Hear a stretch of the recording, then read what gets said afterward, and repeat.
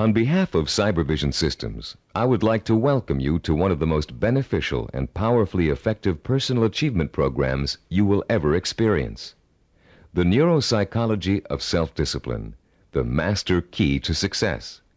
My name is Richard Gebhardt, and I'm going to be your guide as we explore, learn, and use this fascinating and effective program for developing your power of self-discipline, the iron will, the inner strength and drive you need to achieve your life's goals and ambitions. This program is the result of many years of thoughtful scientific inquiry and research. In an attempt to discover and understand the main driving force, the core source of inner power that separates the dynamically achieving person from the unfulfilled, underachieving masses, Cybervision Systems has directed its financial and human resources to find the answer. Through its association with the famed Stanford University Neuropsychological Research Laboratory, and through 7 years of intensive investigation into the science of human achievement, Cybervision Systems has uncovered what it believes is the master key to success. The master key which unlocks the raw potential that lies dormant within the heart and mind of man. Simply stated, we call this key self-discipline. Self-discipline. What's the first thing that phrase makes you think of? Unfortunately, for most people, the term conjures up images of strictness, long stretches of boring or irritating work, of self-sacrifice and self-denial. Nothing could be further from the truth. Truly self-disciplined people are not bored, unhappy, or suffering from any kind of deprivation. In fact, they have learned to give themselves the true joy that comes from pursuing and achieving their most cherished goals and dreams. What, then, is self-discipline really all about? The simple answer may surprise you. Self-discipline is your ability to systematically and progressively work towards a goal until you have reached it. It includes acquiring knowledge and skills.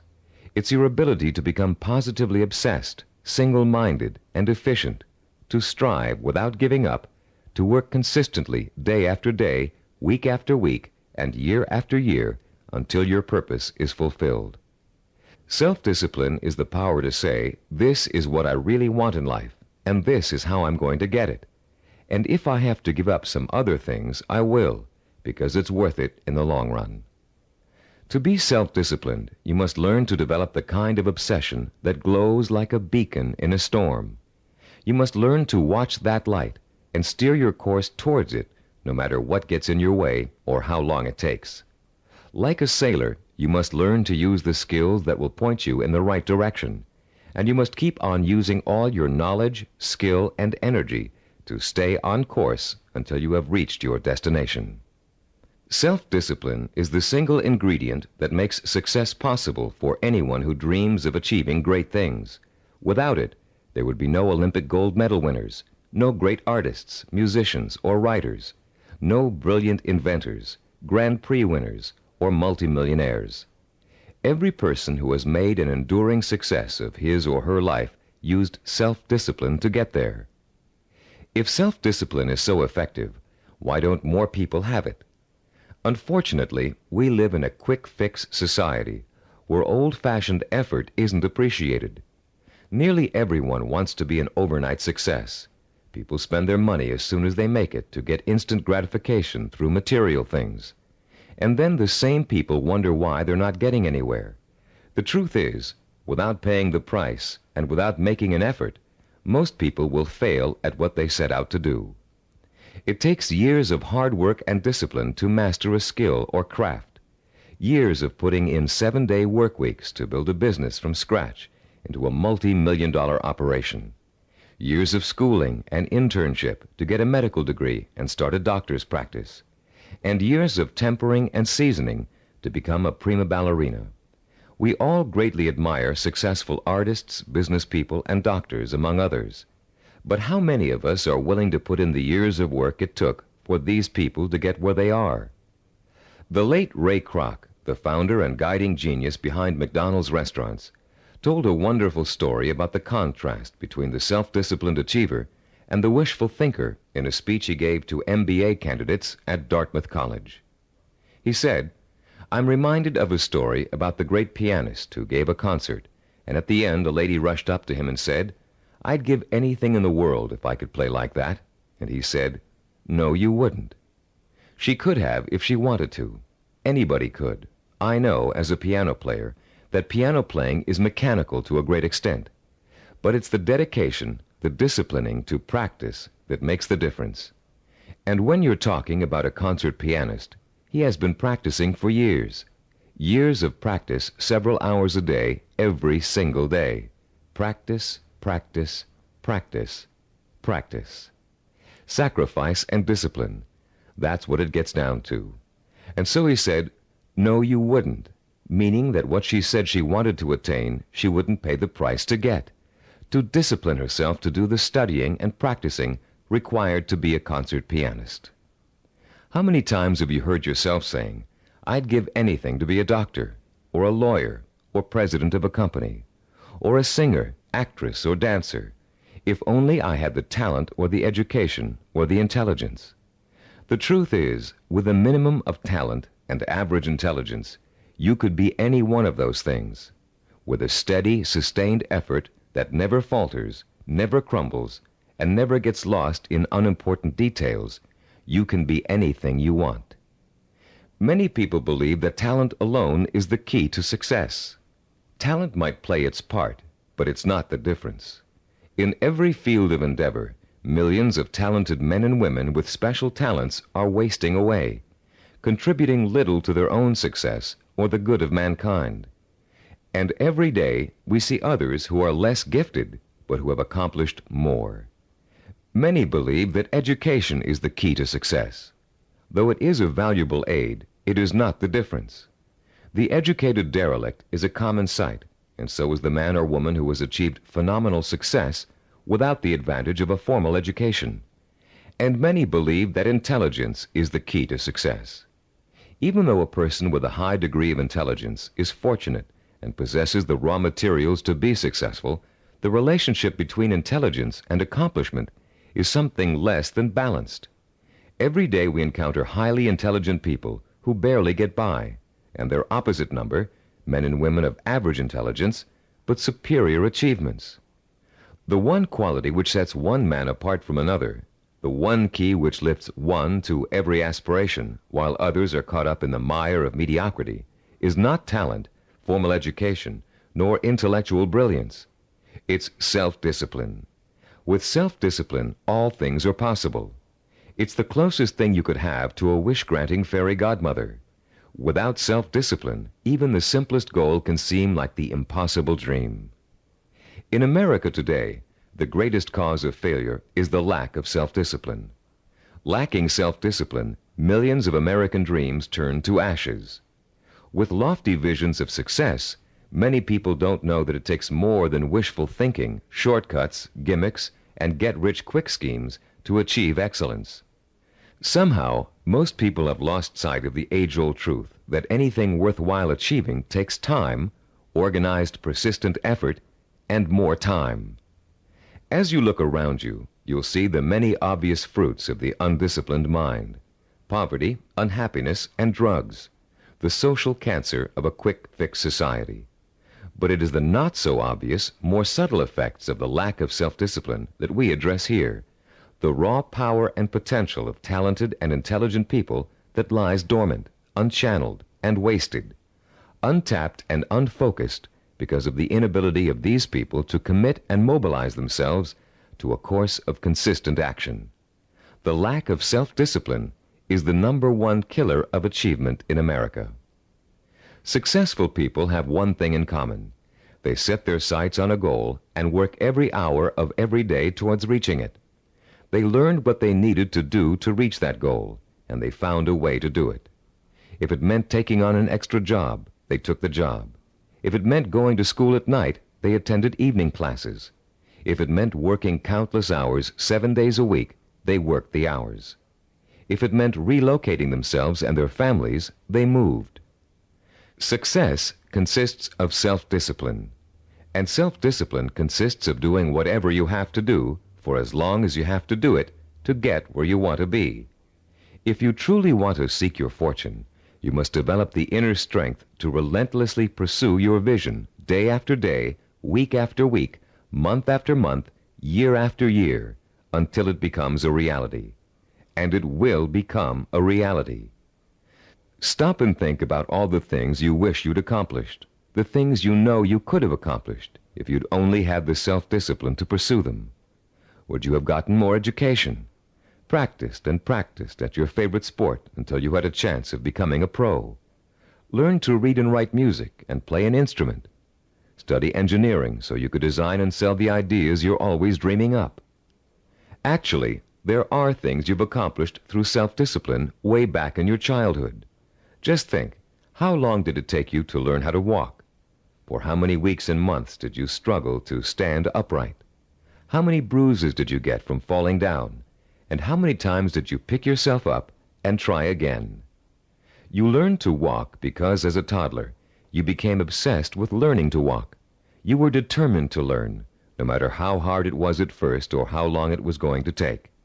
Every step you took was a small victory, and every time you fell down, it was just an excuse to start all over. Children are naturally self-disciplined because children believe that everything is possible. Children don't say, "I can't do it." Children say, "I want to do it." When you want something badly enough, and when you believe in it strongly enough, self-discipline will get it for you. Self-discipline is the most powerful tool you own for bridging the gap between wishful thinking and real fulfillment. Without it, you can only stare, as author Amy Gross says, like a window shopper at the good things of life, and shrug and move on. You can have those good things by developing the self-discipline to achieve them. What do you want that you're willing to pay the price for? What means so much to you that you'll spend weeks, months, or years pursuing it? Start thinking about your most cherished dream, because with the power of self-discipline, you're finally going to be able to achieve it, and this program will teach you how. The Neuropsychology of Self-Discipline, your master key to success, will show you how to take the raw materials you already possess, your talent, intelligence, strength, and motivation, and turn them into the assets you need to achieve your life's goals. You'll learn how to gain the knowledge and skills that will set you on the path to success. And you'll learn to develop the kind of positive strength it takes to stay on that path until you have reached the very end. You may think it's impossible for you to develop the kind of self-discipline you see others using to achieve success. You may think you're too lazy, too scattered, too quick to give up. And that may be true of the way you're behaving now. But most people aren't self-disciplined because they never had a chance to experience the kind of joy and satisfaction that comes with mastering their own abilities and applying them to the one thing they really want in life. Once you get a taste of how intoxicating, of how free self-discipline feels, you'll be hooked on it for life. The neuropsychology of self-discipline is not the result of pop psychological and faddish theories, nor does it contain simplistic pablum like success gimmicks found so often in many self-improvement programs. The Neuropsychology of Self-Discipline program incorporates the breakthrough findings of one of the world's most respected brain researchers, Dr. Carl H. Pribram, director of the Stanford University Neuropsychological Research Laboratory, with the practical experience of Cybervision Systems' team of learning experts. Dr. Pribram is one of the most respected and renowned brain and behavioral researchers in the world.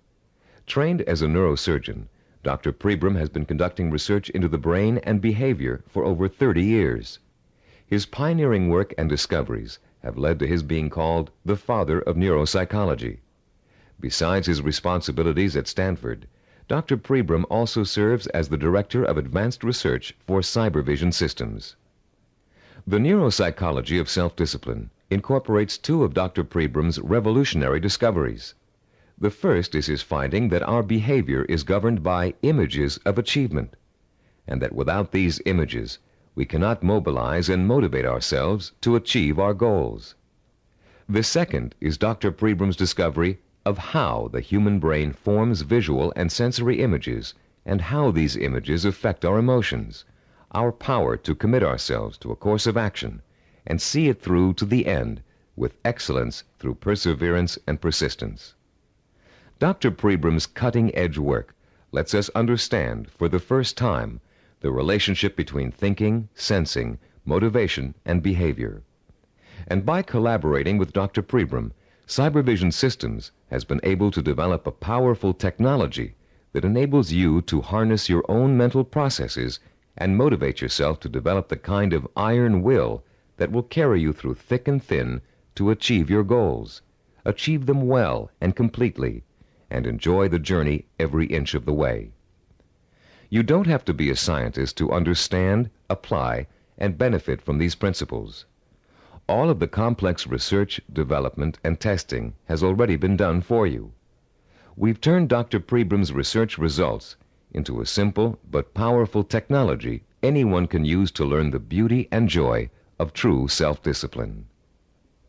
Your Neuropsychology of Self-Discipline program centers around 3 points of organization.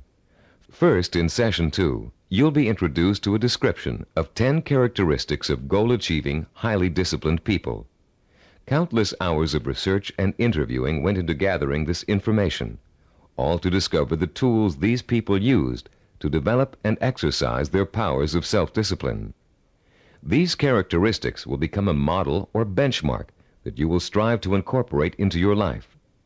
By keeping these characteristics close in mind, you'll have an achievable ideal against which you can measure your own behavior and habits as you strive to acquire and make permanent the skill of self-discipline.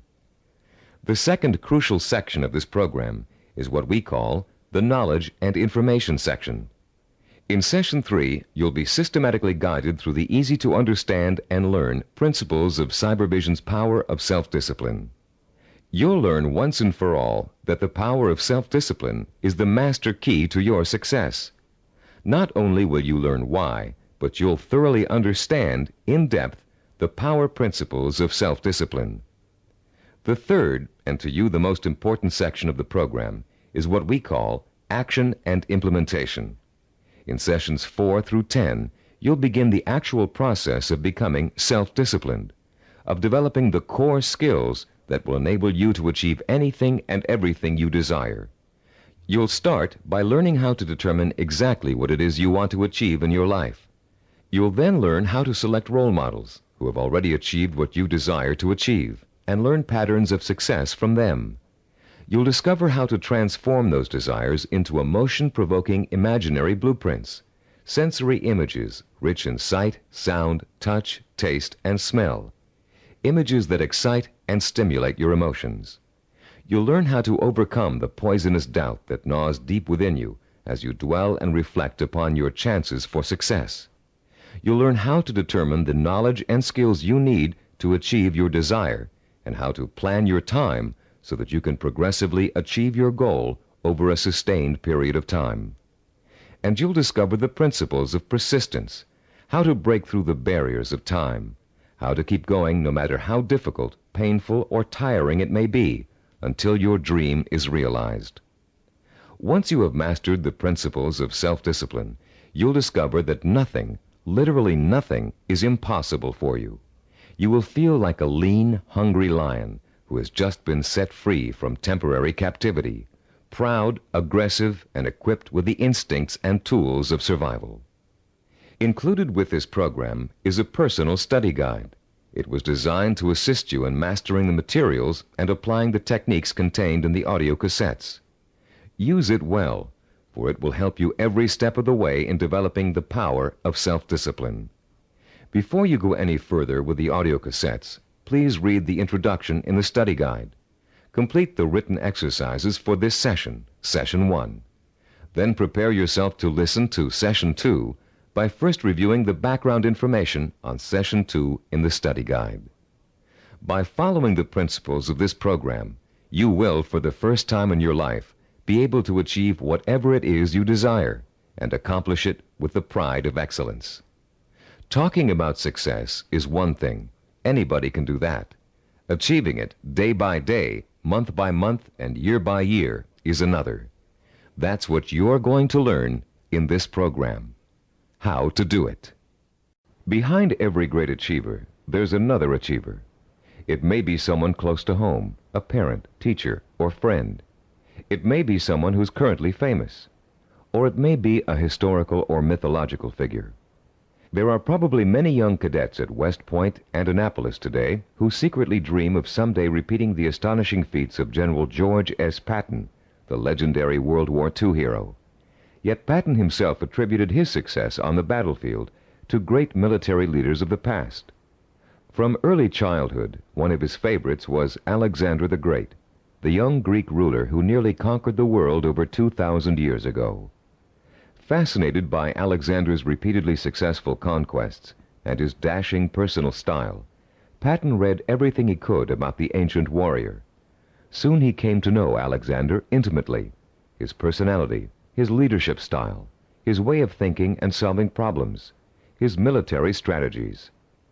And finally, Patton got to the point where he could think like Alexander the Great, act like Alexander the Great, and get results like Alexander the Great. When he planned his battle strategies, Patton used tactics that followed along the lines of Alexander's greatest military achievements, and they worked. Patton was so successful in battle after battle that the Germans considered him to be the Allies' greatest weapon. Patton had Alexander the Great and his own disciplined personality to thank for his success. But Alexander himself had someone else to thank for his own brilliant military maneuvers. Alexander drew his inspiration from the mythical Greek god Hercules. After studying everything that had been written and that was known about the mythical god of courage and strength, Alexander began to pattern his thinking, personal style, and actions after him. There are countless other examples of the great learning from the great. Baseball champion Babe Ruth was once asked how he developed the hitting style that made people call him the king of the home run hitters. Ruth replied that he had simply studied and copied the greatest hitter of his time, a player called Shoeless Joe Jackson. Most, if not all, great achievers draw their inspiration, their style, and their strategies from role models. How much we eventually achieve in life may well boil down to one simple ingredient: the quality of the models we choose to emulate. All human behavior begins with models. We learn to walk, talk, dress, and feed ourselves by watching our families doing those things every day. But we learn more than simple everyday activities from the people who surround us as we grow up. We also learn how to think and behave by watching the way they do. Some people have excellent role models, successful parents, or a family friend who has achieved far beyond the ordinary. But having a role model is just the first step toward becoming a disciplined achiever. You must use that model, make it a part of your own personality in order to succeed. This program will take you through the entire process, from start to finish. In this session, you're going to start by being given a role model of your own, a model of the disciplined, motivated achiever. You'll learn the 10 dominant characteristics of that model and be able to compare your own behavior to it. And you'll also learn about its opposite, the undisciplined underachiever, and why that person is destined to fail. Years of research have gone into the creation of this model. Cybervision has studied people who have been successful in business, education, science, the arts, and other fields. These people were tested for the possible presence of dozens of characteristics and attitudes. And when all was said and done, Cybervision found 10 qualities that were common to every one of them. Understanding the characteristics of the highly disciplined achiever can be as inspiring to you as Alexander the Great was to George Patton. Together, they will form a living, breathing picture of the type of person who is highly self-disciplined and who gets things done. With this picture in front of you, you'll have a model to pattern your own behavior after, and you'll be able to begin to reshape your life along rewarding, achievement-oriented lines. As you listen to these 10 characteristics, compare your own behavior to each one. The idea isn't to become discouraged because you're not living up to an ideal. Rather, concentrate on rating your strengths and weaknesses so you'll understand from the beginning what areas you need to work on the most. Recognize that, as a Chinese philosopher once said, the journey of 1,000 miles begins with a single step. You've already taken that first step by acquiring and beginning to use this program. Now, Let's discuss the 10 characteristics common among highly disciplined achievers. The first characteristic of a self-disciplined achiever is a strong, well-defined sense of purpose. The self-disciplined person knows precisely what he or she wants and will go for it, even if it means sacrificing other things in life to get it. Take Norwegian explorer Roald Amundsen, for example. In 1887, when he was a boy of 15, Amundsen read the story of Arctic explorer Sir John Franklin. He was so inspired by Franklin's adventures that he secretly resolved to dedicate his life to polar exploration.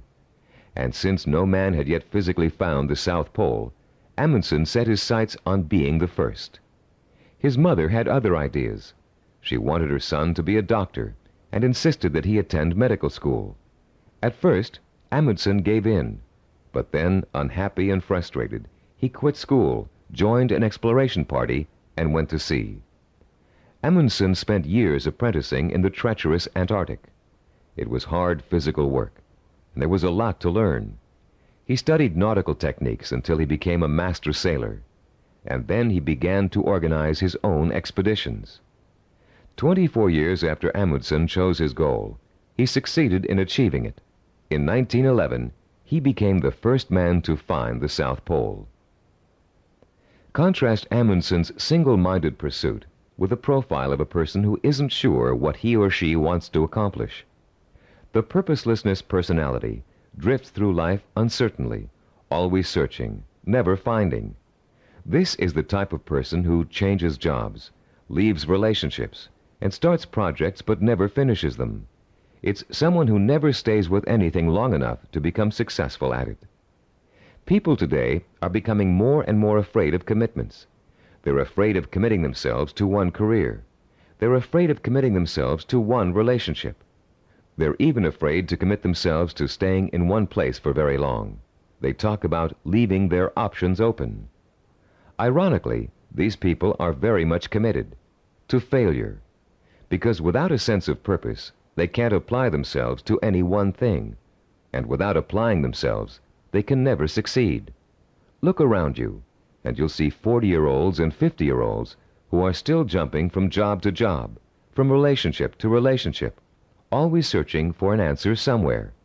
They'll never find it. The second characteristic of the self-disciplined person is that he or she seeks out and uses positive role models, often called mentors. Patton found and learned from Alexander the Great. Roald Amundsen got his inspiration from Sir John Franklin. To be self-disciplined, you must find a mentor who can inspire you with his or her own example of discipline. This person will instill you with a sense of real possibility, the belief that if he can do it, so can I. The person who has no self-discipline tends to identify with and tries to emulate people whose values are quick fix. The undisciplined think success can be achieved through gimmicks, luck, or who you know. For this reason, they actually distrust and resent the truly successful. They cannot bring themselves to admit that it takes hard work and consistent effort to reach a lifelong goal. Rather than working to get their own lives in order, these people blame their lack of success on bad breaks. They will always have bad breaks until they give themselves a break. The third quality that distinguishes the self-disciplined person is the strength of his or her imagination. Self-disciplined people use a goal-setting technique called sensory vision. Robert Kennedy's immortal words explain it very well. Kennedy, himself a highly disciplined achiever, said, "Some men see things as they are and ask, why? I see things as they could be and ask, why not?"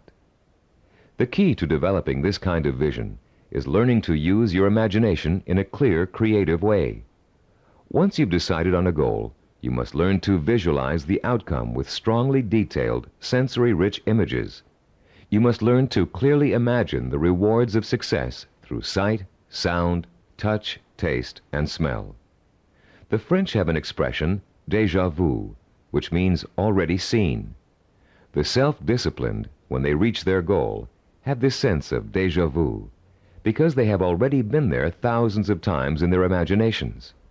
You can be sure General Patton knew what victory felt like long before he fought his first battle. and for Roald Amundsen, reaching the South Pole must have felt like a homecoming. The great film director Alfred Hitchcock said that the actual process of directing a film was almost anticlimactic for him. By the time production started on each of his films, he had already visualized every single frame and every single camera angle so clearly in his own imagination that making the movie consisted of just going through the motions.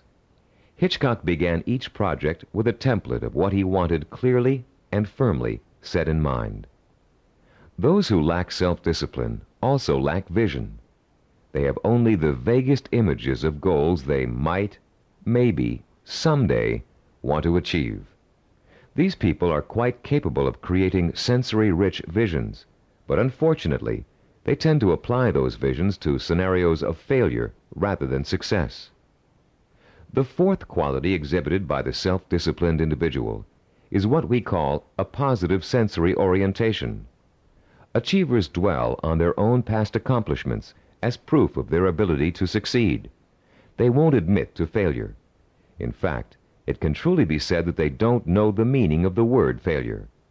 If things don't first turn out as planned, they just chalk it up to experience and keep on working toward their goal. Self-disciplined people are so eager to learn that they feel every bit of life experience just brings them closer to achieving success. They're not afraid to try new approaches if old ones don't work anymore.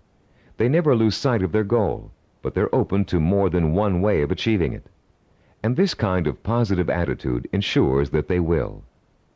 Those who lack self-discipline waste precious time and energy dwelling upon past failures.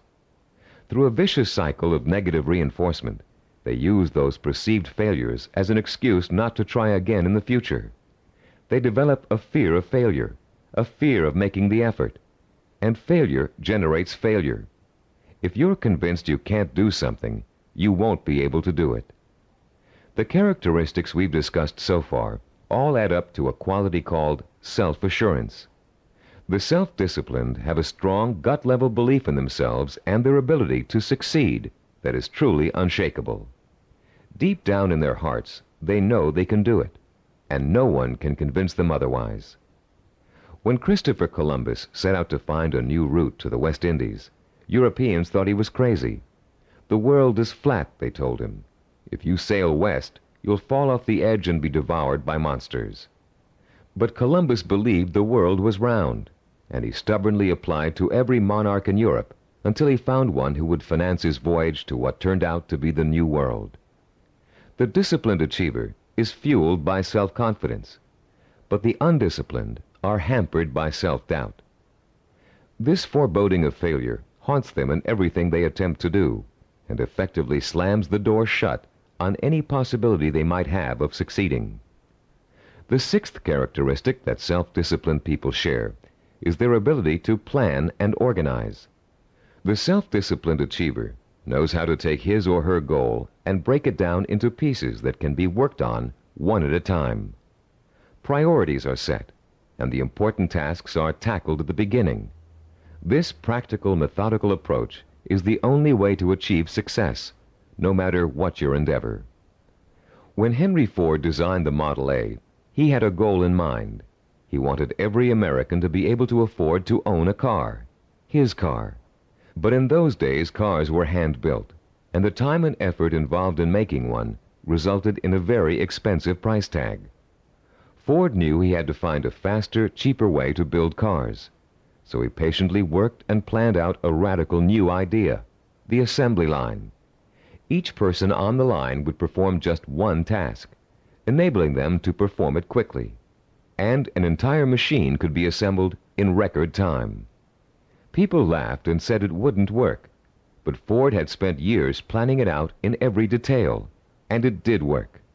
The assembly line became such a success that other industries began to use it as well. One man's careful and patient planning launched a new industrial era. Contrast Henry Ford with the typical man on the street. His attention is scattered, and he's disorganized. He either has no idea what he's going to do next, or he has so many irons in the fire that he can't keep track of them all. Maybe he's trying to start a business, but he's busy hiring employees when he still doesn't have any clients or office space. Maybe he's decided to switch careers, but he's already planning how to spend all the money he's going to make, even though he's going to need 4 more years of schooling before he can begin to practice his new career. This type of person is wasting time and energy.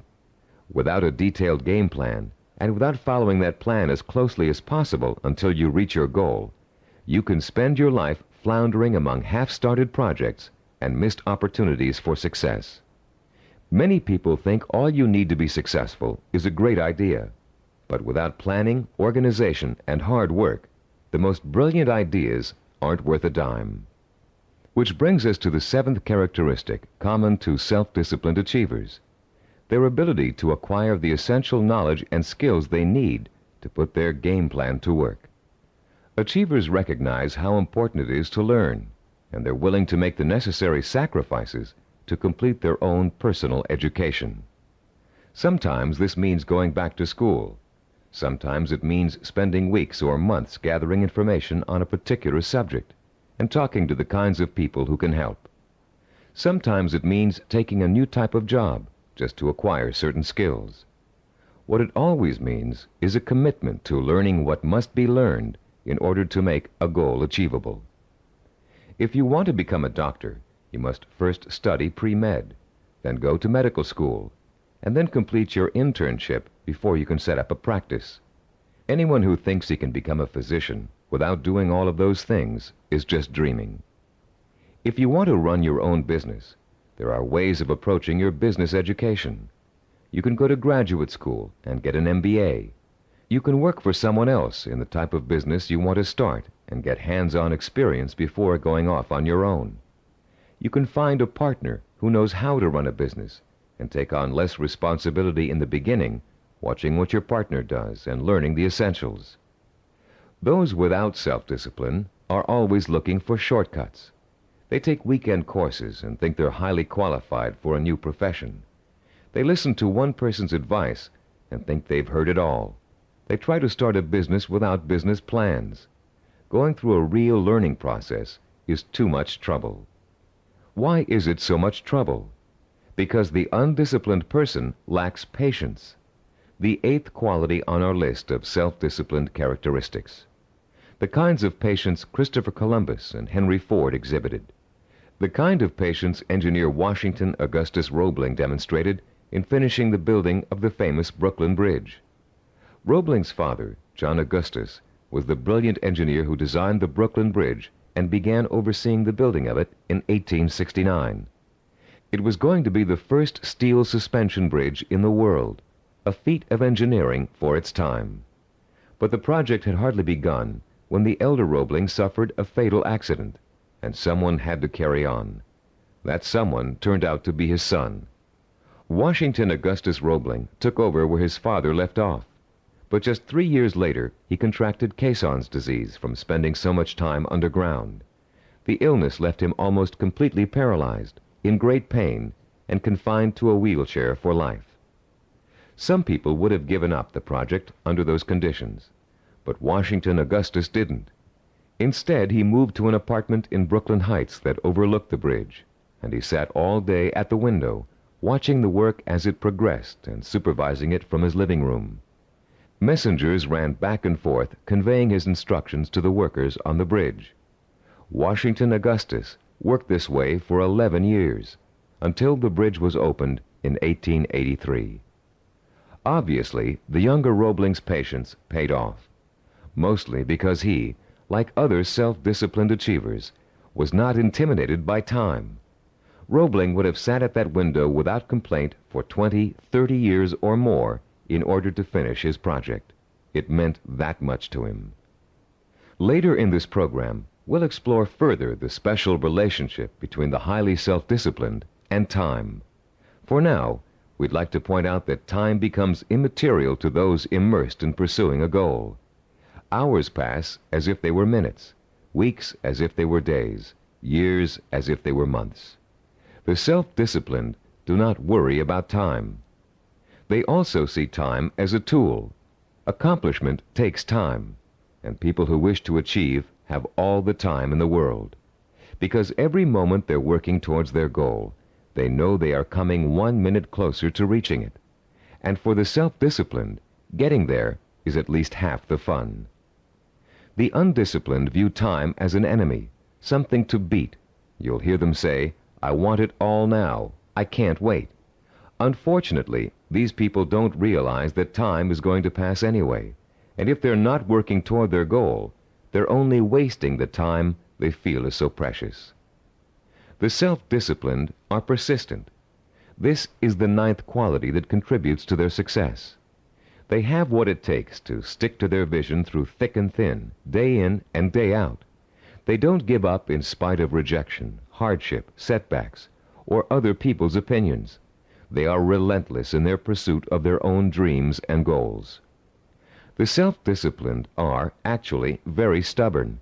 They succeed against all odds. When they get discouraged, they draw new inspiration and motivation from their sensory-rich visions of success. And that's enough to fuel their emotional drive to keep on making the effort. Ellie Hawkins, a mountain climber, is a good example of someone who just wouldn't give up even when the odds turned against her. She set out to climb a particularly difficult face of Yosemite's treacherous El Capitan. Ellie undertook this climb to prove that dyslexia, a learning disorder from which she suffers, can be beaten. In the middle of the climb, Ellie slipped and suffered a rope burn on her left hand that was so bad she almost lost complete use of the hand. She could have stopped there, but she didn't. What started out to be a 6-day climb turned into a torturous 8-day ordeal as Ellie worked with one hand, holding her wounded arm above her head to lessen the pain. Ellie reached the top and immediately announced plans to tackle another very difficult climb. No one doubts that she'll do it, because she has the hallmark of a disciplined achiever. The undisciplined are easy quitters. They give up when the going gets rough. They're more interested in having a good time than in working. Even worse, they find it impossible to have a good time when they are working. This brings us to the 10th and last characteristic of the self-disciplined achiever, the ability to experience pleasure while working to achieve his or her vision. These people are excited by their goals and become easily engrossed in the work it takes to get there. They're interested in learning, they enjoy acquiring new skills, and they have a good time while they're pursuing their ambitions. To the highly disciplined, there's no such thing as work. Their work becomes their life and their main source of pleasure. When they become successful, you often hear them say, "I can't believe I'm getting rich doing this. It's so much fun." And most of them would keep doing what they're doing, even if they weren't making money at it. To the undisciplined, work is the stressful, painful, boring part of life that must be tolerated between periods of pleasure. These are the people who live for the weekend, who are willing to work only because it gives them the disposable income they can spend on fun. And these are also the people who don't want to put in overtime or take work home unless they're being paid extra for it. If taking on more work will only get them a promotion or a crack at a better job, they won't do it. Now that we've identified the 10 qualities common to all self-disciplined achievers, we'd like you to begin comparing yourself against the model characteristics we just discussed. This self-assessment will give you a good idea of your own strengths and weaknesses. After you've finished listening to this session, turn to page 11 of your study guide and follow the instructions for using the personal assessment form you'll find there. Let's summarize the characteristics of self-disciplined achievers. First, they have a strong, well-defined sense of purpose. They know what they want. Second, they seek out positive role models for inspiration and learning. Third, they use sensory-rich visions and a vivid imagination to set the stage for their own achievement. Fourth, they have a positive sensory orientation. They expect to succeed rather than fail. Fifth, they have a deep-rooted belief in their ability to achieve. They are immeasurably self-assured. Sixth, they have the ability to plan and organize. They can break down what they want to achieve into manageable steps and set priorities that let them accomplish the most important things first. Seventh, they know how and when to acquire essential knowledge and skills. They're not intimidated by the thought of having to learn something new. Eighth, they have patience. The passing of time doesn't bother them. They'll keep working toward their goal for as long as it takes. Ninth, they persevere. They're stubborn, and they don't give up, even when the going gets rough. 10th, they view work as pleasure, because work is bringing them closer and closer to the realization of the goal that will be their final reward. Turn off the tape now and score yourself on the personal assessment form. When you're done, turn the tape back on.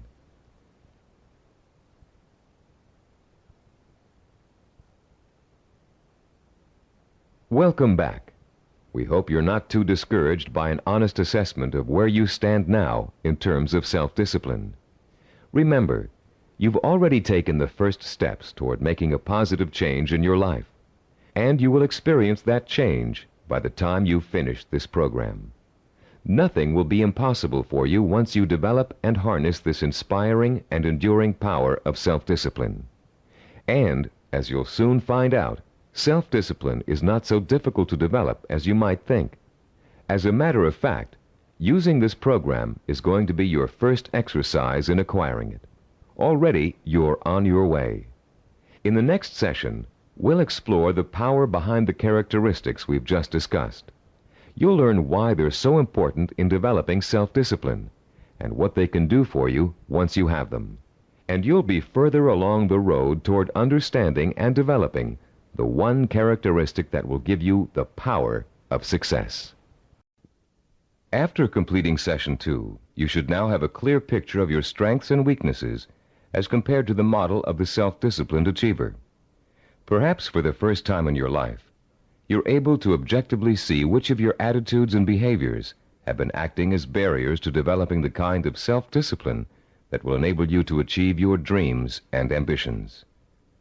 Now that you have a better understanding of the 10 characteristics of the self-disciplined achiever, we're going to provide you with the scientific foundation for Cybervision's unique self-discipline program. In this session, you'll learn how recent scientific discoveries have made it possible for you to acquire, harness, and focus the power of self-discipline, the power to achieve whatever your mind and heart are set on achieving. That power is what sets achievers apart from the mass of ordinary people, people described by American philosopher and writer Henry David Thoreau as leading lives of quiet desperation. That power is what drove great achievers like Dr. Jonas Salk, Ludwig von Beethoven, Albert Einstein, and Mahatma Gandhi. But what does that power consist of?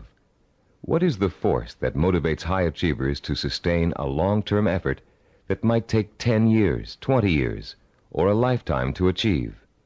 More importantly, if we can define and isolate such a force, how can you or I tap into it?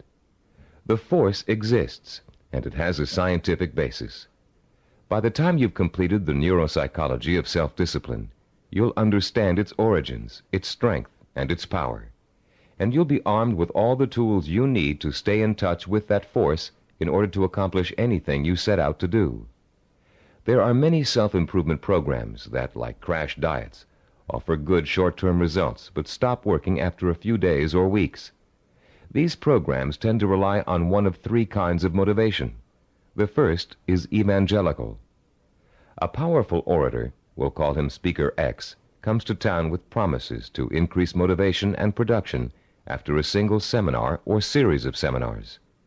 Perhaps your boss encourages you and your coworkers to go. Perhaps he even purchases a block of tickets. Meeting night arrives, you attend, and the speaker is indeed inspirational, as are the bells and whistles and songs and slogans that accompany him. It is a fever-pitched, emotionally charged experience that Speaker X has to offer.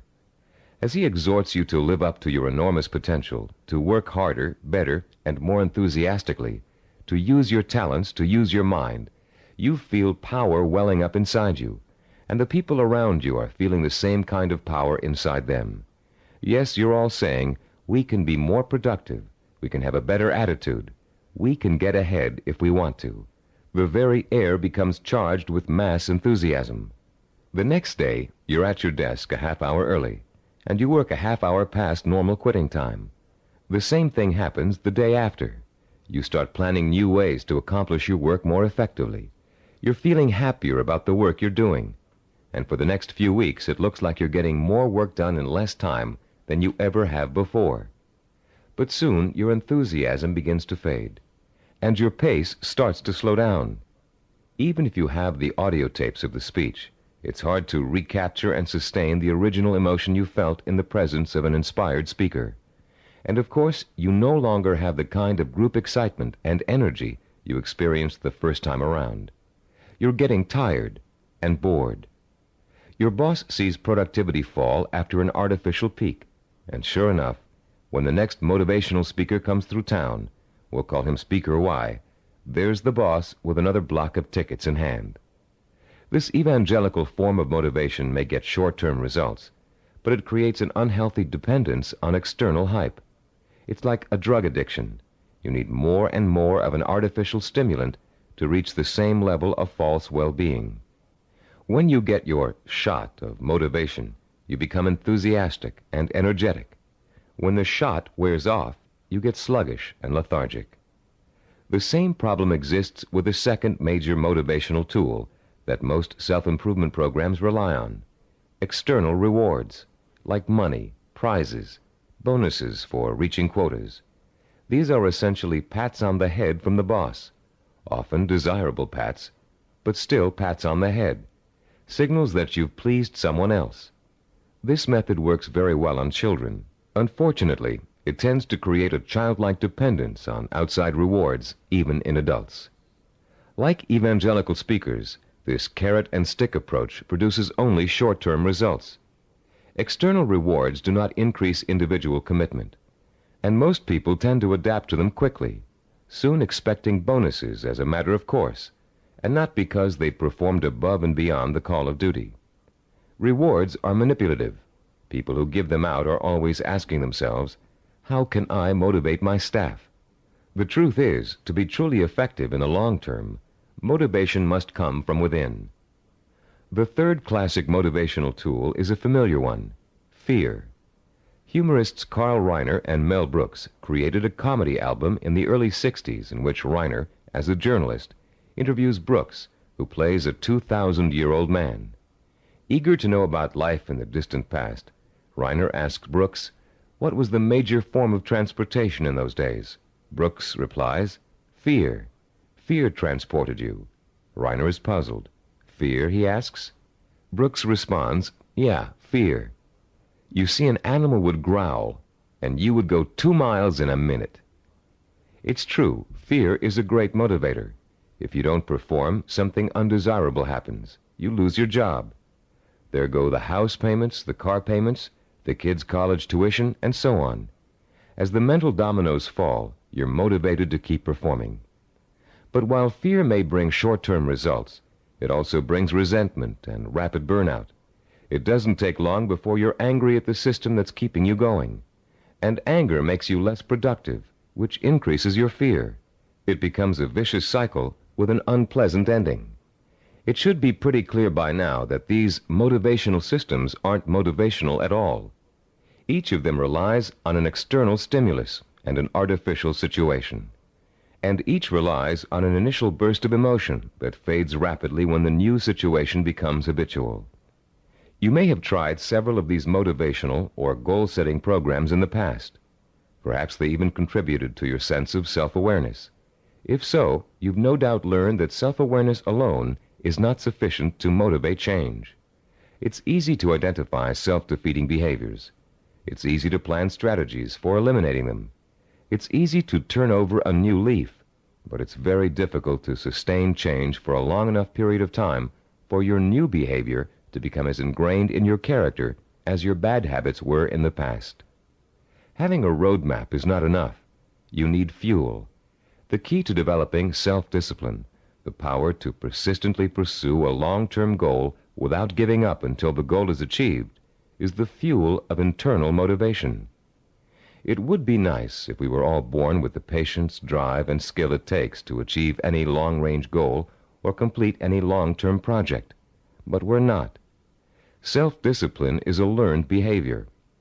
Years of research at major American universities, primarily California's Stanford University, have proved it.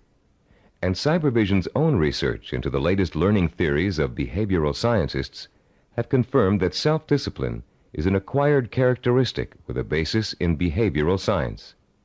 The neuropsychology of self-discipline has been developed according to materials gathered from two major sources.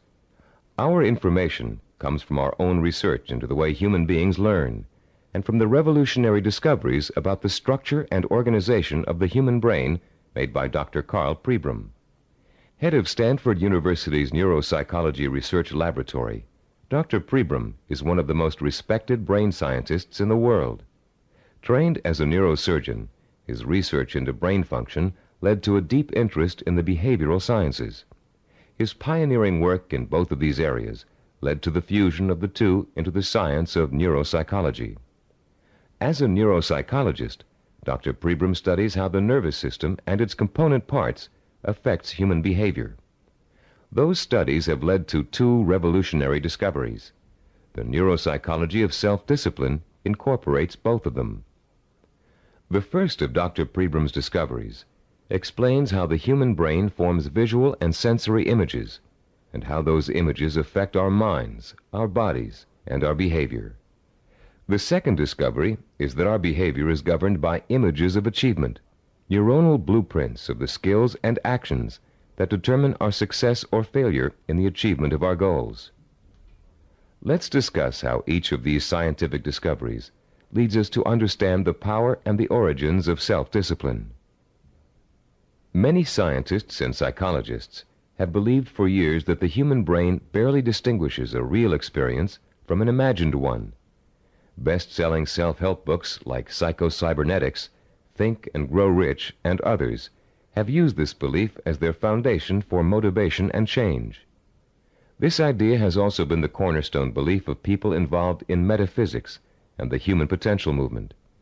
The idea that the brain cannot tell the difference between a real experience and an imagined one has never been scientifically proven until Dr. Pribram's research showed us that it is true. But Dr. Pribram's research did not prove that, as many people think, all you have to do is imagine what you want, and through the magical power of the mind you will achieve it. If this were true, achievement would be easy. And as anyone who has tried to achieve a long-term goal will tell you, it is not. Put into its proper perspective, this concept of imagination is critical to achievement, but not because imagination possesses a magical power to attract success like a magnet. Imagination is critical to achievement because it evokes the power and emotion that stimulates and sustains the drive to achieve. The human nervous system responds emotionally to imaginary images rich in sensory detail, in sight, sound, touch, taste, and smell, as if they were real. In fact, the brain doesn't distinguish between sensory-rich imagination and reality. That's why the sight of a hand reaching for a murder victim on a movie screen can inspire the same terror, the same rapid heartbeat, and rush of adrenaline as a real threat does. You can perform a simple demonstration of how an imaginary image affects the body's responses right now. Close your eyes and imagine for a moment that you're holding a firm, ripe lemon in your hand. Now bring the lemon up to your mouth and slowly bite into it. As your teeth break through the peel, penetrate the skin, and sink into the flesh of the fruit, imagine the juice exploding into your mouth. What did you experience during this exercise? Did you develop a feeling of bitterness and distaste? Did you pucker up in response? Did you begin to salivate, as you would if you really took a bite out of a lemon? The feeling of bitterness is an emotional response, provoked by the imaginary sensation of the lemon juice being absorbed by the mucous membranes in your mouth. The buildup of saliva was a physiological response. Saliva neutralizes the acid level in lemon juice. You can create a similar response by imagining yourself biting into an onion. Rather than experiencing a sense of sourness and a watering of the mouth, your eyes will begin to burn and tear. This power of imagination to create physiological and psychological responses is crucial to the survival of the human species. The images of love and eroticism stimulate sexual response for reproduction. The image of fear stimulates the fight or flight response for survival. But our brain's ability to respond to images is a two-edged sword. A person who is dominated and controlled by emotional impressions becomes a victim of his own sensory images. These people act impulsively in response to their feelings. They have little control over their environment. They are easy prey for fear, superstition, and con artists. They are usually unhappy. On the other hand, the person who understands the power of imagery and who can deliberately harness a flood of sensory images to reinforce an intellectually formulated plan has a lifetime source of energy to apply toward positive action. This person uses emotion as fuel. Only when the imagination is harnessed and focused on the benefits and rewards of a specific goal can we light the fires of self-motivation and develop the kind of self-discipline that will help us achieve that goal. Dr. Pribram made a second significant discovery in his research into the brain and human behavior. He found that all of our actions are governed and driven by what he calls an image of achievement. That image of achievement is actually a mental blueprint for reaching a goal. It is made up of images rich in sight, sound, touch, taste, and smell. And in the mind of a highly self-disciplined achiever, it serves as the source of emotional fuel that drives him to work long and hard to reach his goal. Wimbledon tennis champion Stan Smith reported that once he realized that he could compete with some of the world's best tennis players, he established a vision of himself becoming the #1 tennis player in the world. He imagined winning the Wimbledon title years before he actually achieved it. He saw himself receiving the trophy, dancing at the winner's ball. He felt the worldwide acclaim that would accompany his success. He used that vision as an emotional well from which to draw the necessary strength, persistence, and perseverance to spend thousands of hours in practice and competition, developing the skills and experience that would eventually see him to the realization of his dream. Have you ever heard someone say, "I wanted it so bad I could taste it"? That's the kind of stimulus that motivates the self-disciplined achiever. Not only can the achiever taste victory, he can see, smell, hear, and feel it too. After years of research, we now know that such deep, sensory-rich images are the actual language of the brain.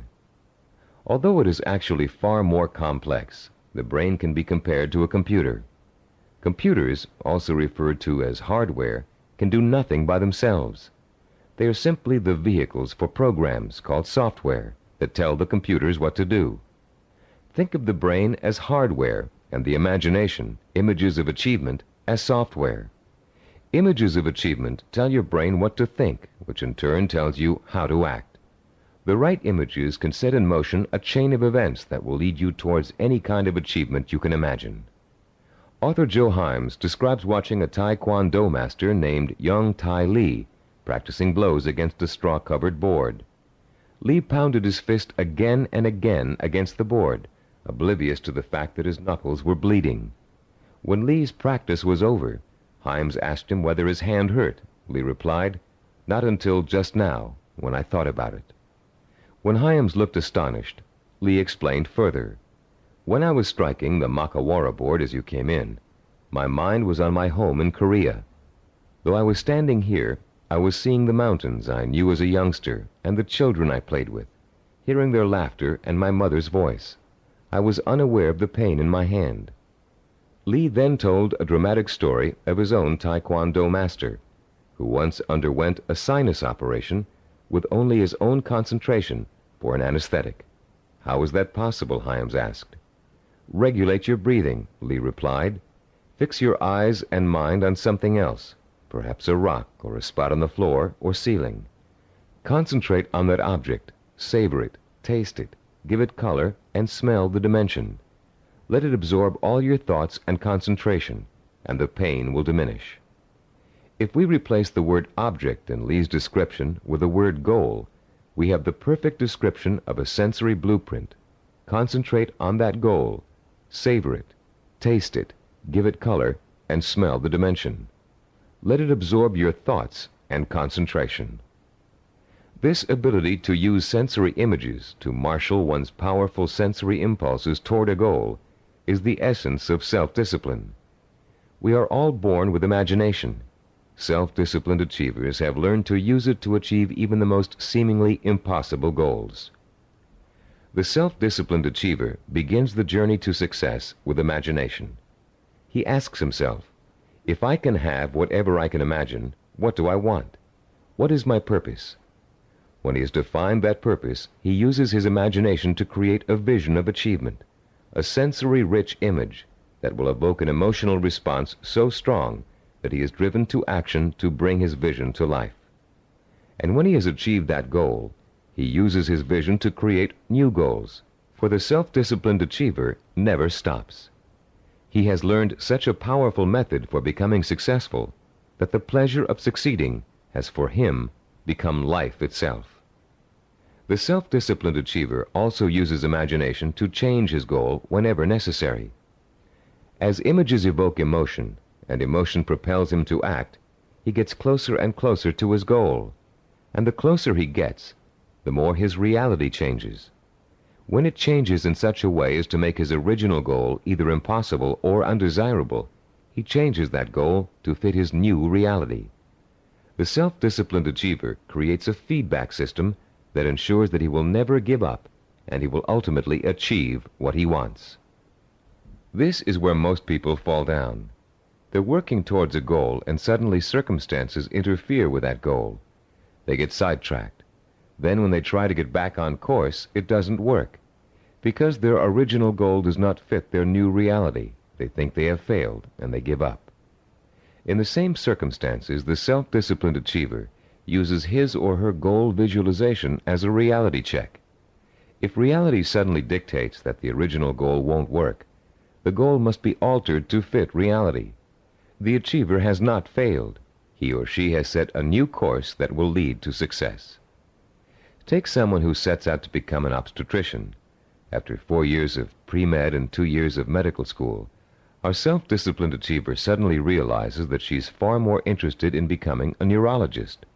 Should she drop out of medical school? Of course not. She'll simply switch her visual blueprint to another field of medicine and change her plans for where she'd like to intern after medical school. She doesn't think of herself as a failed obstetrician. She thinks of herself as a successful neurologist.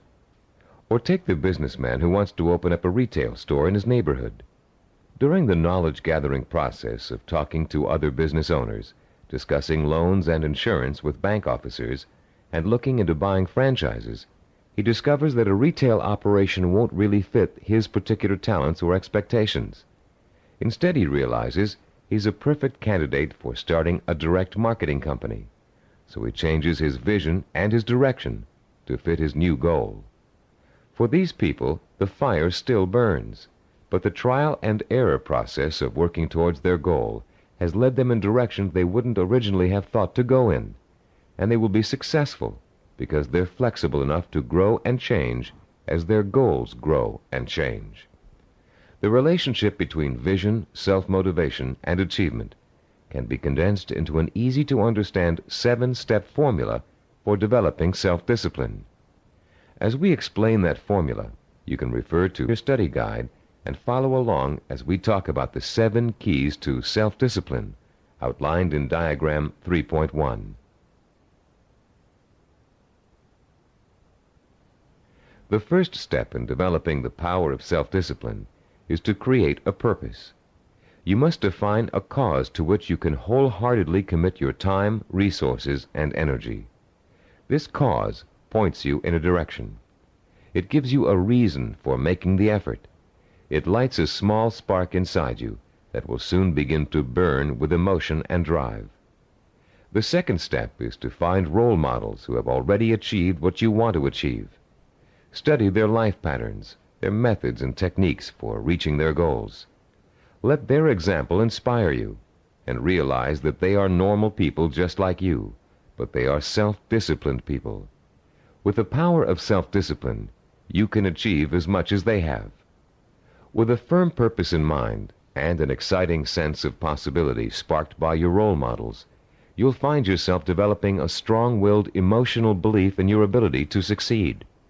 The first small spark of hope is turning into a glowing ember of possibility. In the third step, you'll translate your feeling of possibility into a sensory-rich vision of success. At this point, with a vision rich in touch, taste, sight, smell, and sound in front of you, you'll make the leap from the possible, I think I can do it, to the heartfelt, I know I can do it. Your vision and your belief will fan the embers of conviction until they burst into a flame of emotion that incites you to action. This all-encompassing flame of emotion is the fourth step of the formula. It is what gives you the energy, the creative power, and the desire to single-mindedly see your vision through to its successful completion. Motion is the root word for emotion. The original meaning of the word emotion is, in fact, a moving, a stirring, an agitation, which is precisely what happens when belief in your goal catches fire. The fifth step in our formula is planning, the first bit of action inspired by your emotion. Through effective planning, you can identify and map out the steps you need to take in order to make your vision a reality. You'll figure out exactly what you need to do to accomplish your goal and how long it will take. And turning your vision into a concrete goal will further fuel the fires of emotion and action. Once your vision has become a plan, you must acquire the knowledge and skills necessary to implement that plan. This is the sixth step in the formula for developing self-discipline. No matter how difficult the learning process might be, you continue to draw inspiration and fortitude from your vision.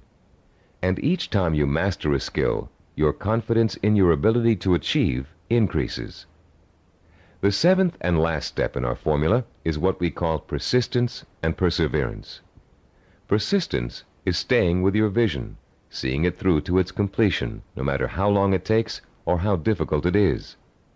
Perseverance is persisting in spite of setbacks, disappointments, and hardship. Once you begin acting to achieve your goal, your drive to sustain the forward motion, to persist and persevere, is constantly fueled by the strength of your initial vision. And as you get nearer and nearer to accomplishment, the vision becomes more and more real. As your vision fuels reality, and reality fuels your vision, your drive to achieve begins working like a giant breeder reactor. You've put into motion a self-perpetuating spiral of vision, belief, emotion, motion, and reality. This formula for harnessing the essence of self-discipline will change your life. For the first time, science has given us the power to truly be able to change our own circumstances from the inside out, to understand what makes men and women overcome tremendous odds and obstacles to achieve greatness. For the first time, greatness is within the grasp of each of us. Through the understanding of the scientific principles that govern our thinking and behavior, we can, for the first time, program ourselves for success. In the next session, you'll begin to put the principles you've just learned into action. You'll learn a powerful sensory exercise which will let you determine your true goal. And once you've taken that vital first step, you can begin the exciting journey of action that will propel you towards the ultimate achievement of your heart's desire. At a recent workshop based on the neuropsychology of achievement, Cybervision President Stephen DeVore was asked an interesting question by a young corporate product manager. Mr. DeVore had been outlining the principles of goal setting when the product manager said, "You know, there's one problem I haven't yet solved. We talk about opportunities and goals, but there are so many opportunities to choose from, so many different directions we can go. How do you figure out exactly what you want to go for? How do you focus in on one choice among so many?" This session addresses that very problem, the problem of finding a purpose, and it isn't always easy. We live in a free society filled with opportunities for anyone who wants to take advantage of them. It's wonderful to have so many choices, but sometimes it makes choosing what you really want to do, your purpose, even more confusing than ever. Still, there are ways to narrow your choices down, and this session will show you how to do it. Through an exciting and powerful 4-point exercise, you're going to learn to pinpoint what it is you want most in life out of all the things you may think you want. It will take some effort, some soul-searching, some creative thinking, and the outcome may surprise you. By the end of this session, you'll have chosen and defined what we call a macro purpose. The term macro means large or inclusive. Your macro purpose is equivalent to what creative people call the big idea. It's your main desire, your real purpose in life, your reward for hard work and effort. It's going to become your very reason for existing. Besides defining your macro purpose, in this session you're going to learn what micro purposes are and how they're used. Micro purposes are the stepping stones to your macro purpose. They consist of all the things you need to do to achieve your most important ambition. To help you thoroughly understand the concept of macro and micro purposes, think back for a moment to your early years in school, when you first learned to do simple math. Remember what a struggle it was to understand how to add, subtract, multiply, and divide?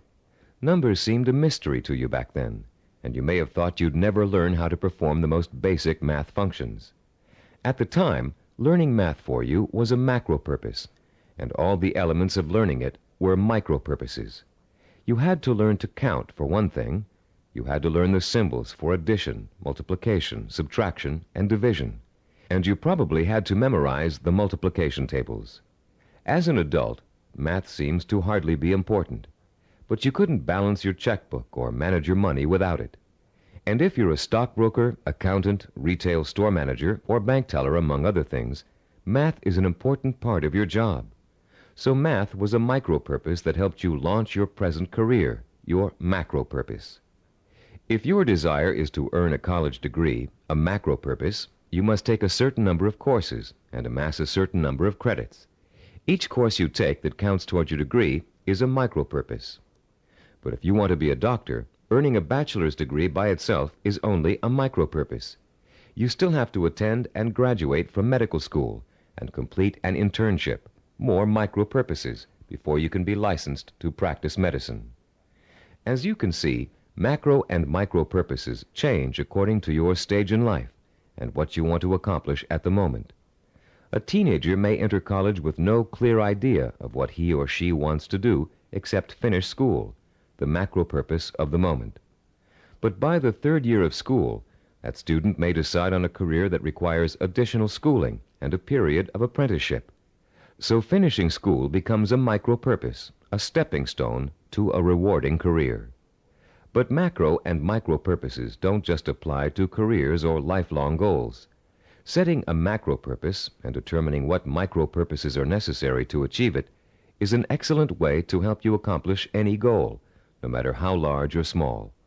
It's a logical and creative process that lets you organize your thoughts and actions to make your goal clearer, more rational, and easier to achieve. Just imagine for a moment that you're stranded alone in the wilderness on a freezing winter day. It's late afternoon, and there's no hope of rescue before the next morning.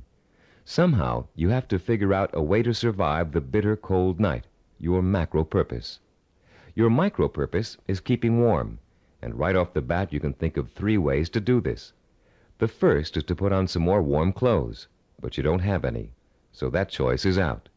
The second is to find shelter, but there's none in sight, and you don't have the time or the tools to build anything before nightfall. The third is to light a fire and keep it going through the night. Since the woods around you are filled with dry logs and kindling, this looks like a real possibility. But you don't have any matches, and as for rubbing 2 sticks together to start a fire, it never worked when you were a child, and you doubt that it will work now. There has to be another way. Looking around you for another solution to accomplishing your macro purpose, you notice a sliver of broken glass on the ground, and there's still enough sun left for you to be able to feel its warmth. Picking up the glass, you hold it so the sun's rays can penetrate its surface and focus on a dry stick of wood underneath. In 10 minutes, the stick is burning. But your ordeal isn't over. After the fire is lit, you have to gather enough logs and kindling to last through the night, another micro purpose. And then you have to force yourself to stay awake all or most of the night to make sure the fire doesn't go out. In the course of this harrowing experience, You've chosen a macro purpose, staying alive, and defined all the micro purposes that went into it. And if you succeeded in accomplishing all of the micro purposes, you also achieved your macro purpose. You survived. Defining your life's purpose and the steps you must take to achieve it may not be a life and death matter, but the principle works the same way.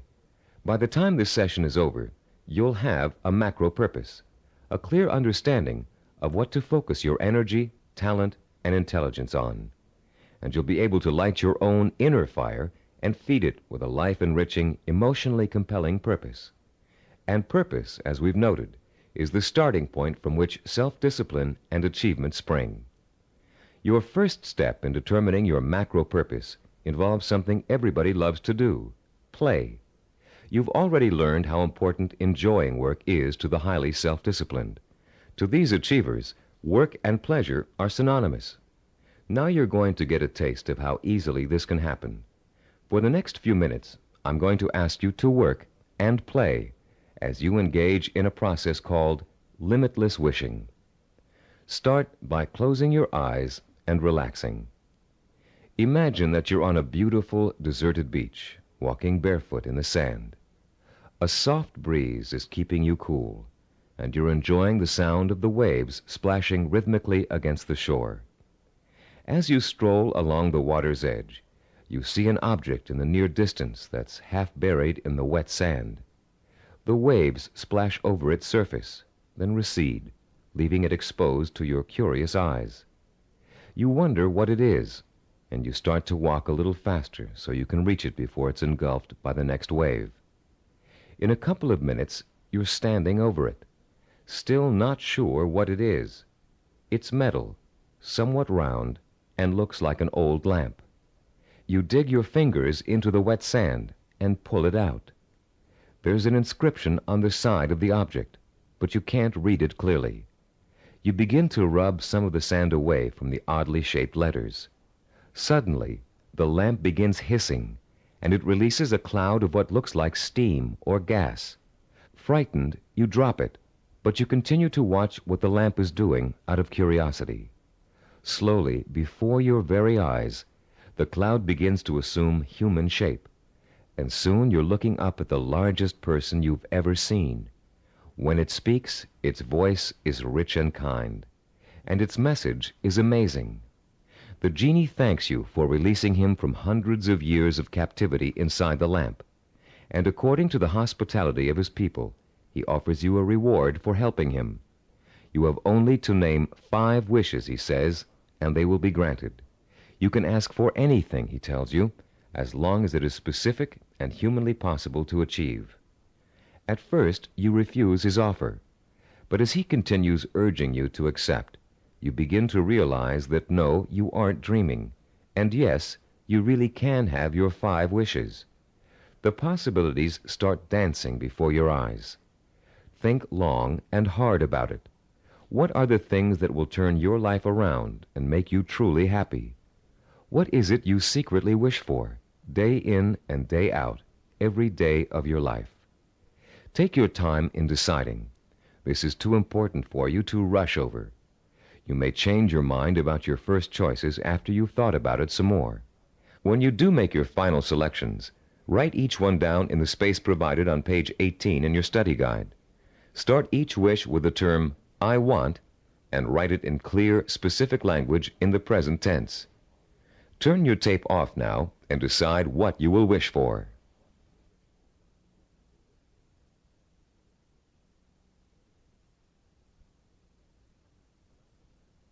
Welcome back. You now have in front of you a list of 5 wishes that your mind and heart told you are the most important things in life to you. Now, with a little imagination, you're going to create a scenario in which each of these wishes is fulfilled. This second step of our 4-part process is called wishful imagining. Close your eyes again and picture, in as much detail as possible, that your first wish has come true. If you wished for a great deal of money, imagine how your life has changed now that you've gotten it. Imagine the kind of house you're living in, the kind of car you're driving, the kind of clothes you're wearing, and what you're eating for breakfast and dinner. Maybe you've got a private plane or a swimming pool, a new career, new friends, or the same friends you have now, but with a new attitude toward you. Try to imagine that you're having dinner or drinks with your best friend, and you're explaining to that friend how your new life feels. This is a friend you trust completely, so you can say anything, positive or negative. Really imagine you're there, in the restaurant or bar being served food or drinks, with people talking around you and soft music in the background. Imagine what you look like. Are you younger, thinner, better dressed?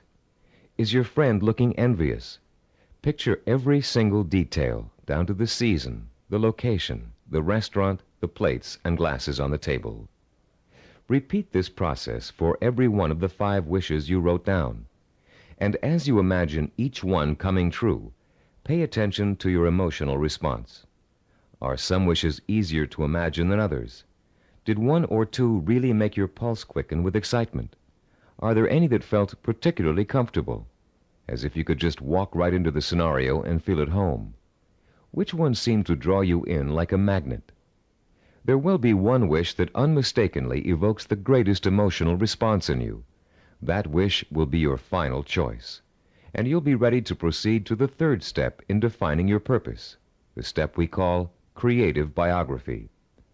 When truly accomplished people pass away, they've generally left behind a legacy of achievement in art, finance, politics, or the social sciences. Biographers and historians then catalog those achievements so others can read about them for inspiration. For example, here's the entry on a man named Thomas Arnold from the Britannica Junior Encyclopedia. The text of this biography also appears in your study guide on page 18. The biography reads as follows: Thomas Arnold, 1795 to 1842. Some people are loved without being respected, and others respected without being loved. Arnold of Rugby was loved by many, respected and admired by everyone who knew him. Born at Cowes, Isle of Wight, this great headmaster and scholar was educated at Winchester and at Oxford in England, where he distinguished himself in classics and history. He left Oxford in 1819, and after 9 years of study and writing was elected headmaster of Rugby School. His powerful personality set its mark on the school from the first, and made it great in a new sense. He was very religious, and he inspired his boys with new and more serious ideals of scholarship and life. He found time, too, during the 14 years of his headmastership, to publish sermons, an edition of the Greek historian Thucydides, and a history of Rome. In 1841 he was appointed professor of modern history at Oxford, but died the following year. He was buried in Rugby Chapel, and his son Matthew wrote a beautiful elegy about him on that occasion. Arnold was too forthright to be tactful in his dealings with boys or indeed with grown-ups, but he always won their respect, and often their love, by his high-minded attitude toward life and its responsibilities. This entry can only summarize the lifelong accomplishments of a beloved teacher and respected scholar. But listening to it, you can get a good idea of the purpose which must have guided Thomas Arnold.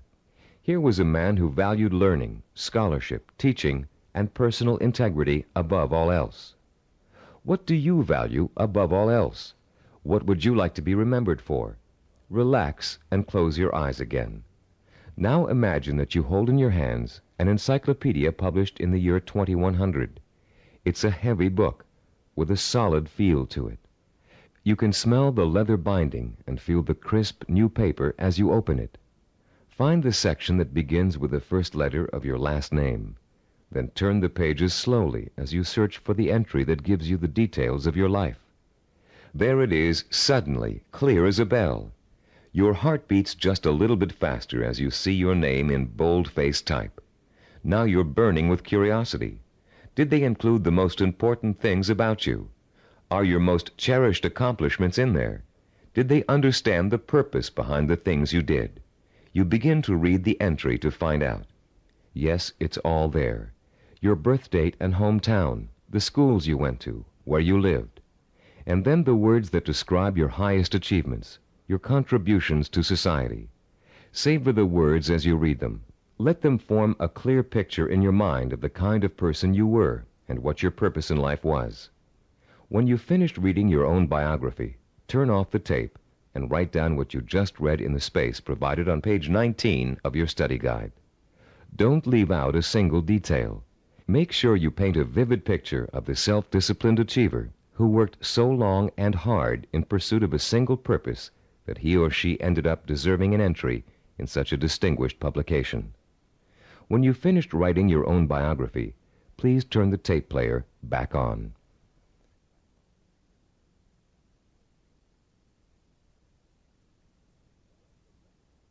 Welcome back.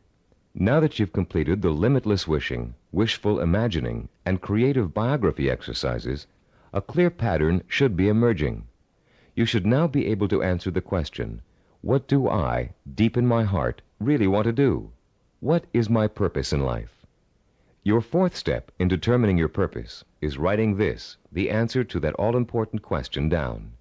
You're now going to compose a personal statement of purpose.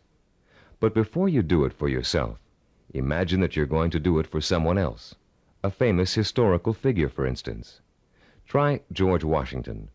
What do you think his statement of purpose might say? After all, he accomplished a great deal, not the least of which was becoming the first president of the United States. But George Washington never actually intended to become the first president. He was elected because of the kind of purpose he really had. A purpose statement for George Washington might read, I would like to use all my strength, courage, knowledge, and resources to secure liberty and freedom for all my fellow colonists. George Washington was a great statesman and public servant, but there are other kinds of achievers. Amelia Earhart, for example. Even in childhood, she had a definite purpose in mind.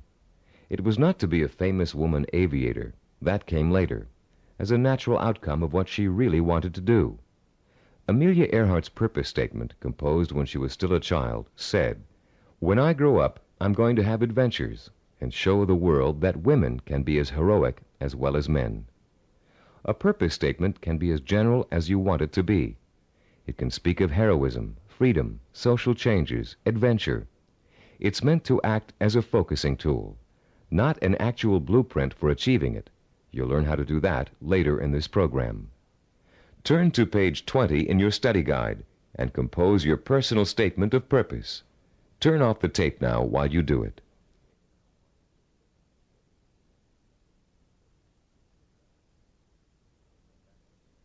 Welcome back again. You've come a long way in this session. You've learned to use limitless wishing, wishful imagining, creative biography, and a statement of purpose to narrow down your options and make a final choice about where you're going to focus your efforts. You've just used this four-part process to make a major decision about what you really want to accomplish and achieve in your life. But you can use it again and again, anytime you feel it's necessary, to aid you in making any kind of decision, from the smallest to the most important. This process works equally well for macro and micro decision-making. Whether you know it or not, you're now well on your way to becoming a self-disciplined achiever. You've learned to use one of your richest natural resources, your intuition and imagination. You've discovered what it is you really want to achieve and have written it down as a statement of purpose. You've laid the solid foundation upon which the power of self-discipline is built. We'd like to congratulate you on what you've already accomplished. In our next session, you're going to learn how role models can inspire and teach you to achieve your lifelong ambition. In Homer's The Odyssey, one of the oldest surviving epic poems in the world, there is a character named Mentor. A wise and practical man, Mentor kept everything running smoothly at home, while Odysseus, the hero of the tale, went off for 10 years to have adventures. Mentor played his role so well and gave such wise and true advice that his name has become part of the English language as a representation of what he stood for.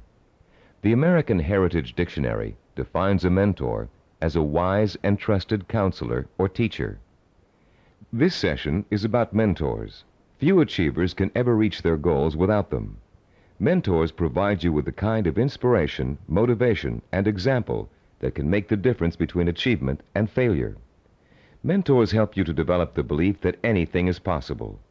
And mentors allow you to learn through modeling, that is, emulating the person you'd like to be. In ancient civilizations, mentors were revered. In the 18th century BC, there lived a wise Babylonian king named Hammurabi. One of his greatest achievements was developing and drafting mankind's first set of civilized laws, known today as the Code of Hammurabi.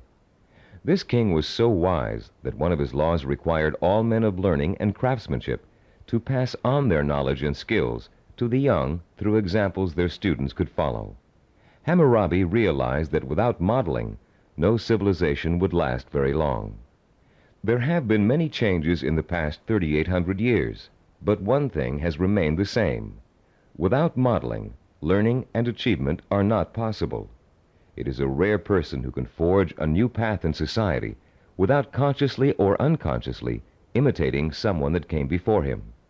It is a rare artist who develops a new style without first having worked in the style of a master he or she has always admired. But actual skills aren't the only thing you learn through modeling.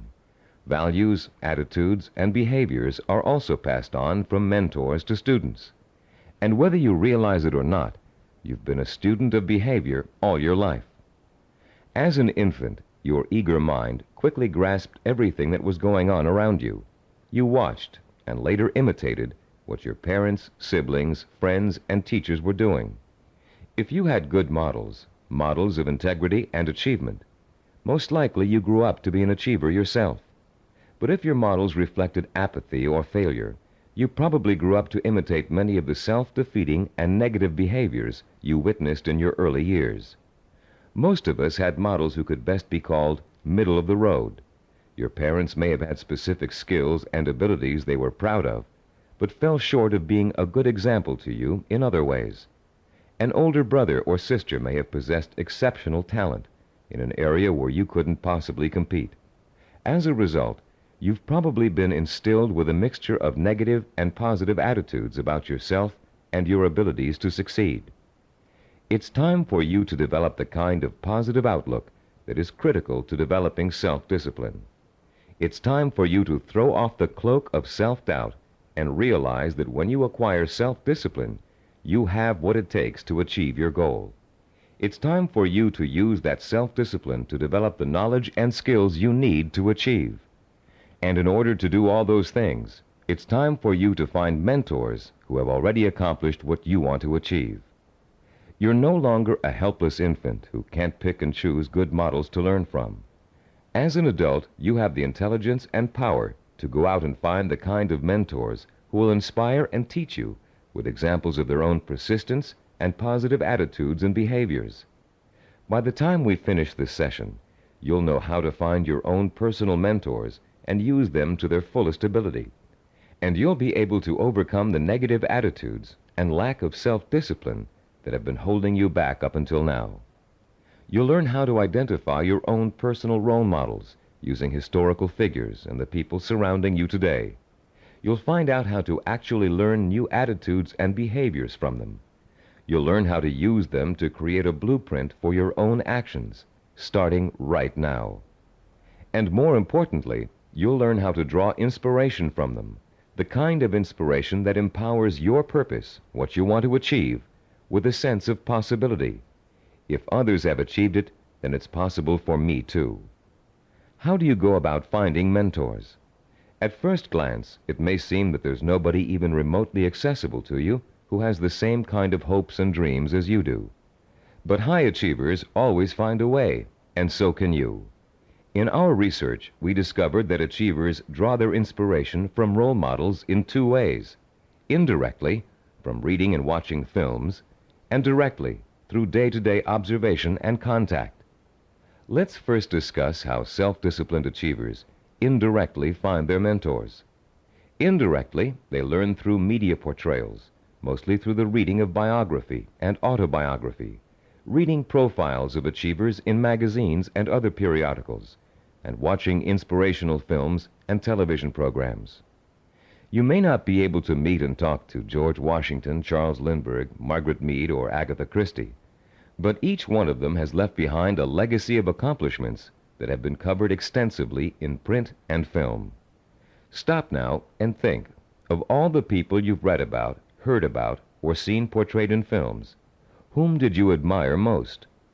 Whose story elicited a throb of recognition from you, a feeling that if you could be in anyone's shoes, that was the person you'd like to be? It could even be a fictional character, a great detective or explorer created by an imaginative writer. But there had to be, and still has to be, someone you've always greatly admired and wished you could be like. After he made the film Rocky, Sylvester Stallone talked in an interview about the power of mentors and how his movie worked to inspire millions of people around the world. "I think there's a definite formula in reaching audiences," he said. "Provide them with heroes and heroines who have to pull themselves up from the depths of despair. And as they struggle and claw and finally attain their goal, the audience says, 'That's the kind of person I want to be.'" Stallone's character Rocky is the embodiment of a man obsessed with and driven by a vision rich in emotion and purpose, a self-directed achiever who overcame the odds through hard work, effort, persistence, and perseverance.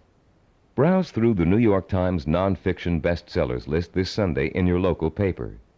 You'll find that half the books listed are biographies or autobiographies, testaments to people of enormous self-discipline and high achievement. Examples of the power of self-discipline are all around you.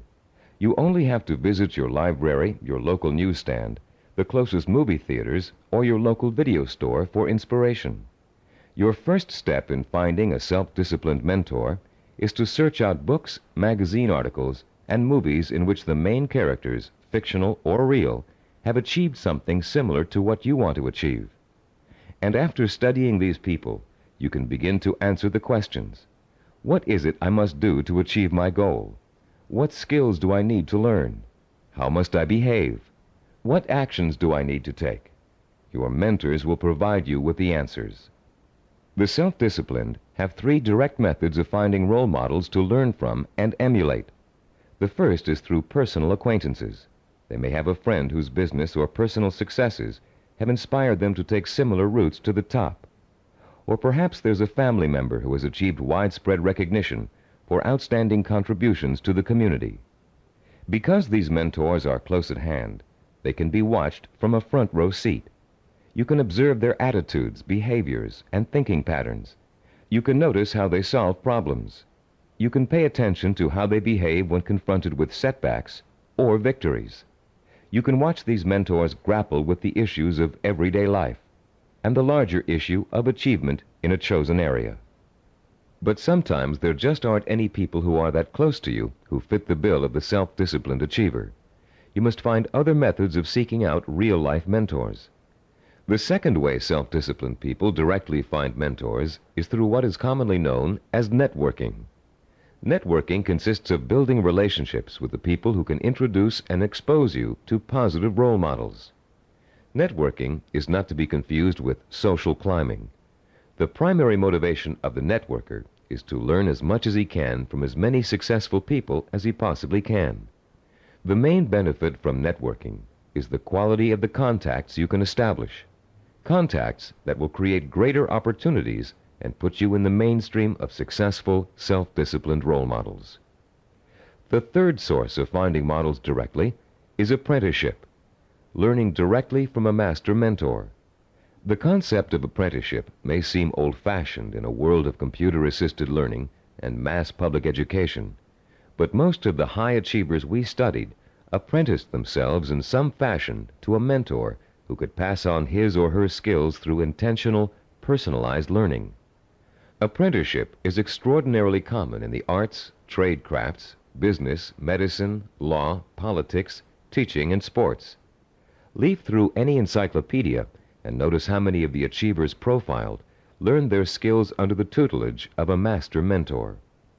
Some people are obvious masters of their craft and easy to pick as mentors, but sometimes it isn't so obvious, especially when it comes to business or professional achievers.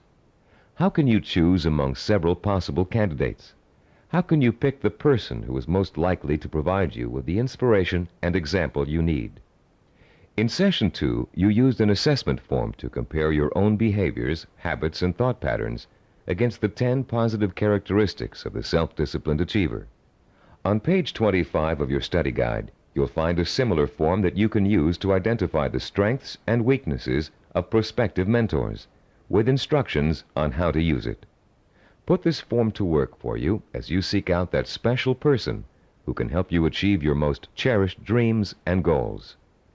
When choosing a mentor of any kind, pay particular attention to how he or she developed the knowledge, skills, and abilities it took to reach his or her goal. Was there special schooling involved, particular reading materials, an apprenticeship with a mentor of his or her own, carefully sought-out teachers? How many hours did your mentor work every day toward achieving his or her goal? Also, pay close attention to your mentor's way of thinking. Be sure to choose someone who handles stress and pressure well, someone who responds to difficult problems by coming up with creative solutions, someone who loves what they do but still finds time for important personal relationships. The highest achievers work hard but are not workaholics. They still find time to enjoy their friends and families. Look for a mentor who has learned not to waste time and who has mastered the art of juggling a heavy schedule while staying calm and in full control.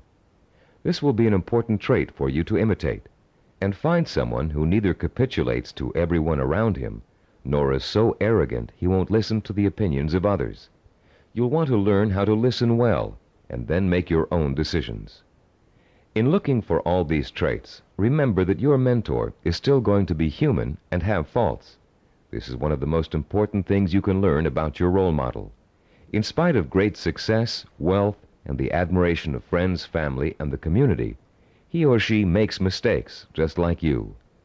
Rather than being disappointed in your mentor, you should rejoice over his or her human failings, because those failings mean that anyone can succeed just as they did.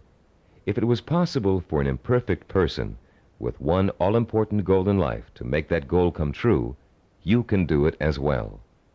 At Cybervision Systems, we've developed a number of sports training video cassettes that use a new and revolutionary learning technique. These video cassettes feature some of the world's greatest athletes, highly self-disciplined achievers who have won world championships and Olympic gold medals. And in the casual conversations we've had while working with these athletic stars, each one has revealed that he or she had a mentor whose skills, attitudes, and behavior served as an example of how to achieve. One of the things that struck us during these conversations was the fact that most top athletes were just as intimidated as you and I might be the first time they met their role model heroes, for lack of a better word. The idea that a major league ball player of undisputed talent might be quivering like a school kid in the face of their lifelong hero made us feel pretty normal, actually. I think we all feel a sort of psychological barrier when it comes to measuring ourselves against our role models. But as the athletes we talked to discovered, that barrier can be overcome quickly and easily. Each of them described the eventual realization that came from playing on a team with a personal hero or from riding the same pro circuit. The realization? As Olympic gold medal skier Jean-Claude Killy put it, everybody puts his pants on, one leg at a time. What each of them realized was that they too could easily perform like the role model they idolized. The idols, viewed close up, turned out to be as ordinary as the worshippers. They realized how great an opportunity they had to learn from their hero. Discovering that their idols were human and fallible, they began to believe deep within their hearts that they could equal or even surpass their idols' accomplishments. Though the role models you choose have developed tremendous strengths that have made them successful, they also have many weaknesses. Renowned fiction writer Ray Bradbury, for example, who was first published when he was in his teens, will never win the Monaco Grand Prix, or even a race to the local supermarket. Why? Because he never learned to drive a car, a skill most of us acquired long ago without thinking about it twice. A friend of ours who was independently wealthy, a local politician, a publisher of fine art books, and a world traveler, wears finely crafted boots with all his clothes, even his business suits. Is it part of his personal style? Yes, but his close friends know his secret. He never mastered the bow knot. This much-admired man literally cannot tie his shoes.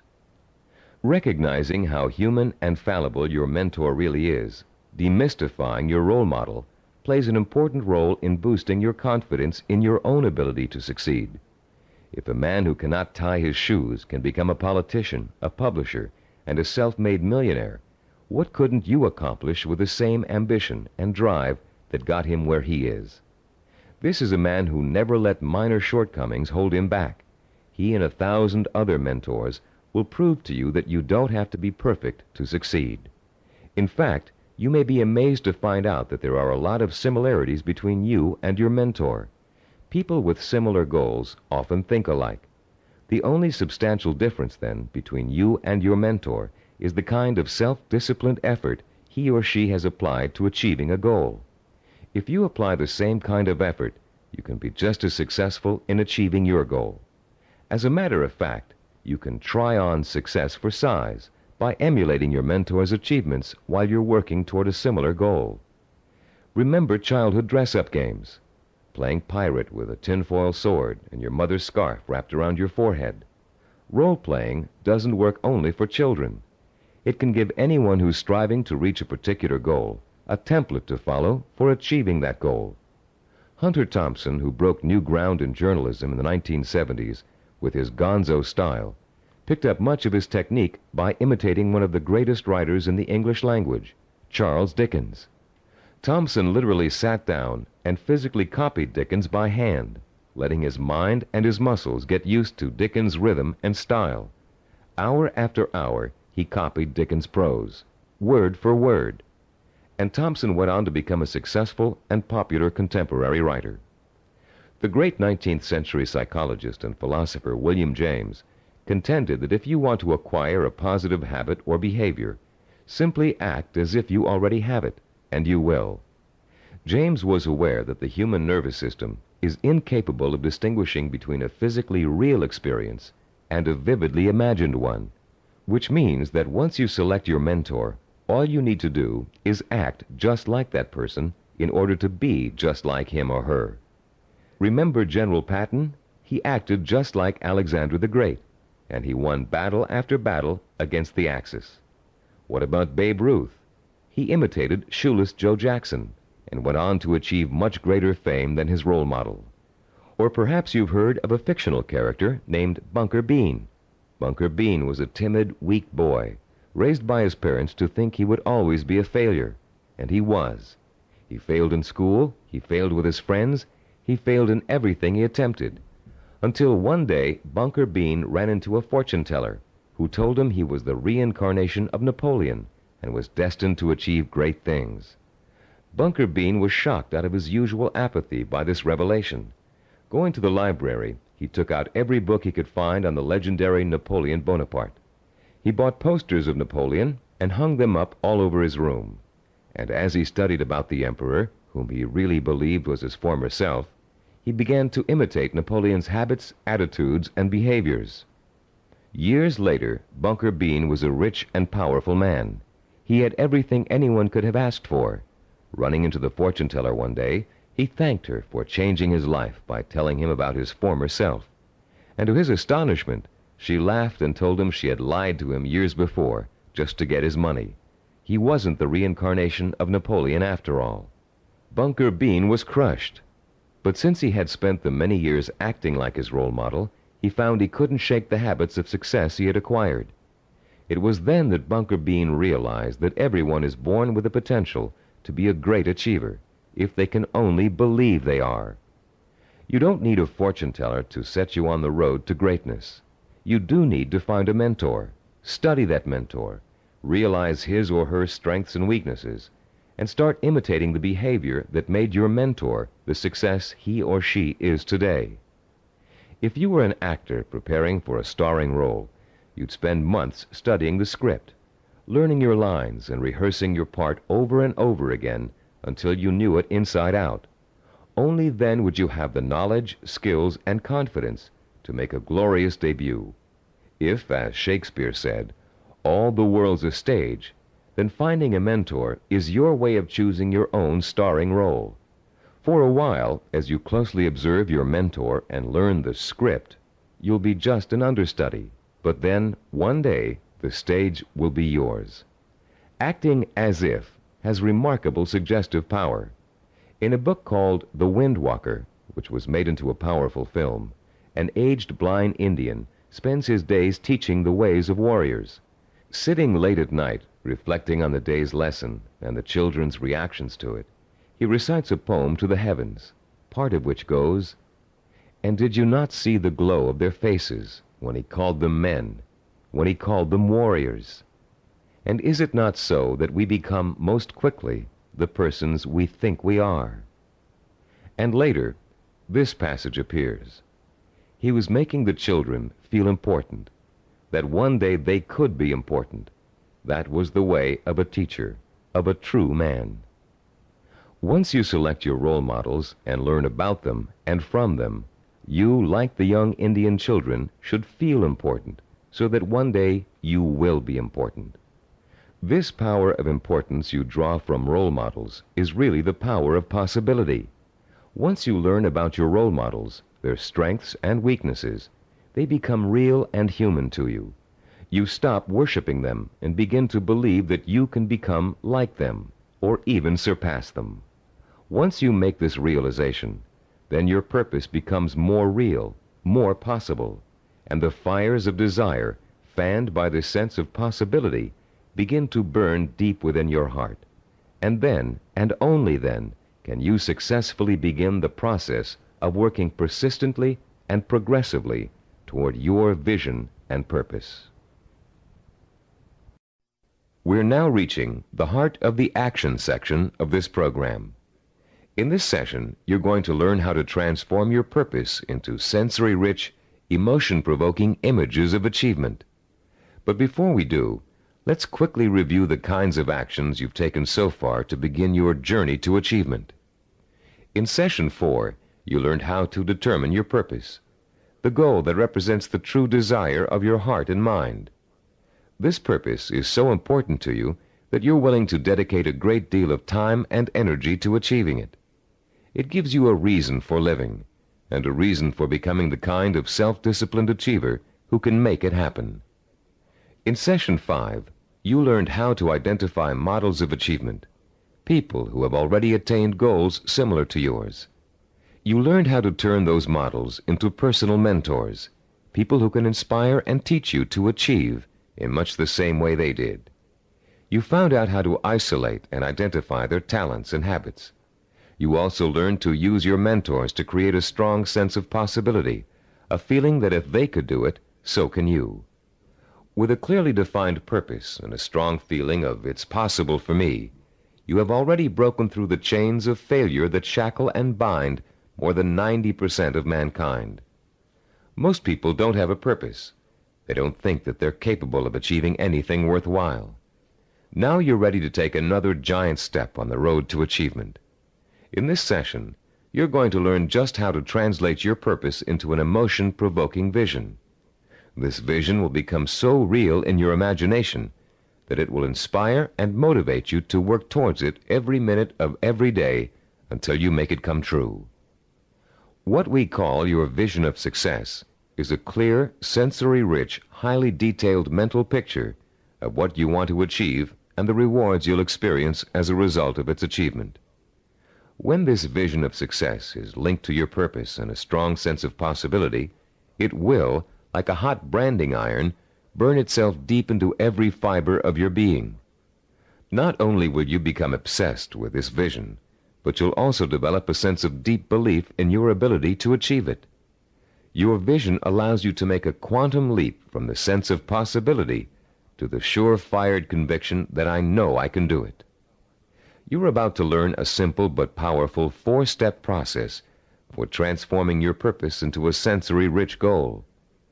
Once you have done that, we're going to give you 5 easy-to-use guidelines that will help implant the goal deep into your mind and nervous system. It will then become a permanent part of you and serve as the fuel that fires your emotion and incites you to purposeful action. Let's now begin to learn about the process of sensory goal setting and how you can use sensory goals to develop what we call a magnificent obsession, a burning desire to achieve your purpose. The first step you must take is to translate the statement of purpose you developed in Session 4 into what we call a sensory goal statement. As you recall, your statement of purpose was a general statement of what you would like to achieve. Your sensory goal statement is going to be much more specific. There are 3 main elements to the statement you are now going to write. First, it must be result-oriented. It must focus primarily on what you want to get out of your achievement. Second, your sensory goal statement must be time-specific. You must determine a point in time when your goal will be achieved. And third, it must be measurable. You must specify a criterion that lets you know when your accomplishment is complete. If you want to become a doctor, for example, your criterion might be finishing your internship and setting up your own practice. If you want to start your own business, your criterion of success might be the day you move into your own offices or hire your first employee. Having a measurable goal gives you the motivation to work towards a specific end.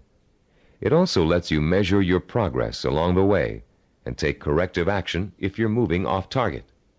This sense of having a concrete reality to work for, combined with an actual time frame and a result to look forward to, fuels your drive and compels you to work persistently and systematically toward the ultimate success of your endeavors. Let's quickly look at a few examples of how a statement of purpose can be translated into a sensory goal statement. Let's say your statement of purpose reads, I want to help cure disease. Your sensory goal statement might read like this. In June of 1989, I will receive a medical degree. If your purpose is to become your own boss, then your sensory goal statement might read, in January of 1987, I will open up a retail store of my own. If your purpose is to run a marathon, your sensory goal statement might read, in June of 1986, I will enter the Boston Marathon and complete the 26-mile run in under 5 hours. Now turn to page 29 of your study guide and look at Form 6.1. There's a space there for you to write your goal statement down. Take a moment now to compose and write your sensory goal statement in the space provided. I'll pause for a minute while you do this.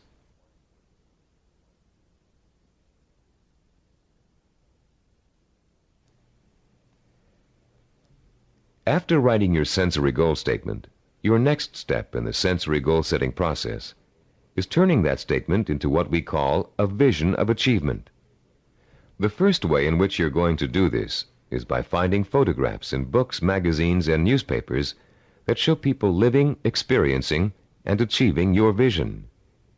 If your vision is to become a doctor, look for photographs of a medical school graduation ceremony. Find pictures of doctors involved in research. Look at Scientific American, the New England Journal of Medicine, and similar publications aimed at doctors and scientists. If your vision is to be your own boss, find photos of people who own successful businesses. Business Week, Industry Week, and specific retail trade publications are good sources to try.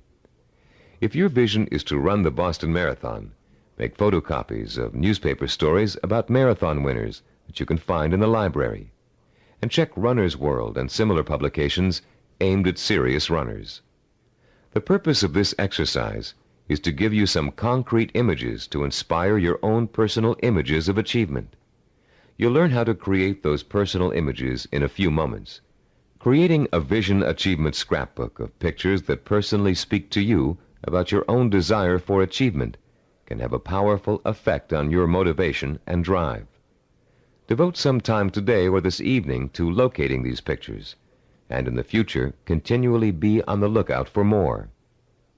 The third step in the process of developing a sensory goal requires that you make a listing of all the advantages and rewards you will experience as the result of achieving your goal. For a few minutes, close your eyes and imagine that you have already successfully realized your ambition. How is your life different because of it?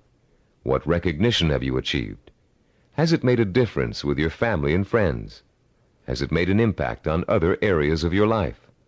Are you getting up at the same time in the morning, driving the same car to work? Are you going out more in the evenings, wearing different clothes? Turn to page 31 in your study guide, and in the space provided on Form 6.3, write down every single reward you can imagine resulting from the achievement of your goal. Don't just write down the general rewards, get as specific as possible. For instance, running the Boston Marathon may greatly boost your self-confidence and increase the respect you get from family and friends. But training for it will also get you into superb physical shape, meaning you'll have more energy, more stamina, more drive. You'll look better, feel better, sleep better, and do a better job at work. Use the photographs from your scrapbook to help you identify all the rewards you can think of that are associated with your goal. And when you're finished writing them down, you'll be ready to translate them into a vision that will stimulate your emotions, provoke your desire, and incite you to positive action. Close your eyes for a few moments and imagine that you have just achieved your goal. Where are you? What do you see around you? Are you indoors, outdoors, in your own home, at the office? Who are you with? Notice every tiny detail of your surroundings, including the texture of wallpaper, the color of the sky, the faces of the people you're with, the clothes they're wearing. Pretend you're going to have to draw a picture of this scene in a moment, so you really need to focus in on every little item so as not to forget it. Now, holding that visual image before you, switch your focus to sounds. What are you hearing? Are people talking to you? Are they congratulating you? If so, what are they saying? Are you hearing the voices of your parents, your spouse, your children, your friends? Are you all watching TV, where a famous newscaster's voice is reciting the story of your achievement? Maybe there's a party being held in your honor, and you can hear music in the background. Concentrate on every single sound you can hear and differentiate. Now, let's add the sense of touch. Are people shaking your hand? Do their hands feel smooth, rough, warm, cold? Are the grips firm or slack?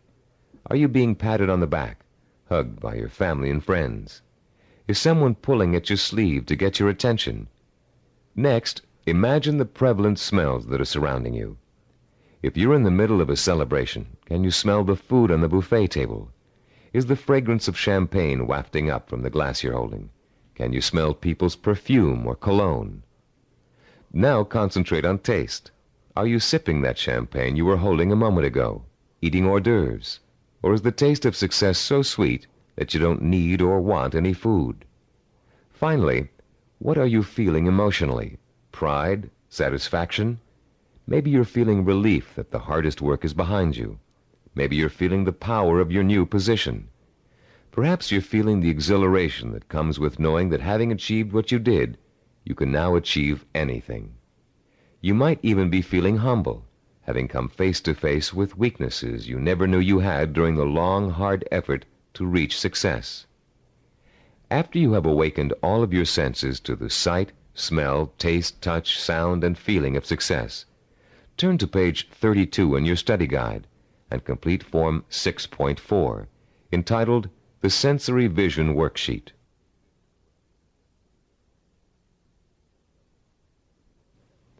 The four-step process we have just outlined takes you on another emotional journey that gets progressively richer, clearer, and more potent. You start with a specific statement of what you want to achieve and when you want to achieve it. Then you gather inspirational photographs of others who have achieved what you want to achieve. You imagine and list the rewards and benefits you'll experience as a result of achieving your goal. And finally, you bring these three steps together into an imaginary scenario rich in sight, sound, touch, taste, smell, and emotion. This scenario is your vision. It is the driving force behind all of your thinking and activity. The more intense and more detailed your vision is, the more emotional power it will pack. The more often you conjure up your vision, the more drive and sustaining power you'll have behind you. This drive and power will in turn enable you to develop working plans, working habits, knowledge, and skills you need to achieve your goal. And it will help you to persist and persevere until it is accomplished. Now that you've imagined reaching your goal in all of its sensory detail, you're going to have the opportunity to record it on tape. Don't leave out a single sensory detail. The richer your description, the more powerfully it will affect your ability to keep striving to reach your goal, day after day, week after week, month after month. Use as much enthusiasm as you can during your description. You should be enjoying yourself. After all, it's your vision of success you're describing. After you've finished recording, play back your description and listen to it carefully. Did you falter in places? Were there things you couldn't describe fully? Did it sound as if you didn't quite believe what you were saying? If the first version of your story doesn't satisfy you, erase it and create another one. Do this over and over until you have a version that completely satisfies you. It should be highly detailed and utterly convincing. And if, along your path to achievement, you find your goal changing shape or form, just record a new version that better fits your new goal. You're now going to learn to use this recording as part of a 5-step daily plan for internalizing your vision and making it so much a part of you that it will drive you to plan, to work, to achieve, to persist. Your first step will begin early in the morning, soon after you wake up. The first thing you're going to do before going about your daily business is to review your statement of purpose, your sensory goal statement, your photographs of achievement, and your list of rewards for achieving your goal. This is not just to remind you of why you're striving for success. It's to remind you of exactly why you need to succeed. Your statement of purpose, your list of rewards, your photographs, all speak of your deep need for achievement and the ways in which it will satisfy you and enrich your life. This is what you need to awaken in yourself anew every single morning. After you've reviewed those materials, your second step is to listen to your recording of your sensory goal description. The sound of your own voice, filled with enthusiasm, describing the joy and pride you feel in achieving your goal, will light a fire inside you that will give you the energy and stamina to persist in your efforts to reach success every single day.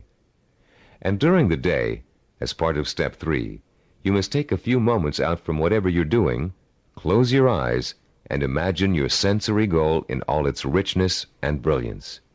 Recall the touch, taste, smell, sight, and feel of success. Relive your emotional reactions to it. Keep the obsession to achieve burning in you all the time by remembering this vision as often during the day as possible. For step 4, at night you must mentally review all the events that occurred during the day. Did you have new experiences that could help you fuel your vision and make it richer and clearer? Make another recording that reflects your new thoughts and feelings. Step 5 consists of listening once more to your sensory goal description before going to bed. And as you're falling asleep, play your sensory-rich scenario of achievement over and over again in your head. This 5-step plan will refuel and reinforce your motivation for achievement, and it will help to give you daily feedback on how well you're progressing toward your goal.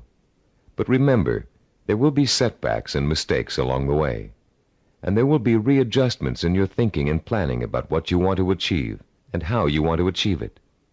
You'll find yourself adjusting your course just as you adjust your steering wheel while driving on a winding road. This is to be expected, because there is no effortless path to achievement. For this reason, we suggest you record your vision over again at least every 2 weeks. That way, it can keep pace with your daily experiences and changes in outlook. You've come a long way in this session. You've turned a general statement of purpose into a specific statement of what goal you want to achieve. You've put an achievement date on that goal. You've gathered pictures of it. And you've learned to turn it into a living, breathing vision of success that evokes the kind of strong emotions you need to sustain a long, hard effort of achievement. Now is the time to record your vision. Take your time and do it as many times as necessary until you are satisfied with the results. Remember, you're going to be listening to it twice a day, so it needs to be rich and rewarding. You may find you need several tries before you successfully record a vision that satisfies you in its richness of detail and intensity of emotion. Do as many versions as you need until you get the one that sounds just right. If your goal changes, record a new version.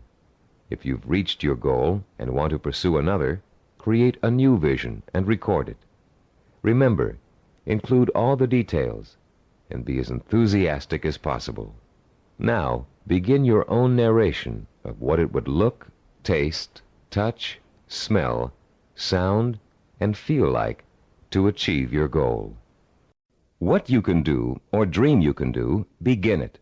Boldness has genius, power, and magic in it. These immortal words, written by the great German philosopher and dramatist Johann Wolfgang von Goethe, perfectly set the stage for what you're going to learn in this session. Here, we're going to help you turn the vision of what you want to achieve into an action plan. In Goethe's words, to boldly begin your dream. You already have the vision. You believe in it and in your potential to achieve it.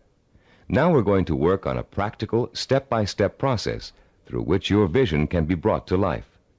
For, as former United States President Theodore Roosevelt said, dreams are a dime a dozen. Everybody's got dreams. It's their execution that counts.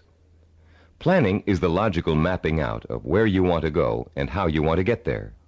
Seneca, the Roman philosopher, captured the importance of planning when he said, "When a man does not know what harbor he is heading for, no wind is the right one."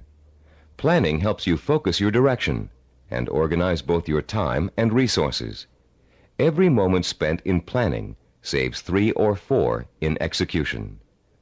In this session, you're going to learn a simple yet powerfully effective system of planning, of organizing any goal you want to achieve into logical, easy-to-visualize steps. This system is applicable to any type of task or project, from building a deck to getting a medical degree. It will help you to make short or long-range plans, organize your resources, create schedules to meet necessary deadlines, and improve your decision-making skills. It will also improve the quality of your work. While following this plan, you'll experience an increase in self-confidence and pride as you realize that you are on your way to becoming a self-disciplined achiever. Every small task in your plan that you accomplish will be living proof that you are one step closer to your goal. And as you take each step, your faith in your ability to accomplish your goal will be reinforced and expanded. In approaching the creation of a plan, it is important to keep the following basic facts in mind. First, planning is a way to look at both the whole picture and parts that make up the whole. It is a way to organize those parts in a logical and sequential way. One step should lead to another. More than that, each step you take should make the next step possible, like adding links to a chain to make a fence. We've introduced you to the concept of macro and micro achievements. The whole picture is your macro achievement. The steps you must take to achieve your macro achievement are micro achievements. If you want to build a house, a macro achievement, you must start by leveling the site and digging a foundation. Only after those steps have been accomplished can you go on to pouring the foundation, putting up the framing, putting in electricity and plumbing, finishing the walls, installing the roof, and so on. The second fact to keep in mind is that ideas take time to implement. I won't dwell at length on the subject of time now, since we're going to devote all of Session 8 to time. But I'd like to tell you a short story about a Micronesian island leader named Pialug that illustrates the kind of time and patience it takes to achieve excellence. 50-year-old Pialug is the most respected and powerful man in his community because he's a navigator. His grandfather had told him, "If you learn navigation, you will have a name. You will eat the navigator's food. At sea you will have more power than a chief." Pialug began learning navigation at the age of 5. Using shells and pieces of coral on sand, his grandfather created models of the constellations to teach him how to chart distance and direction. Pialug learned that at the right time of year, he could simply point the bow of his canoe at the rising star to steer his course. But since the stars rise 4 minutes earlier each evening, the rising star changes position every day. So Pialug also had to learn the positions of the multitude of lesser stars.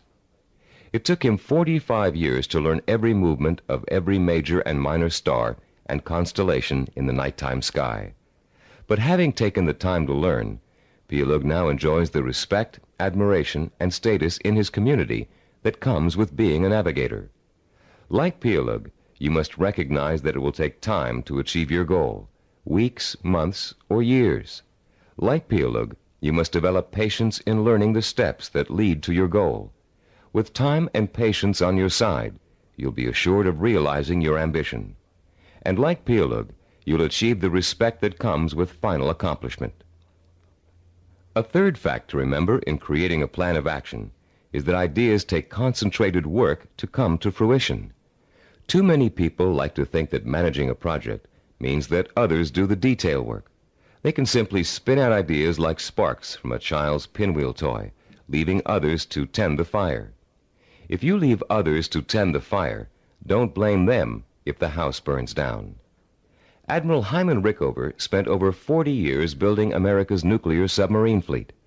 Rickover himself supervised the research, design, construction, and operation of the mighty underwater craft. His reputation as an excellent manager who always got results was only equaled by his talent for engineering. Upon Rickover's retirement, he explained his philosophy of management to an interviewer. "The man in charge," Rickover said, "must concern himself with details. If he does not consider them important, neither will his subordinates. Yet the devil is in the details. It is hard and monotonous to pay attention to seemingly minor matters. In my work, I probably spend 99% of my time on what others may call petty details. Most managers would rather focus on lofty policy matters, but when details are ignored, the project fails. No infusion of policy or lofty ideals can correct the situation." 3 basic elements to keep in mind, then, when creating an action plan. They include looking at the whole picture, taking time to complete each step before you go on to the next, and paying attention to details. A 4th point to remember is planning and the implementation of a plan is a trial and error process. You will make mistakes. Most of them will be unavoidable and will serve as springboards of learning and refinement. When you make a mistake, learn from it. Take corrective action to avoid making it again, and get right back on course. Remember, supposed experts have made greater mistakes than you're going to make, and have managed to turn them into creative successes. Take the Coca-Cola Company's introduction of the new Coke, for example. After spending millions of dollars on market research, and more millions of dollars marketing their reformulated soft drink, they were forced by public pressure to bring back the old formula. They made a mistake in trying to change the taste of Coke, and their marketing executives admitted it. But because of that mistake, Coke is now in a stronger marketing position than ever. The Coca-Cola Company has brought back their old formula, now sold under the name Classic Coke, and they still have their new formula on the market, which was formulated to appeal to Pepsi drinkers. Was Coke's surprise move really a mistake? Nobody thinks so now. By correcting its mistake, Coke has the potential to win over an even larger share of the market than it had before. This process of self-correcting behavior is what scientists call cybernetics. The term may sound very space age, but there's a reason for that. The organizational method you're about to learn is the same one NASA engineers used to put men on the moon. In the early 1960s, when former President John F. Kennedy ordered NASA to put a man on the moon within a decade, NASA's engineers and systems designers rose to the challenge, accomplishing the task by July of 1969. How did they do it? They took their macro objective, putting a man on the moon, and broke it down into a series of micro-objectives that would lead to the final great accomplishment. When the project started, NASA scientists and organizers immediately began preparing flowcharts, identifying each step they would have to take in order to put a man on the moon. First, they had to build a new type of rocket. Then, that rocket had to successfully orbit the Earth for longer and longer periods of time. They had to design spacesuits that would be able to protect the astronauts from the moon's atmosphere.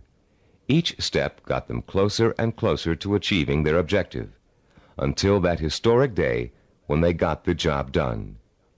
You can duplicate the same process of planning simply and easily. You can apply it to any job you might be called upon to handle. We call the system of planning you're going to learn in this session visual network planning. Visual because it helps you to look at, identify, and visualize each of the steps necessary to complete an objective. Network because each of the steps are connected together to show how they lead to your goal. The instructions and examples that follow will show you how you can quickly and easily put the visual network planning system into immediate operation. There will be 7 steps involved. First, you'll write your objective. Second, you'll break it down into major steps we call activities. Third, you'll organize the activities in logical order. Fourth, you'll design a visual network. Fifth, you'll estimate how long each activity will take to complete. Sixth, you'll determine what we call critical path and float. And seventh and last, you'll assign actual calendar dates to each activity. Don't worry about remembering all of these steps now. We'll go over them one by one, with examples to help you understand them. For now, as we begin our discussion of this powerful planning system, you'll need to refer to your study guide and follow along as I explain each concept. I'll pause here for a few moments while you locate the page. First, let's discuss the 4 basic elements of visual network planning. Look at diagram 7.1 on page 36. The first element is what we call an activity box. An activity is a step or task that must be completed in order to achieve a goal. The name of the activity is listed in a box. One activity is linked to another activity by a line with an arrow. This linking of activities is the second element of a visual network plan. The third element is the activity's reference number. Each activity is assigned a number for the purpose of identification. The number is circled and located in the upper left-hand corner of the activity box. Any number can be assigned to an activity box, and the numbers you do assign don't necessarily have to follow in numerical order. Activity number 23 can follow activity number 15. The fourth basic element of a visual network plan is what we call duration. Each activity takes a certain amount of time to complete. That amount of time is called its duration. Duration is listed at the bottom right-hand corner of the activity box. It can be represented in minutes, hours, days, weeks, months, or years. Now let's use these elements to build a simple network, a group of linked activities that lead to a goal. Refer to diagram 7.2 on page 36. This diagram assumes that you have some hard winter wheat and a wheat grinder, and you want to make some fresh, hot, whole wheat cereal. How would you develop a simple visual network plan to illustrate all of the steps you must take to end up with a bowl of piping hot cereal? Your first step would be to get a piece of paper and pencil and list your objective on the top. In this case, it would read something like, cook whole wheat cereal from scratch. Your second step would then be to break your objective down into its major steps or activities. In this case, there are 2 major activities involved. The first is grinding the wheat. The second is cooking the wheat. Third, you would then put the activities into their logical order. In our example, the wheat must be ground before it can be cooked. And fourth, you would construct a visual network plan in which the 2 steps are placed in activity boxes with reference numbers, durations, and linked arrows. We have already developed the visual network plan for this objective in diagram 7.2. As you can see, activity number 2 is grinding the wheat. Activity number 4 is cooking the wheat. When activity number 2 has been completed, having taken 2 minutes, activity number 4 is ready to begin. Activity number 4 takes 7 minutes. Reaching your goal of making a bowl of fresh, hot, whole wheat cereal takes a total of 9 minutes. This simple visual network plan shows you how many activities you need to complete before your goal can be accomplished. In this case, 2. And how long each activity will take. In this case, 2 minutes and 7 minutes. The example is very elementary. If you look at diagram 7.3 on page 37, you'll see a slightly more complex visual network plan. In this case, our goal has 2 activities that are dependent upon the completion of one activity. Here our goal is to get both a car and a motorcycle out of a garage. Neither can be accomplished without opening up the garage door. Notice also that Activity 5, labeled Getting the Car Out of the Garage, is independent of Activity 7, labeled Getting the Motorcycle Out of the Garage. Both activities 5 and 7 can be accomplished at the same time, providing you have someone to drive each vehicle and providing the door is opened first. In this example, note that 5 of the 7 steps of visual network planning have been completed. 1. The objective has been written. 2. The major steps of the project have been identified. 3. The steps have been put into a logical order. 4. They have been organized into a visual network. 5. Each activity has been assigned a time estimate for completion. Now let's examine Step 6, the concepts of critical path and float. To help you follow along in our explanation, turn to page 38 of your study guide and look at diagram 7.4, titled Critical Path and Float. As you can see, we have expanded our visual network plan for cooking cereal to one for cooking and eating cereal. The new objective is to prepare and eat freshly ground whole wheat cereal in 15 minutes. Look at the visual network plan. You now have 3 separate paths that come out of Activity 3, grinding wheat. Going from the top down, the first path is made up of Activities 3, 5, and 11. The middle path is composed of Activities 3, 9, and 11. The bottom path includes Activities 3, 7, and 11. Look at the 3 paths individually and total up the amount of time each will take. The middle path will take a total of 14 minutes to complete. The top path takes only 8 minutes. The bottom path takes 9 minutes. Look at your objective again. Your goal is to cook and eat the cereal within 15 minutes. If you are to complete your objective on time, the activities on the longest path must all be completed on schedule. The longest path on a visual network plan is known as the critical path. The activities on the critical path are called critical activities and are vital to the success of the project. The non-critical activities, those not on the critical path, can be delayed without affecting the result. These activities have what is called float. Float is the amount of time an activity can be delayed without affecting the completion of the project. In diagram 7.1, grinding the wheat, cooking the wheat, and eating the cereal take the longest amount of time and are thus on the critical path. Getting the bowls and milk can be delayed without affecting the schedule. Therefore, they both have float. Diagram 7.5 on page 39 is the visual network plan we use here at Cybervision Systems to develop our programs. Study the plan and try to determine the critical path. Which activities take the longest amount of time to complete? As you can see, activities 11, 13, and 15 are on the critical path. Activities 17 and 19 and 21 and 23, which take a total of 10 weeks to complete, have 6 weeks of float. Because of the amount of time it takes to complete the critical path, these activities can be delayed for 6 weeks without affecting the schedule. On the other hand, if any of the activities on the critical path are delayed, the whole project will be late. Identifying the critical path of your project enables you to gain control by knowing what your priorities are. You can then concentrate your efforts on getting those priority items done, letting the others float until you have time to take care of them too.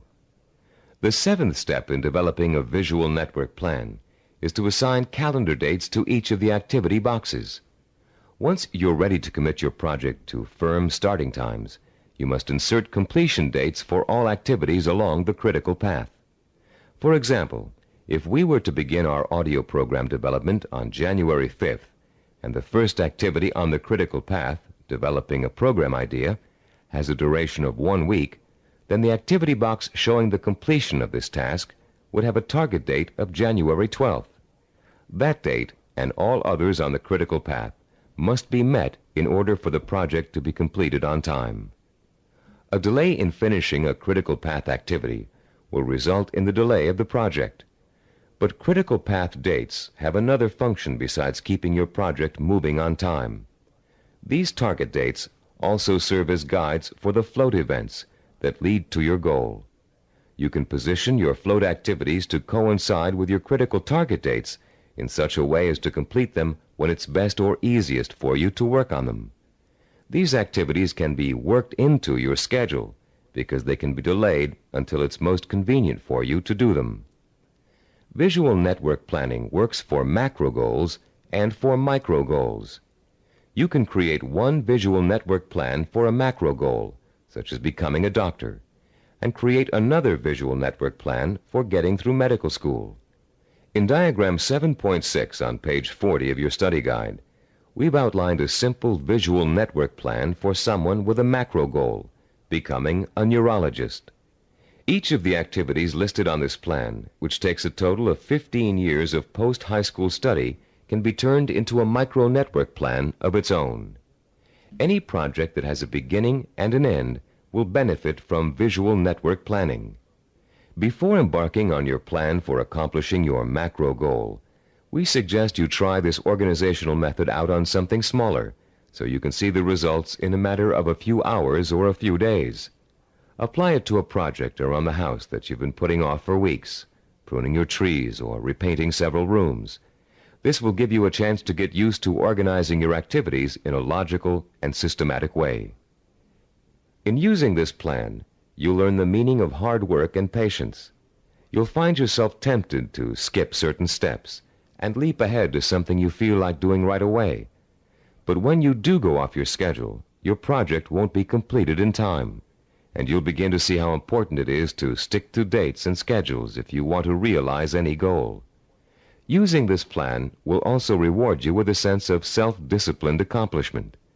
As you complete each task on your path to success, you can mark it off on your chart and be proud that you've done it. You'll also be able to look at your chart at various times during your project and see how far you've come. Before we go on to complete this planning session on cassette side 10, I'd like to say a final word about the planning system you've just learned. No one can be totally certain about the outcome of a string of planned events. Mistakes, unforeseen problems, and outside events over which you have no control can and will contribute to the changing of your plans. Your visual network plan is not carved in granite. It's a living, working system that must change to accommodate the changes in your life. You may underestimate the amount of time it will take you to complete an activity. You'll know better the next time. You may find that you don't need to perform a certain activity at all, giving you some breathing room in your schedule. The objective of this plan is not to give you a rigid yardstick against which to measure your success or failure. Rather, it is to give you a logical, working system for achieving your goal. In creating your visual network plan, do your best to be as accurate as possible about dates and durations of activities.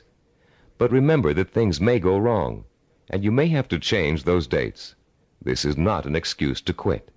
It is a good reason to keep sticking to your plan, for without it, you have little chance of achieving your goal at all. Remember, to successfully realize your purpose, you must have the courage to take risks, the courage to fail, and the courage to learn from your failures. Visual network planning is a roadmap that points out your destination and suggests a way to get there, but it doesn't tell you how to take the trip. It's up to you. On the next side of this tape, you'll take the exciting step of developing your own visual network plan, and you'll write your own story of achievement in a way that brings home the power and reward of final success. Now that you've been introduced to the guidelines of effective planning, you're ready to turn your own purpose and vision into macro and micro plans. As you do, keep in mind the following suggestions.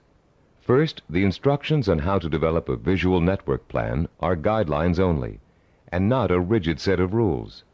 Use the principles we've discussed as a guide to meet your own specific needs. Second, take the time to work at converting your goal into a visual network plan. You'll probably need to come up with a number of rough versions before you arrive at your finalized plan. Don't get frustrated. The very act of planning will force you to think logically and use your creativity. More importantly, your vision will go from the abstract to the concrete, a step most people aren't able to take or don't know how to take. In developing your personalized visual network plan, you'll find that this system will become one of the most valuable tools you'll ever use. So study it thoroughly, familiarize yourself with the steps, get to work, and be patient. After you have developed your first visual network plan, there's an exercise I want you to complete. Take your plan and put it in front of you. Study what you've written for a few minutes. You have a stated objective, a list of activities, and a time frame. That's all it takes to tell a story. So I'm going to ask you to tell the story of the achievement of your own goal. Only you're going to tell the story in the past tense, as if your goal has already been achieved. In your story, pay attention to details. How long did it take to reach your goal? What did each step along the way feel like? Did you have to reevaluate your goal in the process of achieving it? What did you discover about yourself along the way that led to the successful achievement of your ambition? Keep your story simple. Pretend you're talking to a friend. Be enthusiastic. Be proud. Give your friend a step-by-step description of just how you did it. First I did this, then I did that, and this happened along the way, so here's how I took care of it, and so on. Now you're going to tell your story on tape to describe your success in sensory-rich detail, with all the enthusiasm you can muster, as if it finally really happened. When you're done, you'll have a record of your success that you can refer to again and again for inspiration. When you play your story back for the first time, listen very carefully to your descriptions. Did you falter in places? Was there a lack of conviction in your voice in certain areas? Did you hesitate, as though to tell yourself you really didn't believe that success was yours? Or were you self-assured and utterly convincing? If the first version of your story doesn't satisfy you, erase it and create another one. Do this over and over until you have a version that completely satisfies you with its richness of vision and inner strength. When you achieve your goal, you can use this same method of storytelling in pursuing another one. Always make sure that your story rings true and offers real inspiration to you when you hear it. Remember, don't be afraid to brag and relive the success you've already accomplished in your imagination. You've already taken an important step in mastering the science of self-discipline by learning how to turn your most important goals into step-by-step plans for achievement. Now comes the time to roll up your sleeves and learn how to put these plans into action. This is an exciting moment for you and a turning point in your quest for success. Up until now, you've learned how to prepare for achievement. Now you're going to learn how to actually tackle the hard, efficient work that is the bread and butter of achievement itself. Notice we said hard, efficient work, not just hard work. Hard work alone doesn't guarantee success. In fact, many unfortunate people spend a great deal of time working very hard and never get anywhere in spite of it. Making intelligent and efficient use of your time is of paramount importance in achieving your goal, especially when that goal may take years to achieve. In this session, you're going to learn how to manage your time and effort so efficiently that you won't waste one valuable moment in your journey to achievement. You'll learn how to find time in an already busy schedule to work on the micro tasks that make up the stepping stones to your macro purpose. You'll find out why what we call seasoning, a special way of looking at time, is so critically vital to your success. You'll learn how to actually quicken time, make hours seem like minutes, weeks seem like days, and years seem like months. And you'll learn once and for all how to develop the do-it-now habit, allowing you to permanently overcome the world's #1 cause of failure, procrastination. By the time you finish this session and complete the corresponding exercises in your study guide, you'll be equipped with a new attitude towards time and achievement, and you'll be ready to begin systematically putting your step-by-step plans into purposeful, disciplined action. Let's now begin exploring the fascinating principles of using and managing time that can make the difference between success and failure. To begin at the beginning, let's talk a little bit about the relationship between time itself and achievement. We all know that it takes time to accomplish something. Depending on what you'd like to accomplish, it may take a little bit of time or a great deal of time. The same goal can also sometimes be achieved in less time or more time, depending on how good a job you want to do in achieving it. Think about any small task you might be confronted with around the house. Let's say one of your doors is stuck and needs planing in order for it to open and close easily. There are lots of ways you could accomplish that task, and lots of shortcuts you could take. But in order to do a really good job, you know you should measure the door and doorway opening, figure out how much wood you need to remove, take the door off the hinges, and mount it on a sawhorse, and plane it down until it reaches the right size. This approach may take longer than some others you can think of, but it's the best way to achieve your goal. And when the job is done properly, you know that door will never get stuck again. The person who takes the time to do the job right is the epitome of the self-disciplined achiever. Someone who has learned not to worry about time, but use it to its full potential to achieve a goal in the best way possible. None of your goals are going to be as simple as this one to accomplish, but the principle remains the same. To achieve with excellence, you're going to need a long period of time in which to allow your knowledge and skills to mature and grow. This is the concept of time that we call seasoning. Seasoning is a law of nature. All things take time to come to fruition. People, in their impatience to get what they want without going through this growing process, often end up stunting their own personal growth and making true success impossible. Shortcuts only lead to mediocrity and failure. Scientists, philosophers, artists, and statesmen have always recognized the importance of seasoning in accomplishing any goal. When asked by an impatient student how long it would take to become a master teacher, the Roman philosopher Epictetus replied, "Nothing comes into being all at once, not even the grape or the fig. If you say to me now, 'I want a fig,' I shall answer, 'That requires time.' Let the tree first bring forth tender blossoms. Let the blossoms endure the weathering of the sun, wind, and rain. Let the tree then put forth its fruit, and finally, let the fruit ripen." Cybervision founder Steve DeVore recalls learning about seasoning the hard way. "When I was 5 years old," he said, "I planted a garden in my backyard. Because I didn't understand how seeds grew, I would go out and dig them up every day to see if they'd sprouted yet. I hardly watered them, and I didn't weed them regularly as I should have. Because I was so impatient and neglectful, my plants never got the chance to grow properly. And when harvest time came, my vegetables were pitifully small and undeveloped. I had a friend next door, a slightly older boy who understood the principles of gardening. He let his plants grow and ripen in their own time, helping them along with regular watering, fertilizing, and weeding. He enjoyed a bountiful harvest that summer, and I learned a lesson about patience and self-discipline." All great achievers not only understand the concept of seasoning, but they value it greatly. They know that success cannot be hurried. They know that to try to hurry it is to ruin it. They understand that every step along the road to achievement is a necessary one and a small achievement in itself. And they also know that getting there can and should be half the fun. Self-disciplined achievers are willing to pay the price of time to realize their ambitions. They are not intimidated by the thought of having to work and study for 5, 10, even 15 years. Their commitment to a goal is absolute, and their vision of success is unwavering. The self-disciplined achiever knows that if what he wants will take 5 years to achieve, the 5-year effort will be worth it.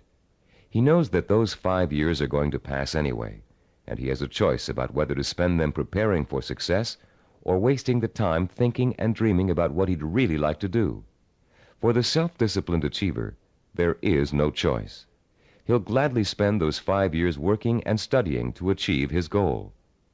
Does several years seem like a long time to you? Think how fast the last 5 years of your life have gone by. What did you do during that time to make achievement possible? If you had been working steadily towards your goal all that time, you could have achieved it by now. Let's say you're 34 years old, and your dream is to become an architect. You know it will take you 6 years of schooling and apprenticeship before you can get a good job with a respected architectural firm. But that means you'll be 40 years old by the time you reach your goal, and you feel you just can't wait that long. Stop and think. You're going to be 40 years old in 6 years whether you study architecture or not. And if you choose not to study it now, in 6 years, you'll be in the exact same position, wanting to be an architect and knowing it will take you 6 years to get there. Only by then, you'll have to work until you're 46 to achieve your goal. You can get there in 6 years by starting now, or you can choose to give up hope of ever getting there at all.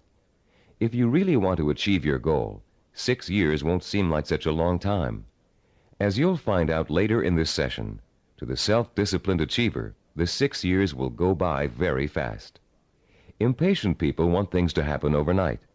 In the words of French philosopher Blaise Pascal, they anticipate the future as too slow in coming.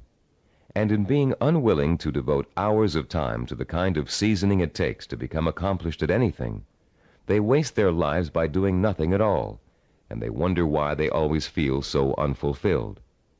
How many youngsters have you known who came home from a rock concert determined to learn to play the guitar?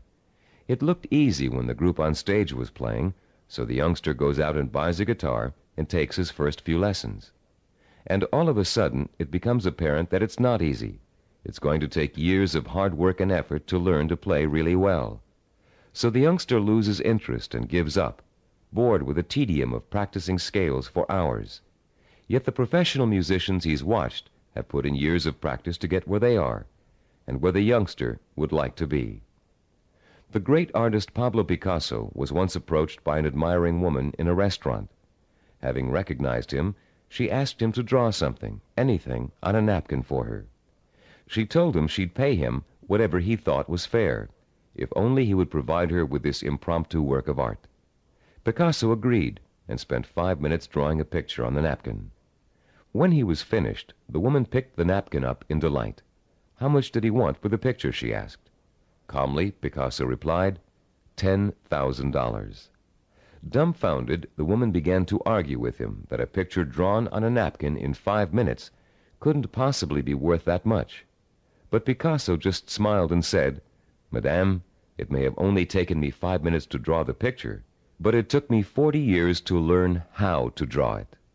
40 years. Does that seem like an interminable amount of time? To a master artist seeking the ultimate expression of his talent, a great scientist seeking a cure for disease, or an ambitious businessman trying to turn a small company into a Fortune 500 corporation, 40 years can seem to fly by overnight. To the dedicated, self-disciplined achiever, time is nourishment for what he wants to accomplish. And that time is well spent, taking step after step in a continuous effort to achieve a specific goal. The achiever does not get sidetracked. Every day he concentrates on the micro tasks that make up his macro purpose.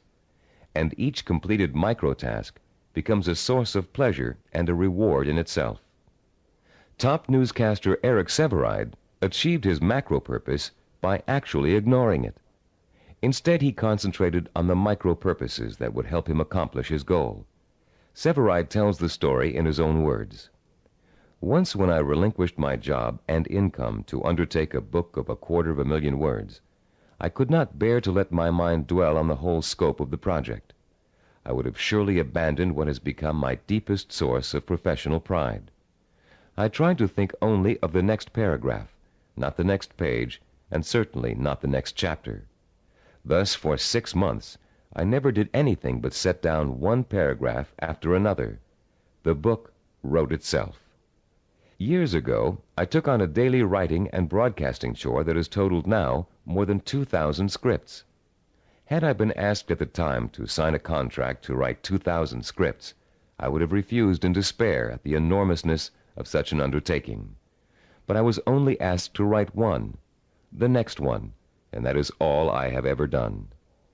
You can learn to work in microtasks by following your step-by-step plan for success and concentrating only on each step at a time. But you cannot learn seasoning as if it were a skill. Seasoning is an attitude that must be adopted and made part of your mental framework if you are able to achieve your lifelong purpose. It is crucial to self-discipline. More than that, it is actually at the heart of self-discipline. Besides seasoning, the self-disciplined achiever experiences something we call Time quickening. Time quickening does not mean taking shortcuts, as you might first guess. Rather, it represents what happens to your perception of time as you become involved in the pursuit of your goal. Time quickening is an almost magical experience where time seems to disappear and you know you're in complete control of what you're doing. When it happens, you feel energetic, concentrated, and completely absorbed in your task. We've all experienced time quickening when we're doing something we particularly enjoy. For you, it may have happened while you were reading an exciting murder mystery, watching an action-filled movie, playing a game of tennis, or even weeding a garden. Time quickening takes place whenever you find yourself completely engrossed in something to the point where nothing can distract you. The moments fly by so quickly, you're just not aware of them. Past and future seem to disappear, leaving only you and the task you're engaged in. And after what only seems like minutes, you look up and notice in shock that a great deal of time has passed. Dreams are a reverse example of this phenomenon. Although you may often wake up feeling as if you've been dreaming a particular dream for hours, the whole thing has actually taken place in just a minute or two. The human mind has the amazing ability to alter our own perception of time. Once you learn to use this ability to your advantage, you will no longer be discouraged at the thought of having to spend so much time pursuing your goal. Scientific research has shown us how to trigger the experience of time quickening. You can actually learn to consciously create the sensation that time has stopped. You can do it by becoming single-mindedly and uninterruptedly involved in an activity for a significant period of time. Time quickening occurs when you surrender your attention and your senses to something outside of yourself. There are 6 steps you can and must take to experience the benefits of time quickening. Listen to them carefully, and then try to recreate them, first with lesser tasks that may or may not be related to your goal, then with your actual micro-purposes. First, create or find a working environment that is free of distractions and potential diversions. Second, focus on doing one task at a time and stick with it until it is completed. Third, surrender yourself to the task at hand. Work hard and work well, and don't stop working until you have finished as much or more of the task as you started out to do. Fourth, plan to work uninterruptedly for a significant span of time, several hours if possible. Fifth, don't watch the clock as you work, and don't continually compare how much you've accomplished against how much you still have to do. Sixth and last, stop working when your thinking becomes muddled due to fatigue. The first few times you try using these 6 steps, you may have a hard time following them all. But the more you practice, the easier it will get. And soon you'll notice that time seems to be flying by quicker and quicker every time you sit down to work. Time quickening makes work enjoyable and helps prevent the normal wear and tear of work on your mind and your nerves. It is the antidote to burnout and the key to maintaining a healthy emotional balance during long hours of effort. Time quickening will enable you to successfully complete the string of microtasks that over an extended period of time will take you closer and closer to the completion of your macro goal. And if your goal is years away, time quickening will make it seem to all happen so quickly that the illusion of overnight success will almost seem as if it's coming true. Using time quickening to follow a step-by-step plan for reaching a goal is one way to make that goal appear closer than it really is. But time quickening won't do you any good if you find you can't even get started on your micro-tasks.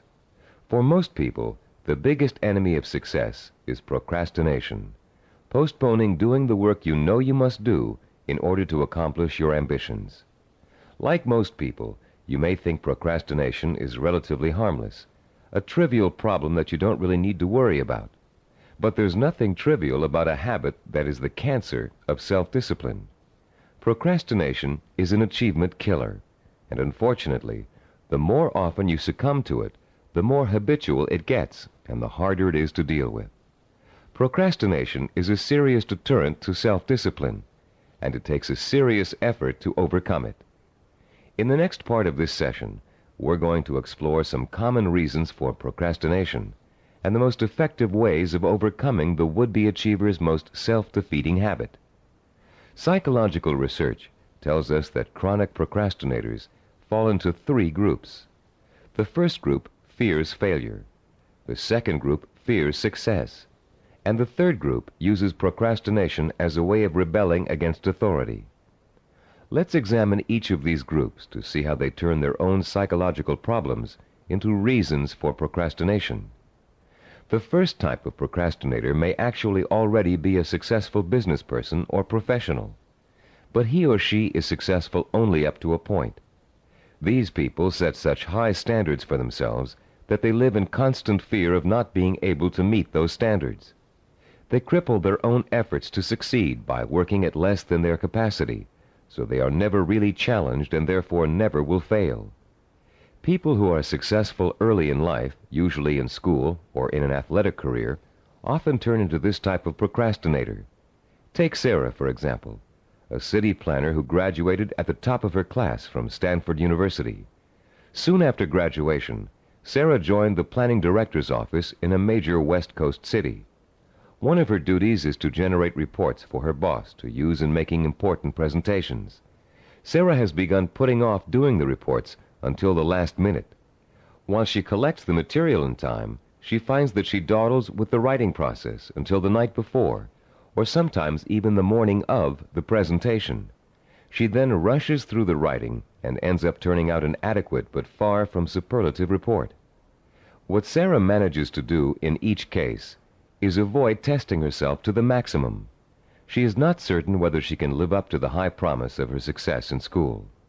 By putting off her work till the last minute, she doesn't have to find out the truth about her abilities, because of course at the last minute nobody could be expected to turn out a perfect report. In the course of this kind of procrastination, Sarah has picked up a new skill called brinksmanship. She flirts with catastrophe by not doing her work in time, then pulls herself out of the brink at the last minute. If her performance doesn't measure up, she can always blame lack of time for failure. When her performance is good, she can applaud her ability to come through in the clutch. All that Sarah is proving is that she can do an adequate job at the last minute.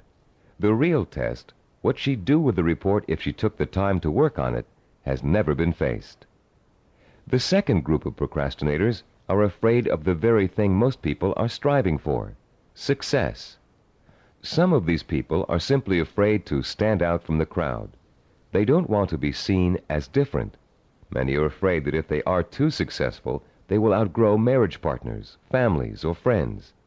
These people limit their own performance, actually holding themselves back, because they fear the kind of change success may bring to their lives. The third group of procrastinators is constantly rebelling against authority.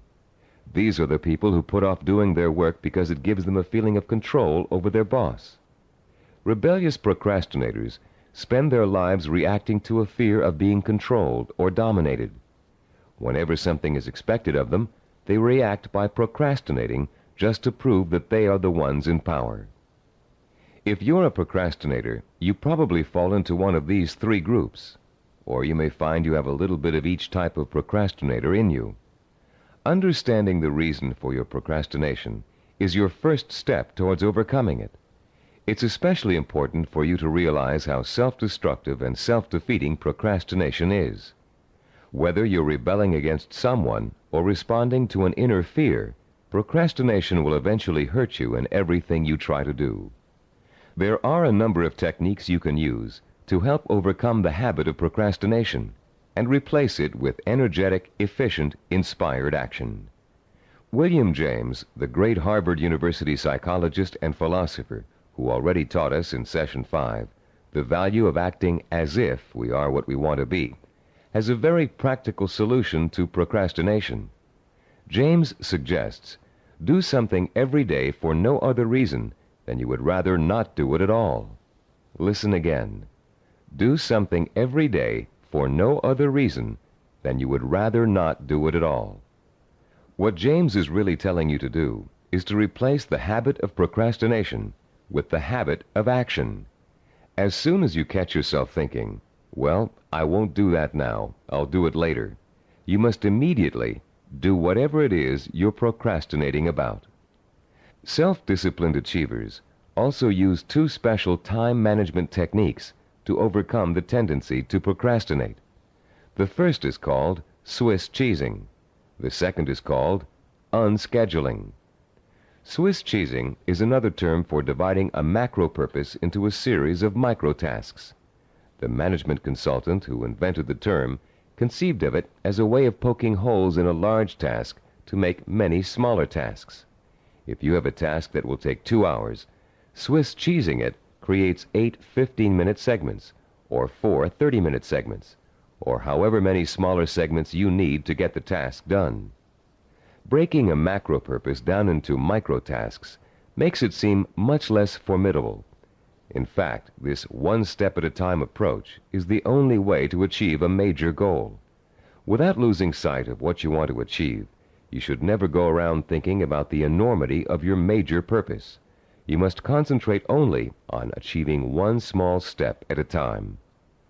Unscheduling also helps you to overcome procrastination and get on with your project in the most efficient way possible.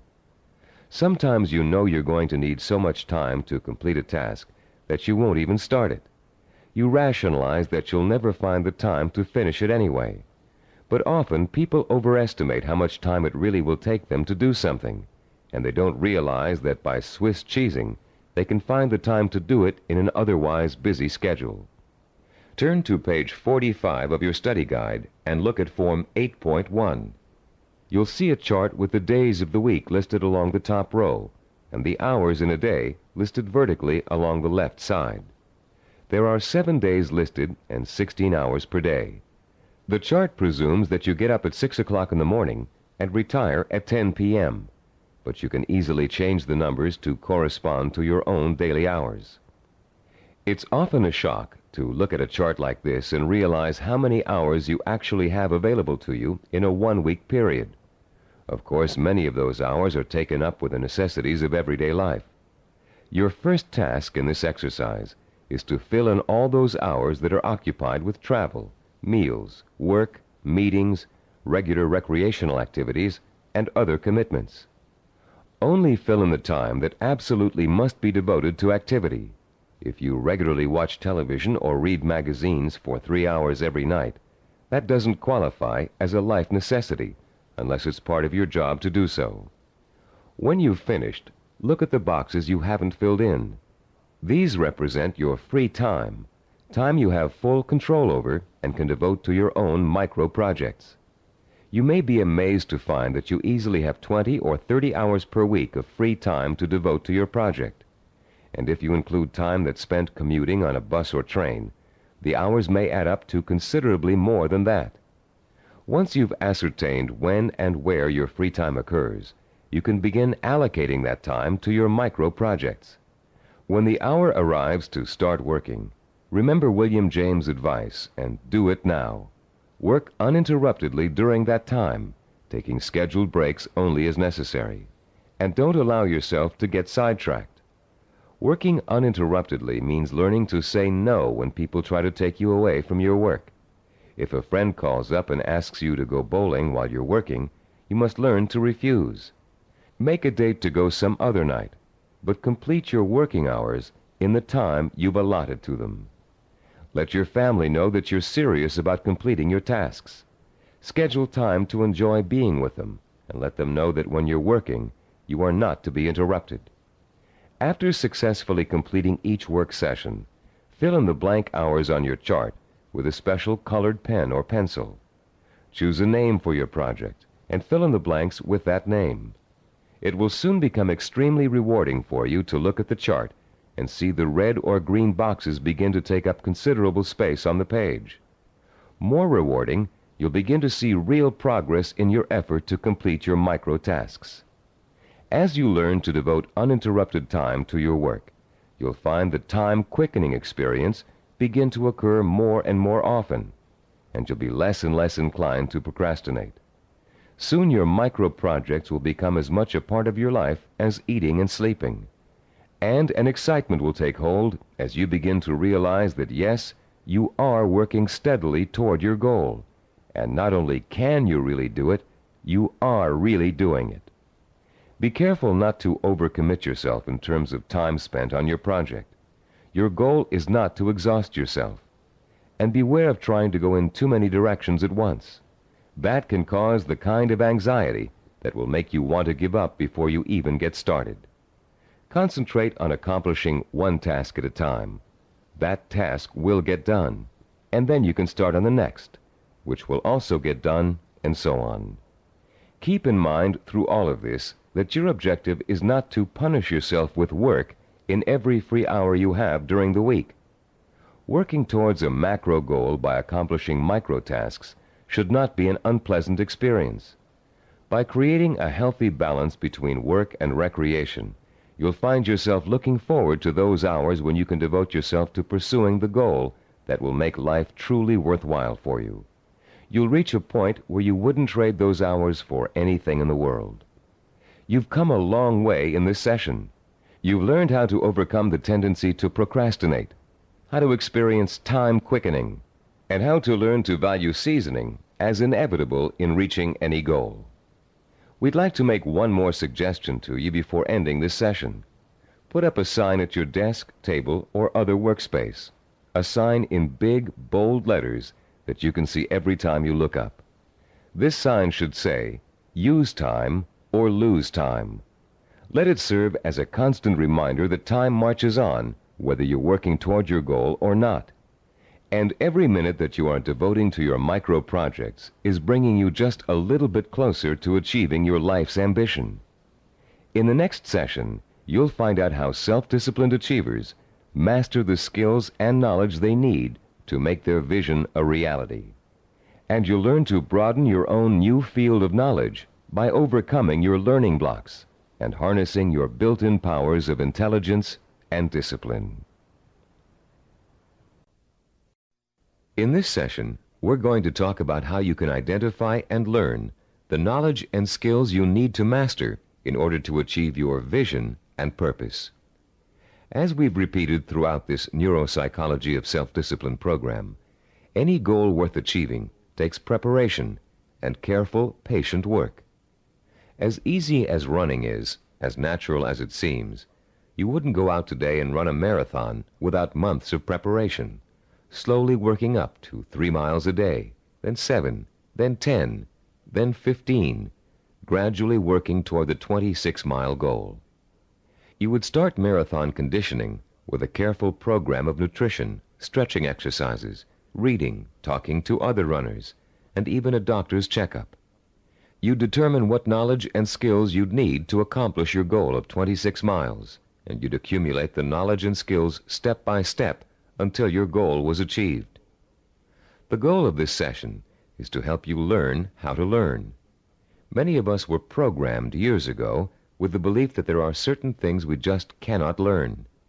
We were tracked in school into one path or another because of test results which told us we had no aptitude for a particular subject area, or by teachers or counselors who believed we were best suited for one discipline over another.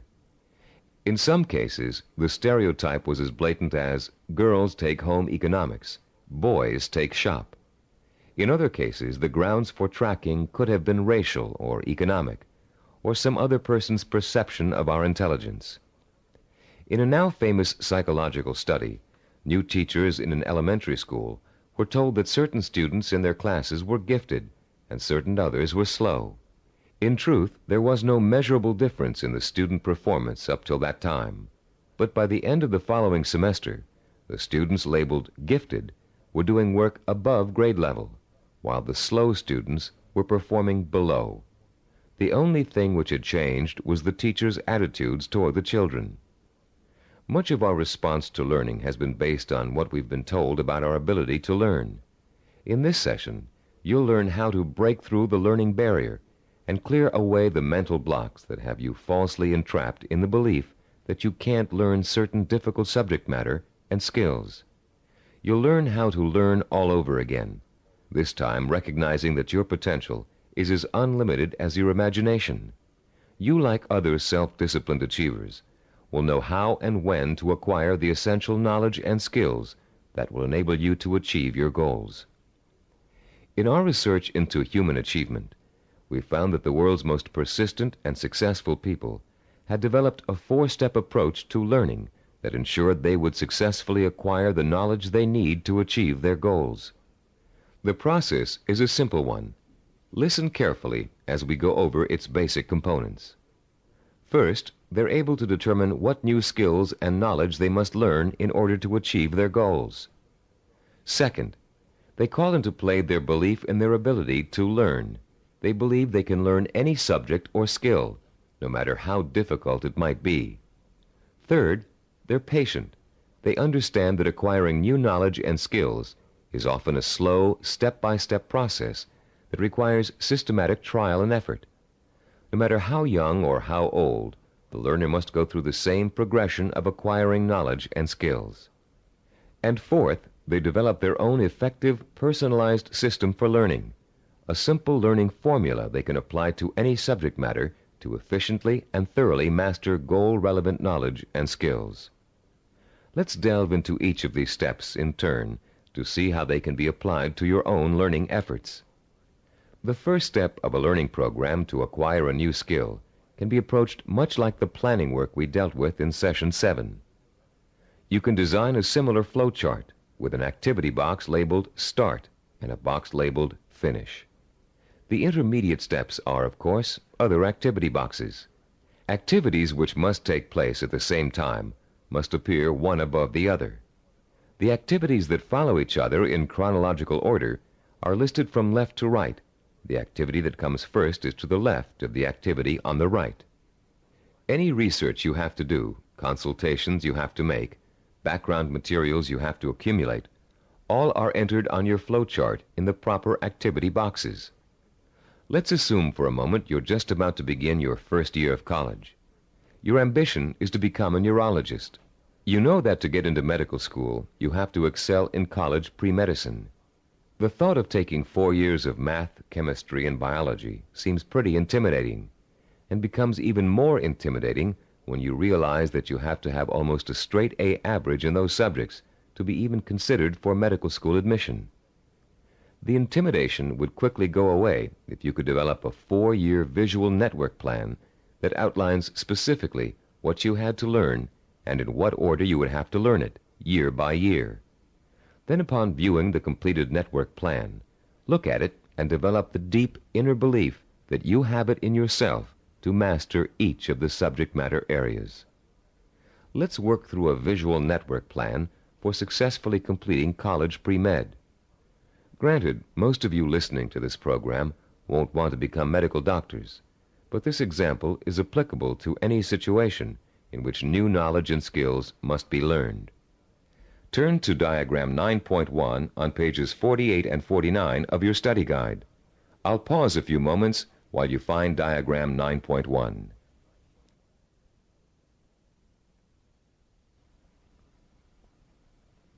As you can see, there are 3 visual network plans. The first one outlines the chronological steps to becoming a neurologist. We call this a macro plan, with the objective of becoming a neurologist. Below that is the micro plan with the objective to graduate in pre-medicine in 4 years with a minimum 3.5 grade point average. The micro plan is broken down into 2 levels. The first level is visually represented in 2 steps: the Start, labeled number 1, and Graduate with a Bachelor of Science in Pre-Med, labeled number 3. This first level has actually been extracted directly from the macro plan. Now look at page 49 and the Level 2 diagram. As you can see, Level 2 is an expanded version of Level 1. Through the study of the college course catalog, and after talking at length with college advisors, you have identified the pre-med requirements and have broken them down into a prerequisite chronological order. This visual network plan then serves as the step-by-step map for completing your pre-med program, the first step in your macro objective of becoming a neurologist. As you look at the visual network plan for completing pre-med, what type of emotions do you experience? Do you feel intimidated at the prospect of excelling in the hard sciences? Do you doubt your ability to learn such difficult subjects? and to learn them so well that you finish each course at the top of your class. If you feel intimidated and experience doubt, then you probably won't make it. If you look at the plan and feel deep down inside that with enough effort, study, and application, you can master each of the courses, then you'll probably succeed.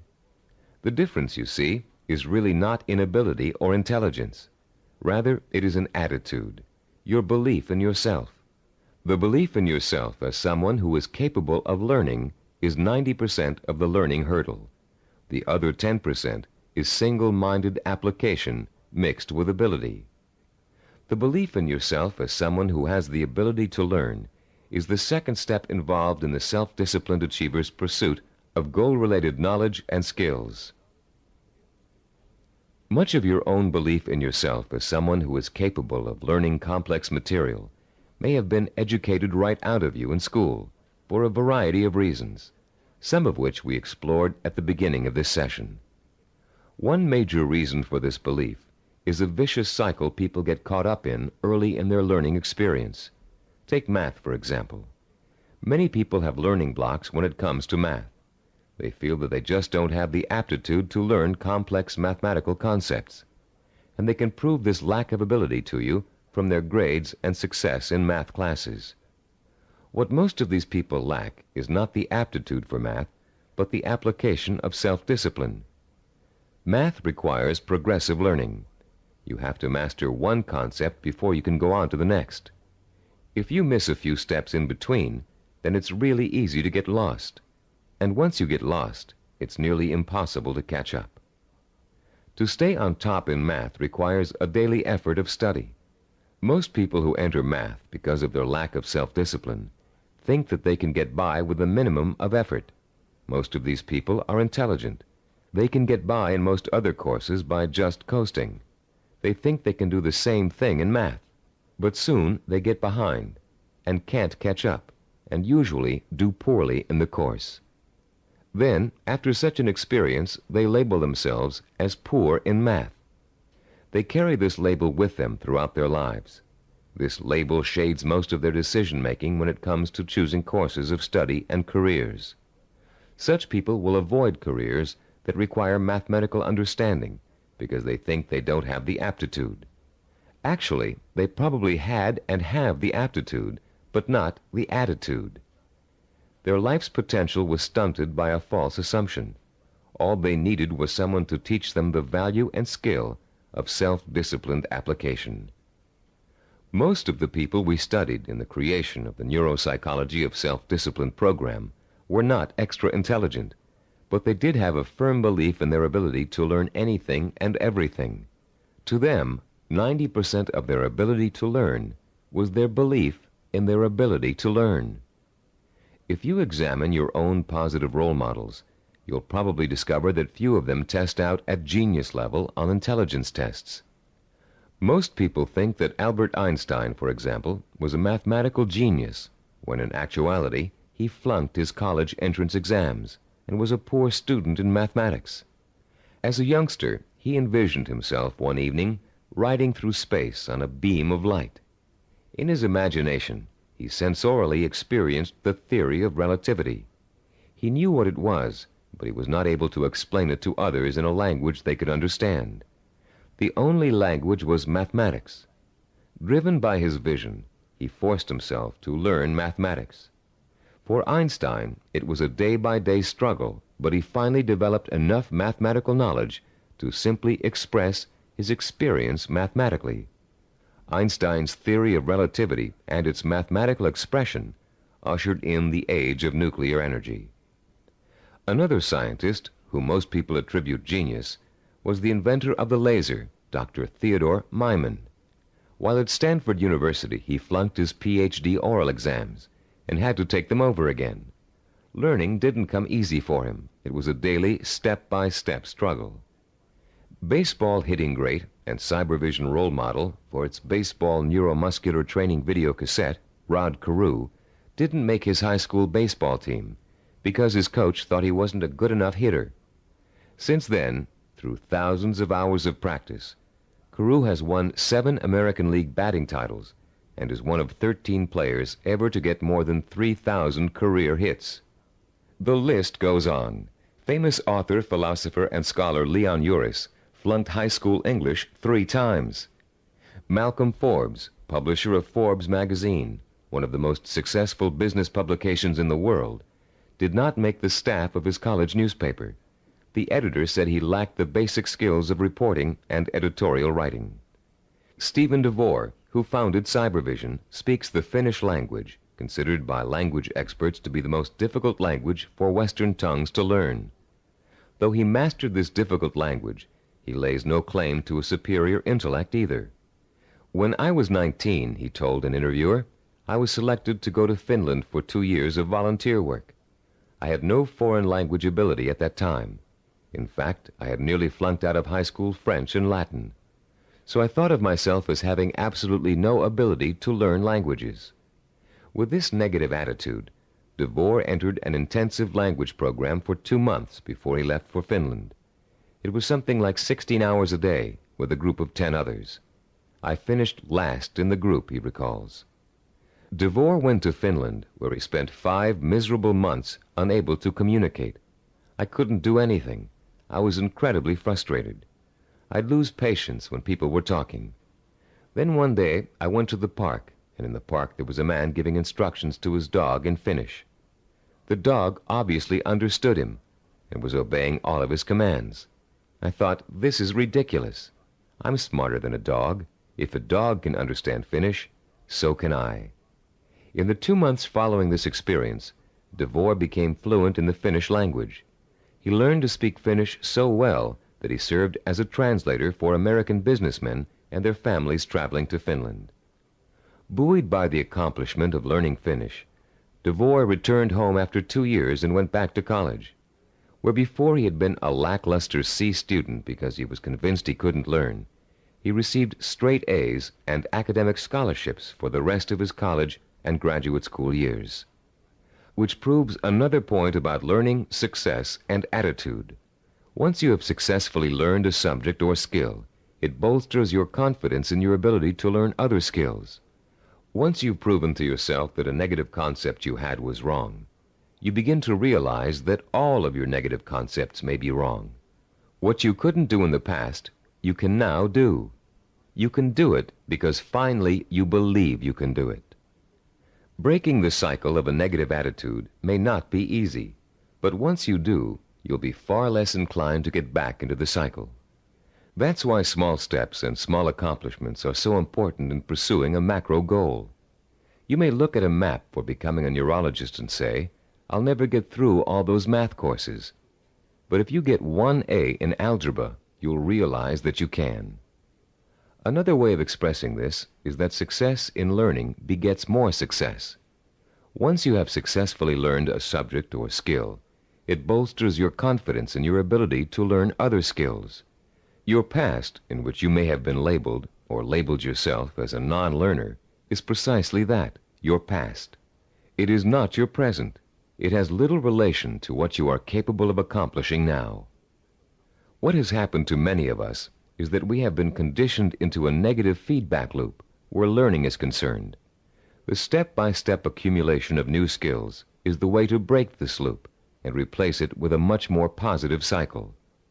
Which brings us to the third step in the learning process, the attitude and value that learning takes time and patience. Most of us, at the time we are exposed to our greatest concentration of education, haven't developed the necessary self-discipline skills to be able to take advantage of it. And why should we? We were only children. Excellence, as we've been learning in this Neuropsychology of Self-Discipline program, is based on seasoned learning. Skills like medicine, mathematics, chemistry, dance, law, music, pottery, writing, languages, architecture, masonry, carpentry, the list is endless. All require seasoning, the accumulation of knowledge over time. The perseverance to stick with a task over a long period of time, sometimes decades. The ability to find pleasure in the accomplishment of steps toward a goal, rather than seeking the instantly gratifying quick fix. All these are the hallmarks of the self-disciplined. A wise philosopher, in speaking of the seasoning of a learner, once said, "There are very few human beings who receive knowledge complete and staggering by instant illumination. Most of us acquire it fragment by fragment, on a small scale, by successive developments, cellularly, like a laborious mosaic." One other myth about the acquisition of knowledge has it that you can get too old to learn. This bit of fallacious thinking has been handed down in the aphorism that you can't teach old dogs new tricks. It's worth laying to rest. A classic incident from the life of the great poet Longfellow illustrates the relationship between age and learning. Told by Howard R. Driggs, the story goes, it happened that, while the poet, at over 80 years of age, was still teaching at Harvard, one of his appreciative students asked him, "How do you keep so perennially young, Professor Longfellow? We never get tired of your classes. You always have something new and interesting to give." "I've never had that question put to me before," returned the poet. Then, looking out of the window, he said, "You see those 2 apple trees in the yard? Do you observe any difference between the blossoms on the older tree and those on the younger one?" "No," replied the student. "They look just alike to me." "How do you account for the fact that the old apple tree flowers out as beautifully as does the young one?" persisted the teacher. "Let me tell you the secret. That old tree managed last year to grow enough wood to put forth its new blossoms. Blossoms, you know, always come on the new wood." "Oh, I see," said the young man. "To keep young, one must keep growing." "Yes," came the quiet response. Einstein, in his later years, was asked the secret of his ability to learn. His reply also illustrates the point and importance of lifelong learning. Einstein said, "The more I learn, the more I realize I don't know. The more I realize I don't know, the more I want to learn." Age should be no barrier to the acquisition of new knowledge and skills. If you have the self-discipline to see your efforts through, you can learn anything at any age. Let's now discuss the 4th step in the learning process, a set of tried and proven principles that work together as a system to make learning easy. If you'll turn this cassette over now, we'll introduce you to a very simple yet powerful system to learn effectively at any age, whatever the subject area. A recent movie called Educating Rita beautifully illustrates the points we're going to discuss in the remainder of this session. This film is about a working-class Englishwoman who has a dream about becoming educated. The film tells the story of her personal odyssey as she pursues her vision, her dream, in the face of incredible obstacles. She faces at one point or another during the story conflicts with work, with transportation, with her parents, with schedules, with her mentor's desire and ability to teach, with the disdain of other more educated students, and with a husband who wants her to stay home and make babies, not thesis. Through it all, she perseveres, driven by the dream of herself as an educated woman, a woman who can discuss important issues, who can commune with the great thinkers and writers who make up such a rich part of her English heritage. She burns with the fire of her vision, a vision rich in dignity and strength. It's a vision she can hear, smell, taste, touch, and see.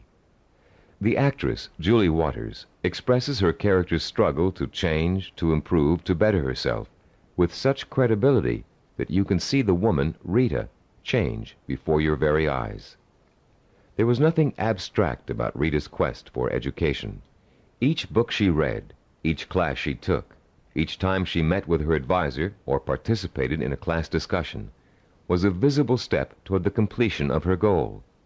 It was extraordinarily obvious how closely her vision and her process of learning were interconnected.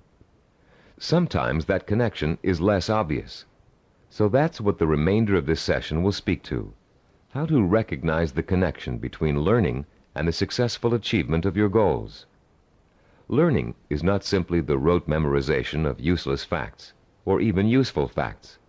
Of course, we're all aware that in 1492, Columbus sailed the ocean blue.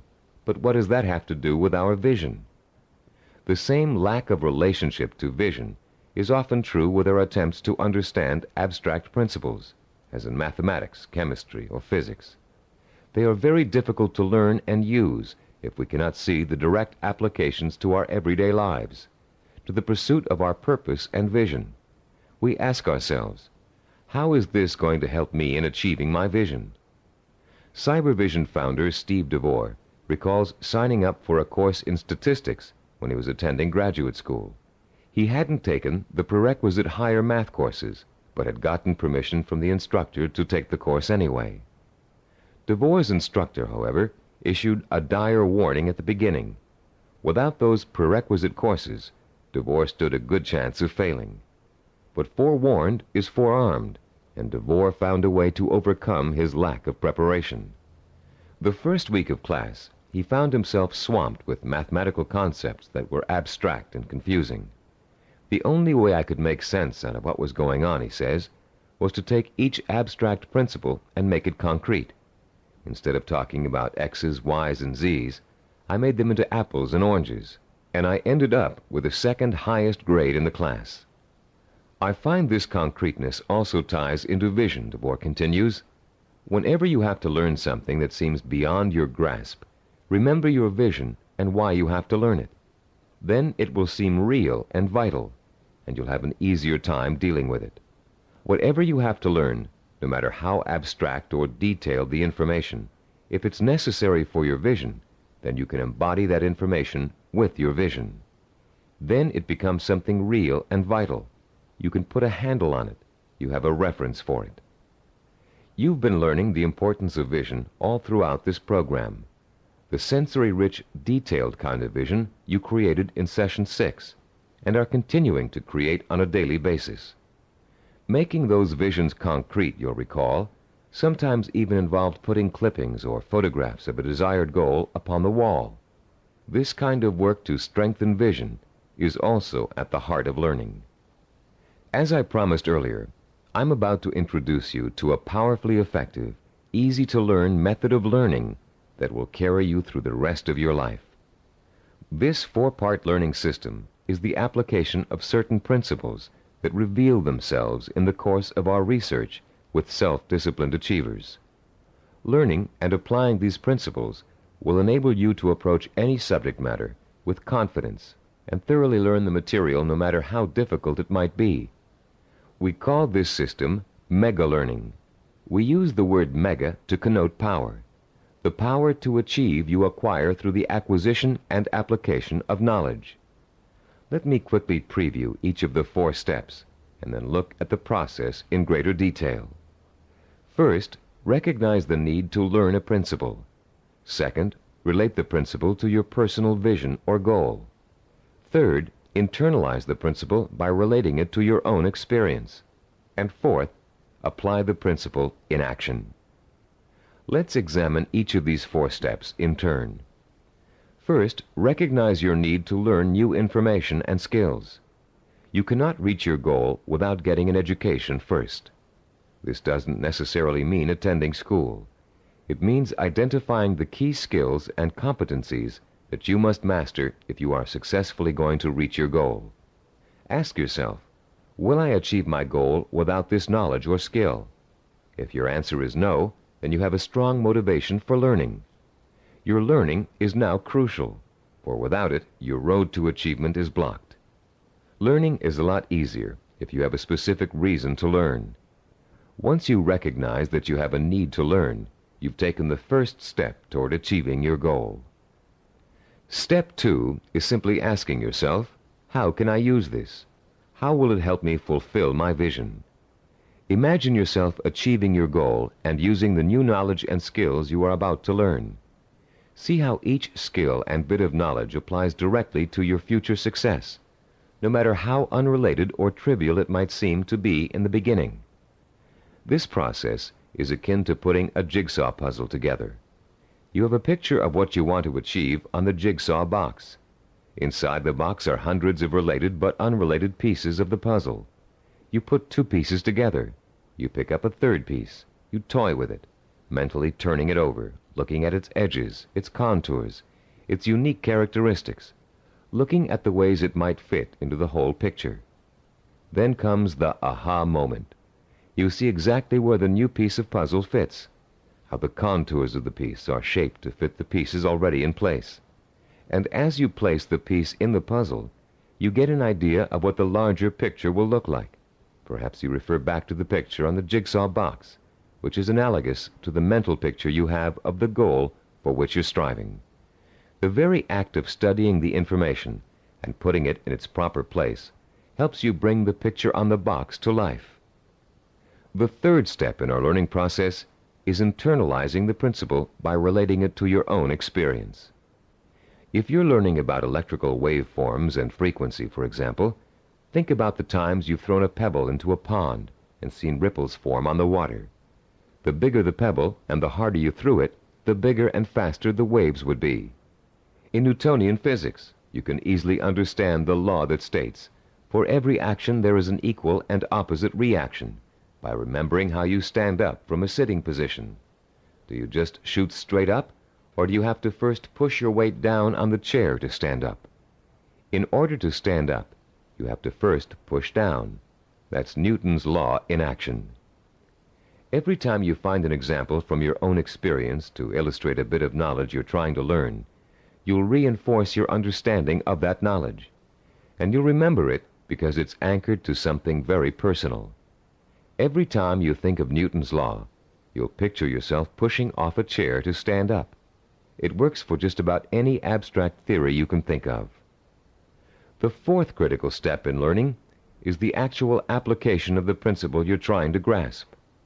Throw pebbles in a pond and watch the action when you're learning waveform theory. Sit down and stand up over and over again until Newton's law is firmly planted in your mind. If you're studying a new language, use the new vocabulary you learn every single day. As you walk down the street or through your living room, try naming every object you see in your new language. Using these 4 steps to learning will make the experience easier, less frightening, and more fun. You'll make mistakes just as everybody does, but persistent application of the mega learning system will pay off in greater understanding, greater memory retention, and a better education overall in whatever it is you're trying to learn. The 4 steps to enhance learning we've outlined here are similar to and related to the 4 stages which make up the process of creativity. Our definition of creativity is taking the knowledge and skills you learn and applying it to the realization of your purpose, vision, and goals. To be creative, you have to be armed with knowledge and skills tempered by experience. The first stage in the creative process is preparation. Creative problem solvers consciously collect all the information they can, gathering tools which will help them solve a problem or get a job done. During this stage, if there's a problem to be solved, the person might be perplexed, but at the same time excited about the possibility of coming up with a solution. Stage 2 is called incubation. Once the research has been done and the necessary information has been collected, the creative person often releases the problem and turns to something else, including rest, relaxation, or physical activity related to the problem. During this stage, the knowledge begins to reform itself below the level of consciousness, shifting and realigning until it becomes a whole. During this stage, tantalizing flashes of insights and glimpses of parts of the final solution may emerge. Stage 3 is called illumination. This is the moment of discovery. It is the point in time where all you have learned and experienced has been distilled in your mind. The solution or inspiration springs forth almost miraculously. Miraculously, if you don't recognize how much preparation and groundwork you've already laid in stage 1. Often this stage is accompanied by an overwhelming feeling of certainty that says, yes, this is the piece of art I want to create. Or yes, this is the product idea I want to explore. Stage 4 is called verification or revision. This stage takes place again on a conscious level. The details of an experimental process, if you are a scientist, must be worked out. If you're an artist, you must decide whether this picture will be painted in watercolor or oil. This stage involves visible work and rational thinking. It involves drawing from your base of knowledge and fundamental skills to make your work conform to the vision of your creative insight. As you can tell, the knowledge and skills you acquire are the tools for the creative process. The parallels to the simple approach to learning we've outlined here, and the process of creativity, should also help put to rest the misconception that self-disciplined people are not creative. That discipline involves being married to lists and systems to the exclusion of freedom and creativity. On the contrary, creativity is the byproduct of a disciplined, well-informed mind. A mind that is using its storehouse of knowledge to solve problems and achieve goals. The more you learn, the more creative you can become. If your heart is set on becoming a professional musician, you can hardly be expected to know how to compose a symphony until you've become an expert in reading music and have studied music history. If you want to become a heart surgeon, you can't expect to pioneer new techniques in heart surgery until you've thoroughly mastered all the existing techniques. If you want to start a business, you must first study how other businesses are run, and then make your own decisions about how your company will work. If the realization of your vision requires the mastery of new knowledge and skills, I hope that learning will now be a stepping stone rather than a barrier to the creative realization of your goals. In our next and last session, you'll learn how to develop the twin pillars of the self-disciplined character, persistence and perseverance. And you'll be well equipped to begin your long and fruitful journey towards the goal you've chosen as your most important ambition. I'd like to begin this final session with two true stories that illustrate the value of persistence and perseverance in any of life's endeavors. The first story is about a mountain climber named Don Bennett. After successfully scaling 14,000-foot Mount Rainier, one of the highest mountains and most difficult climbs in the United States, Don Bennett was interviewed about the experience by a local reporter. "How did you do it?" the reporter wanted to know. "How did you keep going for 14,000 feet and not giving up?" Bennett thought for a moment before answering. Then he spoke slowly, trying to get the reporter to understand the mental process that led him to the peak of that mountain. "Starting months before the climb," Bennett said, "I created a vision of myself at the top of the mountain. That vision was so real that I could actually feel the cold wind blowing in my face, and I could see the spectacular mountains and valleys all around me. I saw and felt this vision 100 times a day. It inspired me. It motivated me. It kindled my determination to see the climb through to the end. During the climb itself," he continued, "I drew upon my vision for inspiration. When the going got tough, I saw myself at the top of that mountain just as clear as could be. And then finally, I reached my goal and my vision became a reality." The reporter was impatient with Bennett's explanation. Yeah, he said, "I've heard all that vision stuff before. But that doesn't explain how you did it. You're an amputee. How did a one-legged man climb a 14,000-foot mountain?" Don Bennett looked the reporter straight in the eye and said quietly, "One hop at a time. My vision became a reality, one hop at a time." Our second true story takes place during the last few weeks of World War II. Don McCall was a seaman on the Navy ship Indianapolis, which at the time was cruising the Philippine Sea. Suddenly, the ship was struck by Japanese torpedoes, and immediately it began to sink. McCall was asleep below decks when the first torpedo hit. He instinctively grabbed his life jacket and made his way up to the deck as the ship began to roll over. As he launched himself into the churning sea, the ship sank, taking 300 men with her. Another 900 or so had been pitched into the water. "I made up my mind that I was in big trouble," McCall told an interviewer, "and I also made up my mind that I would do whatever I had to do, no matter how painful, to survive." The first thing McCall did was to move away from the other survivors and float alone. He knew about the dangers of mass panic, especially if there was a shark attack, and he knew he'd stand a better chance if he stayed away from the other men. McCall also protected himself from exposure in the blistering sun by keeping a life jacket over his head. He kept a hose on his person so he could retreat underwater in case of a Japanese attack. And most important, he kept in mind the lesson he had learned about the danger of drinking seawater, no matter how thirsty he got.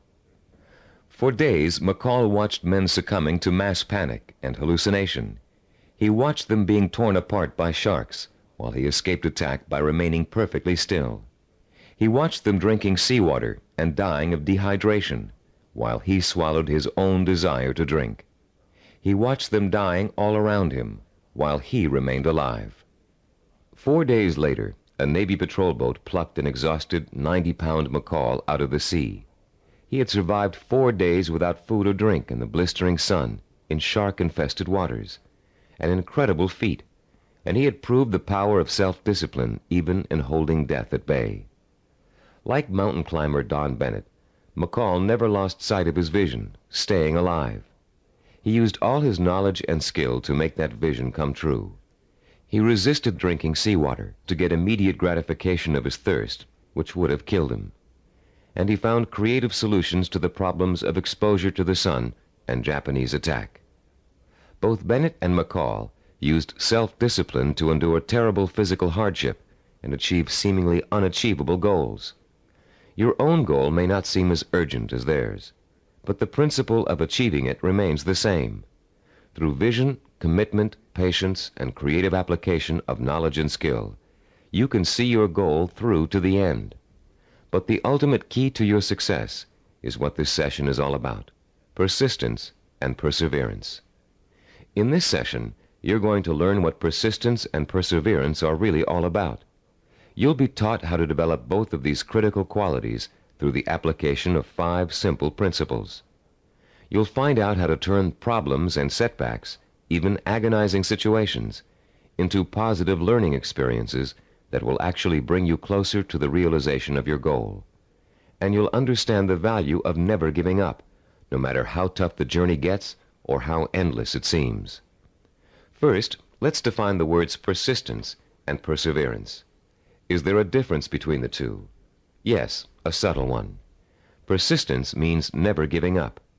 Perseverance means persisting in spite of hardships, opposition, and setbacks. Mountain climber Bennett and Navy seaman McCall displayed both persistence and perseverance in their heroic efforts to reach their goals. Bennett had to use his one leg to hop at least 30,000 times to get up to the top of Mount Rainier.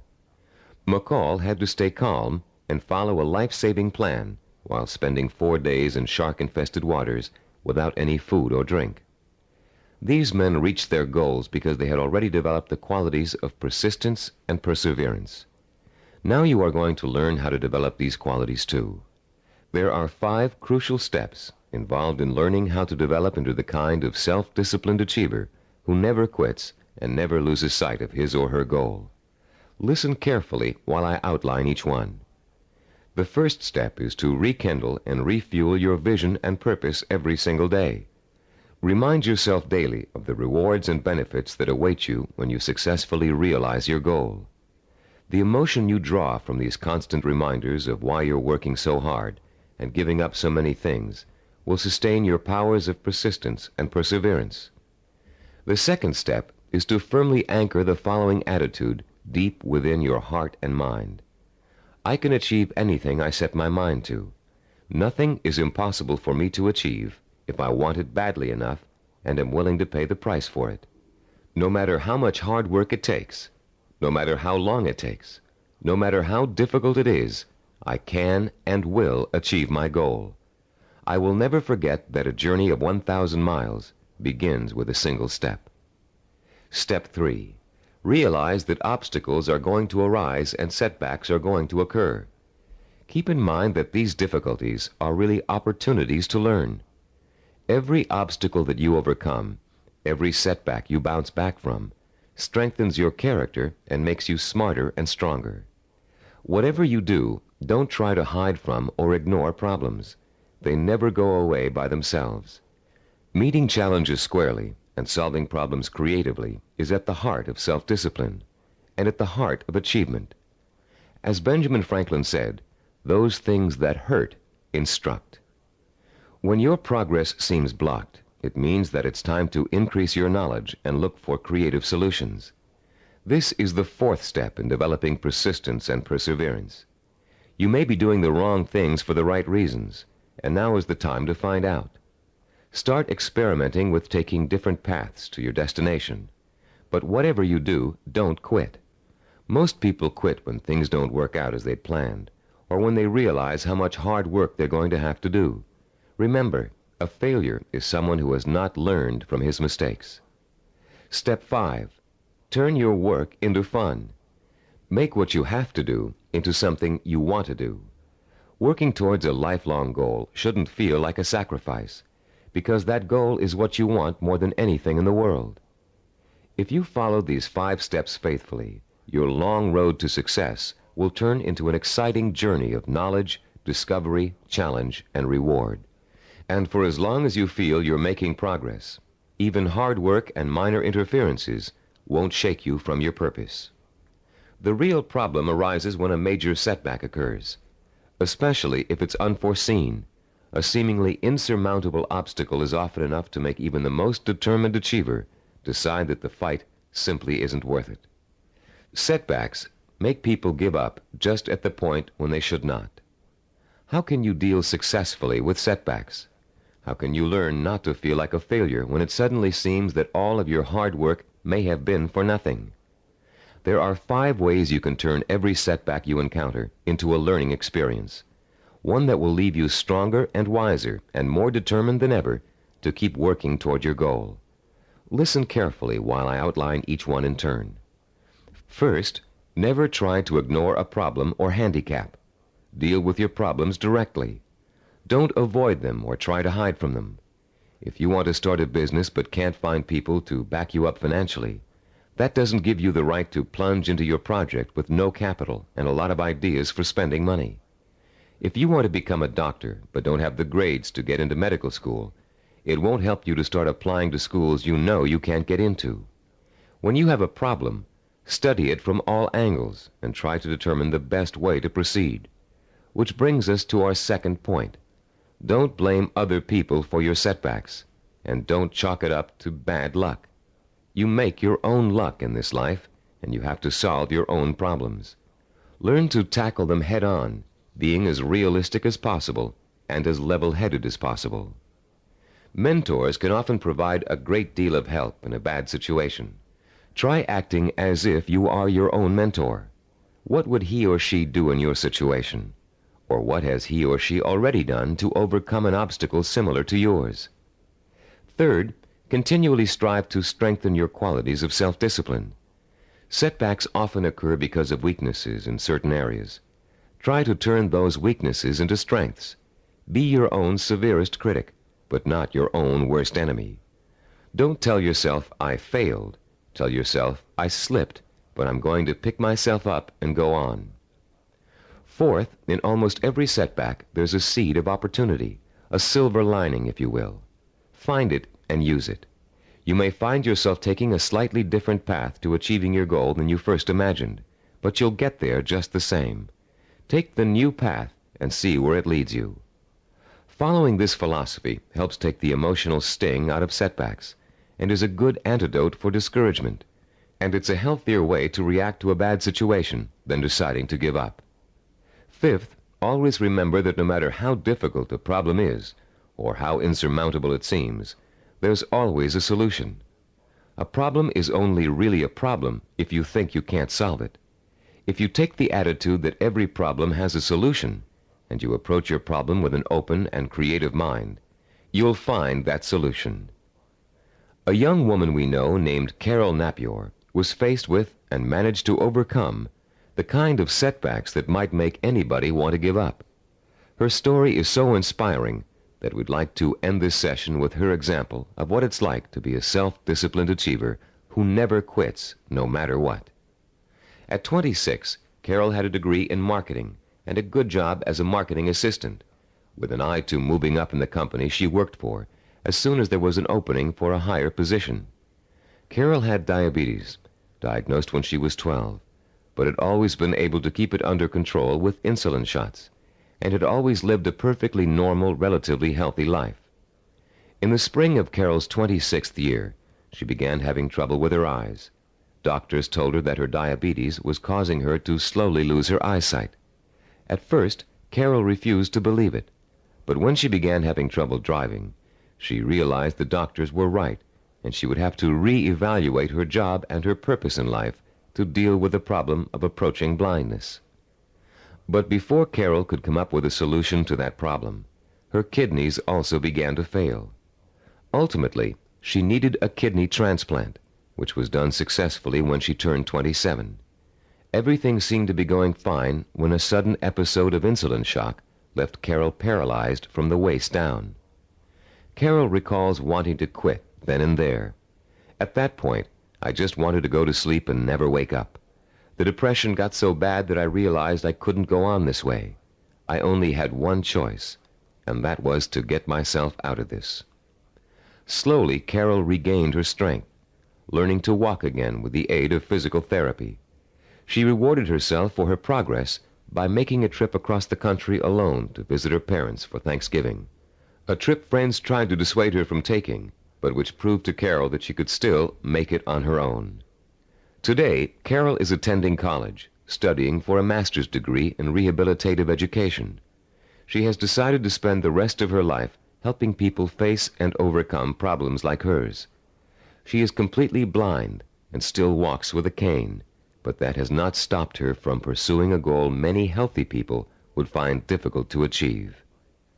The key to reaching any goal is to develop the strength of character that makes you refuse to give up, no matter how bad things look. The most amazing thing about persistence and perseverance is that they make it almost impossible for you not to succeed in your endeavors. In this session, you've learned the importance of not being a quitter, of learning from your mistakes, and of keeping an open mind when it comes to finding creative solutions to problems you may think are unsolvable. We're now coming to the end of the neuropsychology of self-discipline, and now is a good time to reflect on what you've learned and how far you've come. It's also a good time to start thinking about how you're going to maintain and develop your self-disciplined character for the rest of your life, because the process of becoming an achiever never really ends. In the years to come, you'll find yourself learning from trial and error, from accomplishments, from setbacks, from disappointments, from rewards, from the feeling of satisfaction you get when a job has been well done. The more you achieve, the more you'll learn one of the greatest secrets of achievement. Success breeds success. Every small step you take on the road to your goal will make it easier to take the next step. And once you've achieved your goal, you'll probably find that there's another goal you want to achieve. Along the way, you'll delight in the process of watching yourself in action, making corrections in your methods and strategies as you strive toward your ultimate goal and the hundreds of smaller goals you will successfully reach on the way. Let's talk about the milestones you've already passed. In Session 1, which you listened to some time ago, you uncovered the master key to your highest potential, self-discipline. We define self-discipline as the ability to work systematically and progressively toward a goal, to become positively obsessed with that goal, and to let that obsession lead you to accomplishment. We talked about the problems caused by lack of self-discipline. We learned about the waste of potential, the drifting from job to job, from relationship to relationship, of the person who has no real sense of purpose and an undisciplined approach to life in general. We also talked about the problems of wanting immediate gratification and how that always leads to failure because it means refusing to pay for success with hard work. There is no other way to be successful except through hard work. The words pay for shouldn't bother you. All accomplishments come with a price tag, just like something you might want to buy. And just as you will save for an item you really want to buy, cutting your budget and making financial sacrifices, you should also be willing to make sacrifices in order to reach your goal. You may have to give up time, recreational activities, other priorities in your life. But it won't be difficult to do, because reaching your goal will become a more important source of pleasure. In Session 2, you were introduced to the 10 characteristics of the self-disciplined achiever. These characteristics served as a model against which you could compare your own strengths and weaknesses. Let's review them quickly now, to refresh your memory and see how far you've come in absorbing the principles of this program. First, self-disciplined achievers have a strong sense of purpose. They have a cause or direction to which they have chosen to dedicate their lives. This cause gives them meaning in their lives and a reason to exist. Second, the self-disciplined seek out positive role models, called mentors, to teach them how to best approach their goal and overcome setbacks and obstacles along the way. Third, self-disciplined achievers use sensory images to provoke the kind of emotion that keeps them working toward their goal for as long as it takes to achieve it.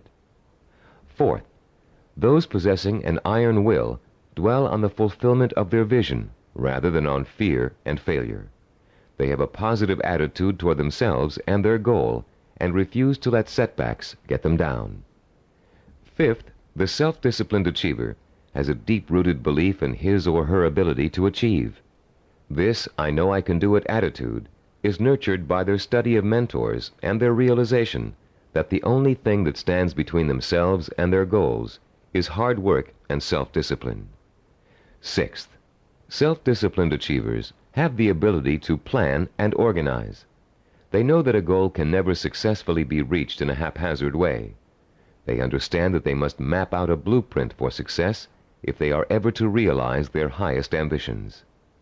Seventh, they know how and when to acquire the essential knowledge and skills they need to achieve their goals.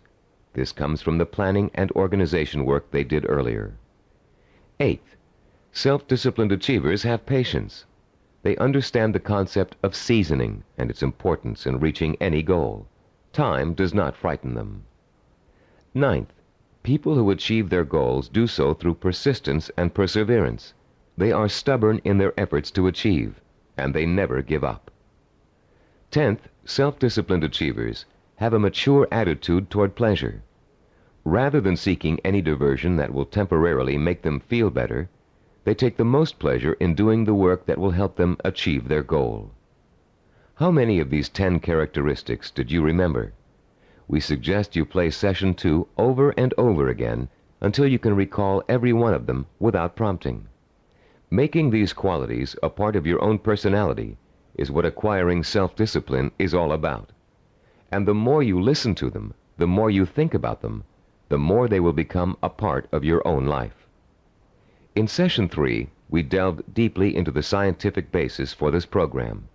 You learned how the key to success is developing the kind of constant internal motivation that keeps you on course through problems and setbacks, through temporary boredom or fatigue, through periods of doubt or discouragement. And you found out why other motivational programs fail to give you the sustenance you need to pursue your goal for weeks, months, or years. You learned about Dr. Carl Pribram's research into images of achievement and the critical role they play in motivating people to be successful. Dr. Pribram's discovery of the power of sensory-rich images to provoke the drive of motivation made the creation of this unique program possible. In Session 4, we discussed the power of purpose. Here you learn to focus your energy like a laser beam on what you want to accomplish. You learned how your macro or major purpose really could be broken down into a series of micro or minor achievements. You heard examples of how well-known achievers tackled major goals by turning them into step-by-step plans for success that they could deal with one at a time.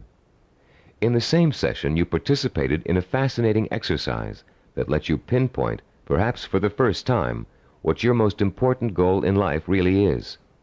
You then used that goal to create a statement of purpose that would stand as a beacon in your quest for achievement. In Session 5, we talked about mentors and role models. You learned about the process of modeling, the basis for human learning. We talked about how models are both a blueprint and an inspiration for our own activity and our own growth. You learned how models help shorten the trial and error process we must all go through before chalking up an accomplishment. You also learned how to choose a role model and how to turn that model into an inspirational but not awe-inspiring figure. You learned the value of realizing that your role model has faults and weaknesses just as you do, but has succeeded in spite of them. In Session 6, you learned how to translate your purpose into sensory images that would fuel your inner fire of determination and ambition. And you learned how to daily reinforce your mental images of achievement, to make them a permanent part of your body and mind. In Session 7, you were introduced to visual network planning. This planning system applies to any endeavor from making a movie to making a run for the presidency. The system works by breaking down what you want to accomplish into logical building blocks. It helps you keep track of your achievements over a long period of time and is a reward in itself for work well done. In the same session, you learn to become a storyteller. The story was that of your own success. You used your rich powers of imagination and your best verbal skills to detail the steps you took to accomplish your most important goals. In Session 8, you learned about the self-disciplined achiever's attitude toward time. You learned how achievers value patience, how they oppose the kind of quick-fix mentality that leads to general dissatisfaction with life, and how they use single-minded hard work to experience time quickening, a sensation that time is passing much more rapidly than it really is. You also learned about the problem of procrastination, its psychological causes, and the ways in which you can overcome it. You learned why it is considered the single most important cause of failure, and why it's so important for you to develop a do-it-now attitude before you try to do anything else. In Session 9, you learned how to plan to acquire the knowledge and skills you need in order to achieve your goals. You were introduced to the concept of mega-learning, a powerful 4-step system that enables you to master any subject, no matter how difficult or complex. You also learned how knowledge is the building block of creativity. You were introduced to a 4-step process that lets you creatively channel your knowledge toward the kind of action that will help you achieve your goals. And you learned that your belief in your ability to learn is 90% of the learning process. Finally, in Session 10, you learned how to develop the powers of persistence and perseverance, the critical characteristics that will see you through to the successful completion of your vision and purpose, no matter how long it takes or how difficult it is. You heard several inspiring stories about people who persevered and achieved their goals through extreme hardship and even physical danger. And now, as we come to the conclusion of this program, I'd like to point out that acquiring self-discipline is a never-ending process. There won't come a day when you wake up in the morning and say, "Yes, I'm finally self-disciplined now. There's nothing more I need to do to develop strength of character and determination of will." Self-discipline requires a lifetime of commitment. This doesn't mean you won't develop the habits of self-discipline in a relatively short period of time. It simply means that you must always be vigilant about how you are approaching your goals and what your purpose in life really is. It's all too easy to get sidetracked in something that feels comfortable, but is not what you really set out to achieve. Every small victory will become a cause for celebration, and a chance to renew your faith in your own ability to achieve whatever it is you want in life. And as you achieve it, you will find yourself becoming the kind of person you've always admired, the kind of person who could pursue a goal so single-mindedly, so stubbornly, and so patiently that he or she could not help but achieve it. I'm Richard Gebhardt. Thank you for joining me in this Cybervision program.